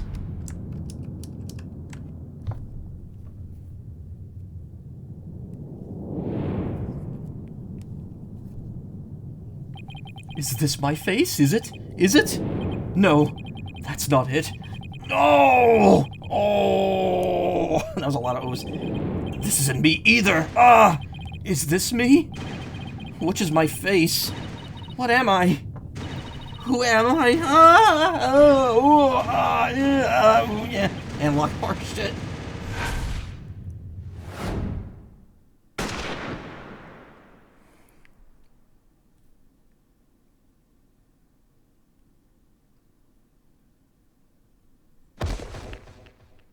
Love the shot here. Look.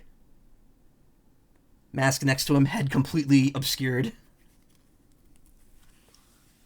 Yeah, he got shot. That was real.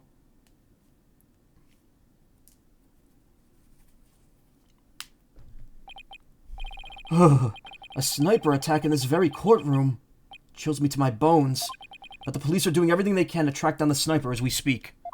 Prosecutor Blackwell, how's Detective his imposter, doing? He's a lucky fellow. The bullet didn't hit any vital organs. He appears to be in no danger of dying. So as the bullet was even able to pierce anything what was left, and no one was panicking? Oh, I'm sure people were panicking. Well, that was fortunate for all of us. The analysis of the final piece of evidence Wright Dono submitted is in. The composition of Miss Sykes' earrings and the fragment with the blood on it match. We can now be certain that it's a fragment of the moon rock in question. The murders and bombings of the Space Center, both past and present. The bombing of courtroom number 4, and of all his other crimes as numerous as the stars. Under suspicion of all of these things, the spy known as the Phantom has been incarcerated. The prosecutor's office is now responsible for his well-being. There are still a myriad of things we wish him to tell us about, after all. Thank you, Prosecutor Blackwell. Well, it's time to finally bring this trial to an end. But before I do, will the defendant please return to our proper place? Yes, Your Honor.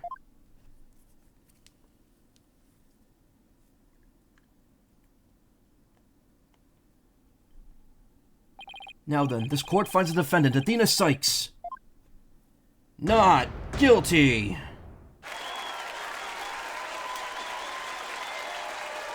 Yeah, he lived. Don't worry, the Phantom's alive. But we never see him again, so...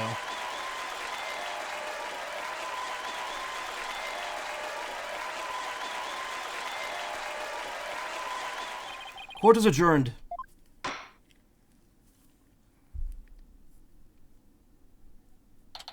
Yeah, they hired a stormtrooper sniper.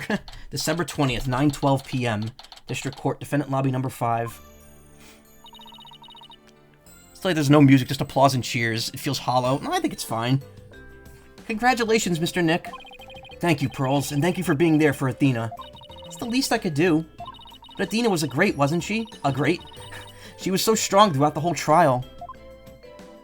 Daddy, I'm so glad to see you. Trucy, are you alright? Are you hurt? I'm fine, Daddy. I was doing magic tricks for the other hostages to keep our spirits up. That's our Trucy for you. Really glad to see you're safe. Right, I fear I owe you yet another debt of gratitude. Edgeworth. We never would have caught him if it weren't for all of you. Aw, come on, Edgeworth. What are you talking about? You're the ones who have been tracking the Phantom all this time. Plus, you were the one who gave Blackwell permission to serve as prosecutor, right? Yes, well, we knew the Phantom was somewhere nearby. The police and I were trying to find him, but we never did manage to do so until this trial. Also, Daddy, I stole Aura's wallet. Well, we would have never won this trial without you. It was your help as chief prosecutor that was key to its successful conclusion. Besides, it was you that saw to it that I got my attorney's badge back, wasn't it? So you figured it out, did you? Yeah, getting my license back went just a little too smoothly, you know? Should have been much harder after that evidence forging scandal. Well, I owed you a few favors. Hey, Edgeworth, think we could finally bring the Dark Age of the Law to an end? Yes, and then we could get married. Even the darkest night turns to dawn eventually. Our sun will rise again. Besides, now that Prosecutor Blackwell has been cleared of all charges, a great deal of mistrust towards the court system should have been swept away. You know, you could have just said that with a bigger smile, Edgeworth. It won't kill you. Instead, the furrows in that brow of yours just keep getting deeper and deeper. So I should smile more, huh? I'll think about it. Him flailing around during the breakdowns probably caused the sniper to miss. In a weird way, that trio saved him, yeah.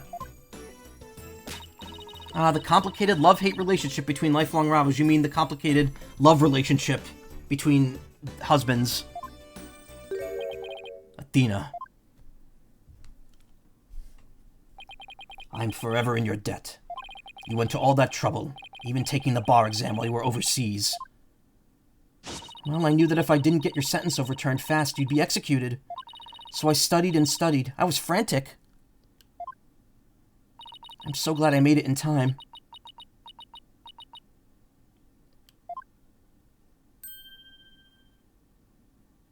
Just barely. But I still made it.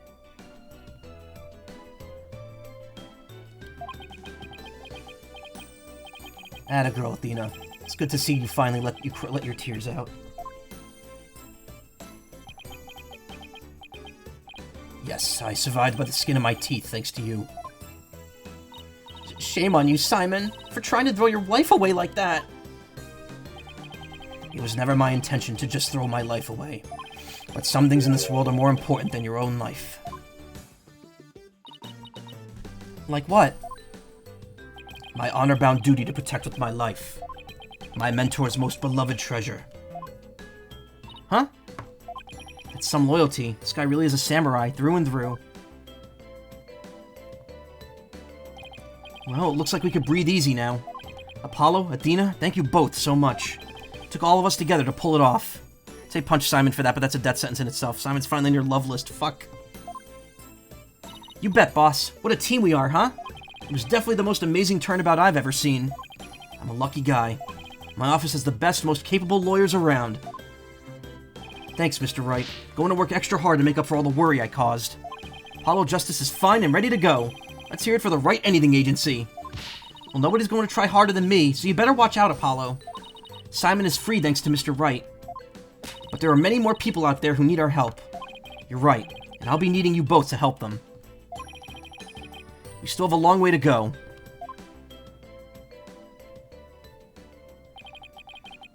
Get ready, you two. We won a major victory, but the war is far from over. There are still people out there suffering under false charges who need defending. We've got a lot of work ahead of us. If we ever hope to fully bring the dark age of the law to a close. Hey, I know one thing we have to do. We have to celebrate with a bowl of piping hot noodles. Huh? You know where this is going. Nothing like a bowl of Eldoon's noodles after a trial. All on Mr. Wright's tab, of course. That's how it works at the Wright Anything Agency, right, Mr. Wright? Huh? Huh? As a boss, it's your duty to express gratitude to your people for their great work. In that case, allow me to join in the festivities. I would greatly welcome a bowl of noodles. Huh? Huh? Huh? I have an idea, Daddy. Why don't you just invite everybody involved with the case? The more the merrier, right? Oh, Mr. Nick, look how far you've come. Who knew you'd grow up to be such a generous gentleman? Bruh.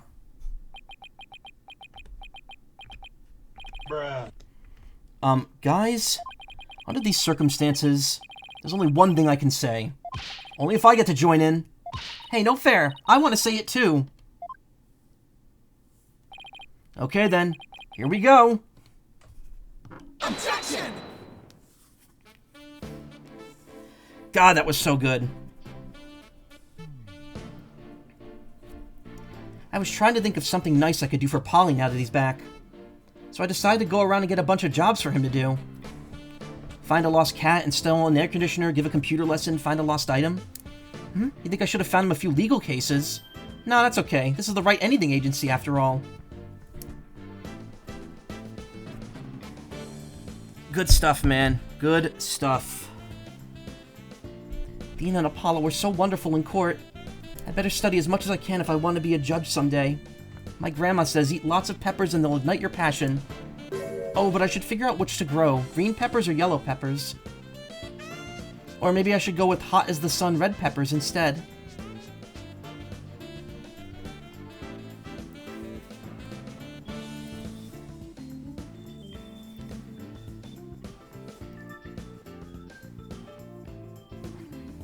The end of the dark age of the law, you say? How naive. Don't you know it's sometimes necessary to get a guilty verdict by any means possible? What? They're putting me under investigation? The chief prosecutor wants to see me? Eek! Woods was watching the whole thing, probably was like, what the fuck, yeah. Now she was lusting after Apollo the whole time. Anyway, if you thought this game was ridiculous, wait until I play the 6th game. It goes so... it gets so fucking weird. I've been asked to debut as the wrestler Ten Mataro. He's scheduled to go up against the Amazing Ninetales next, though. Oh, what to do, what to do. A fight to the finish with myself? Why don't you ask Mr. Demon Lawyer to be the Amazing Ninetales, too? That's not a bad idea. I bet he'd be all for it. Caw, caw, caw, caw. So we to meet his foes, are we, my little friend? What did Payne do? Apparently he did something bad because Edgeworth wanted to speak to him. Would you believe it? I'm an alderman of Ninetails Vale now. Pretty impressive, eh? I took after Rex Cubey for the good of my beloved village. What do you say? Would you like to make a little donation to help us out? Hey you, what do you think you're doing sneaking into the manor? Ah, the jig's up. Better make a run for it. Yeah, the husband. Would.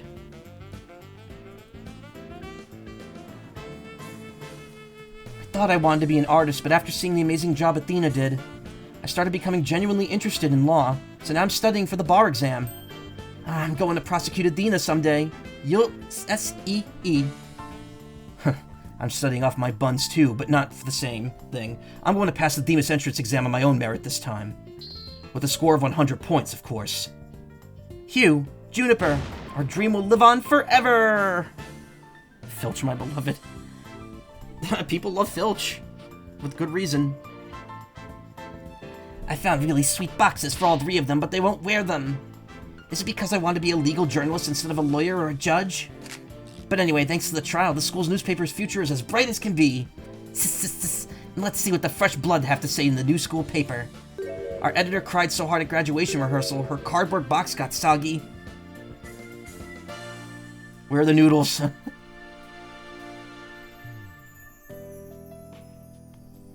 The one-night-only reunion concert.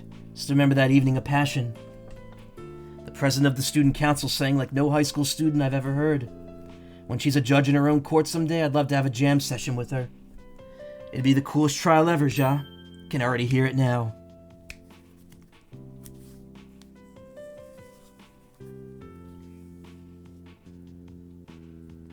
I gave this place a good cleaning from top to bottom, but it's already a mess again.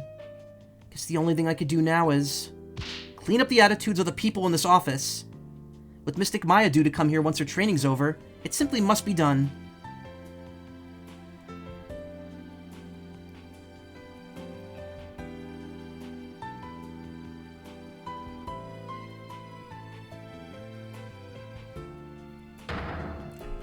Humanity's dreams for outer space will never die. In fact, planning for the Hat 3 rocket has already officially begun. Look upon me, people of this great nation, and witness the glory of Yuri Cosmos. What do you... Oh, Director. Yes. Rocket preparations are fully complete. Yes. You just leave everything to me. Assistant Director Yuri Cosmos. Do you prefer this or the next game? Originally, I preferred this one, but after having some time, after having like 10 years to stew on the last game, there's some parts of it that I like better. Round of applause for Macaw for single-handedly doing the voice of all the characters in the entire game. Yep. I'm going to the moon in the new rocket. Padina or Mommy Metis came to the moon. I would love to show them around. But which is more interesting? Montes Perennius or the Mare Tranquillitatis?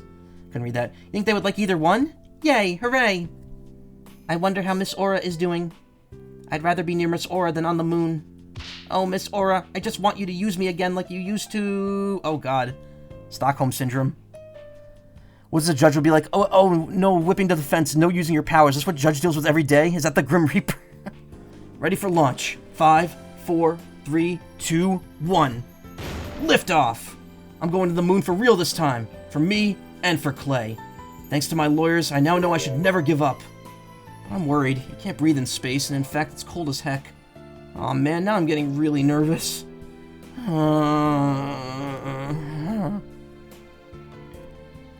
Do you ever figure out how many wine glasses Baron von Zeeks broke? Oh, I mean, like, some things repeat, so...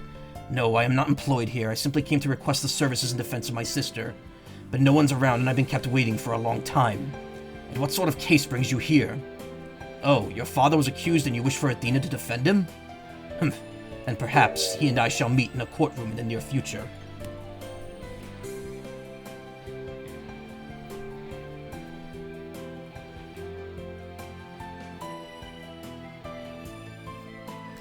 God, my voice is sore, and it is very late. I look forward to your next month's salary assessment. Eek, please forgive me!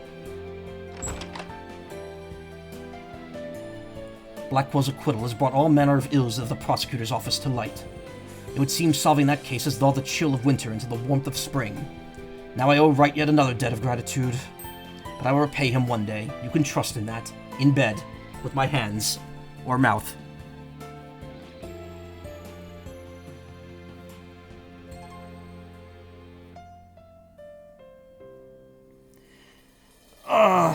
There is another cutscene after the credits are done, but because it's so late, I'm going to go ahead and give the spiel now, like I usually do.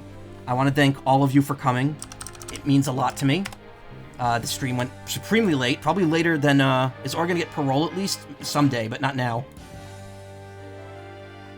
I really appreciate it. I'm glad so many people were here for the finale. I finally finished a piece of media in 2026, so I could start my media thread on Blue Sky.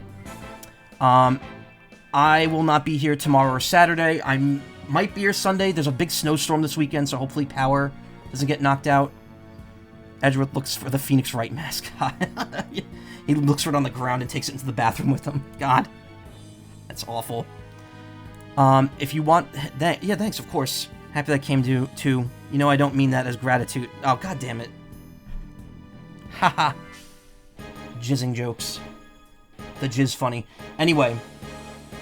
I will be back with the rest of Mega Man The Wily Wars, some more Mega Man after that, and then probably finally finish Pokemon Legends ZA. Animation Work Bones. They have Bones. Bones is a very popular studio. Gratituli. Anyway, if you want to watch more streams, check out twitch.tv/team/littlespace. As always, it's just the same 3 people streaming there this late. So, I'm probably going to throw a raid to the Dogs Brecky. I haven't raided them in a while. They're not usually streaming at this time. So sure, why not? That'll be our raid target once this is over.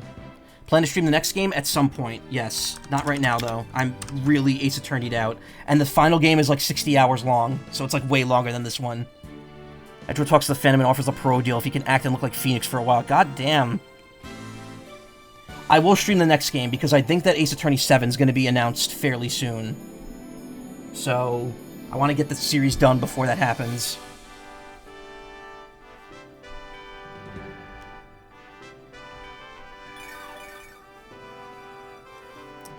I'm ready for a visual novel break, though, unfortunately, which sucks because a lot of the games on my backlog are visual novels. Was the last game on the 3DS? Yes, it was Spirit of Justice. Came out in 2016, which was 10 years ago. There has not been a new Ace Attorney game in 10 years. My raid message. Don't say anything really lewd to the people we're raiding, okay? That's kind of weird.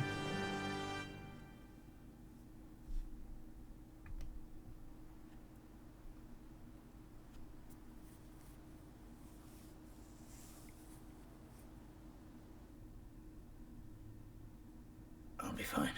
I'll be fine. I'll be fine. I'll be fine. T-minus 15 seconds. 10, 9, 8, 7, 6, 5, 4, 3, 2, 1. Liftoff.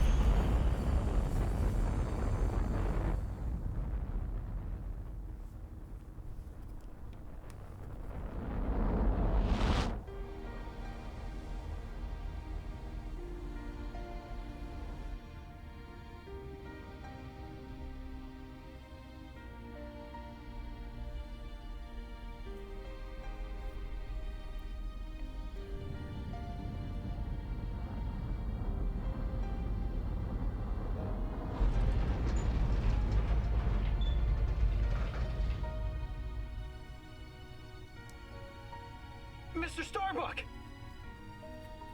You'll be fine! Just believe in yourself! The moon's closer than you think!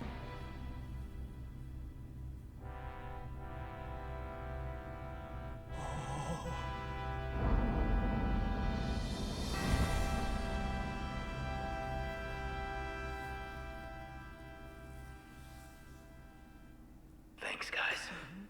I wouldn't have made it back into space if it wasn't for you. Sounds like Aizawa. Yeah, I know. I didn't realize his voice was that deep. All right.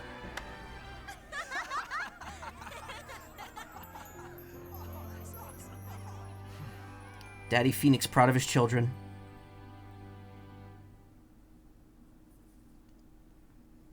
Sweet ending. Through the years, I've seen as much joy as heartache, honesty as deceit. But just as Mr. Starbuck was able to escape the harsh pull of his fears and despair, I believe that hope and friendship can lift us all up towards a brighter tomorrow. Nothing's going wrong, guys. Stop. End.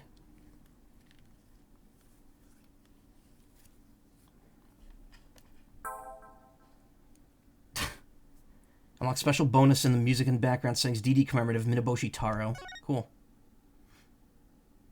Art.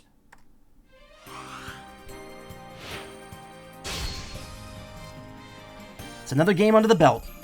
Come back eventually, and we'll do, why is it not letting me go? Come back eventually, and we'll do Spirit of Justice. But not right now. Right now, we're gonna raid the dogs Brecky. If they're still streaming. They are. Okay. And I gotta go, because it's almost 5 in the morning. Have a good night, everyone. I'll see you next week on Sunday. And, yeah, we'll pick things up from then. Whoops. Good night.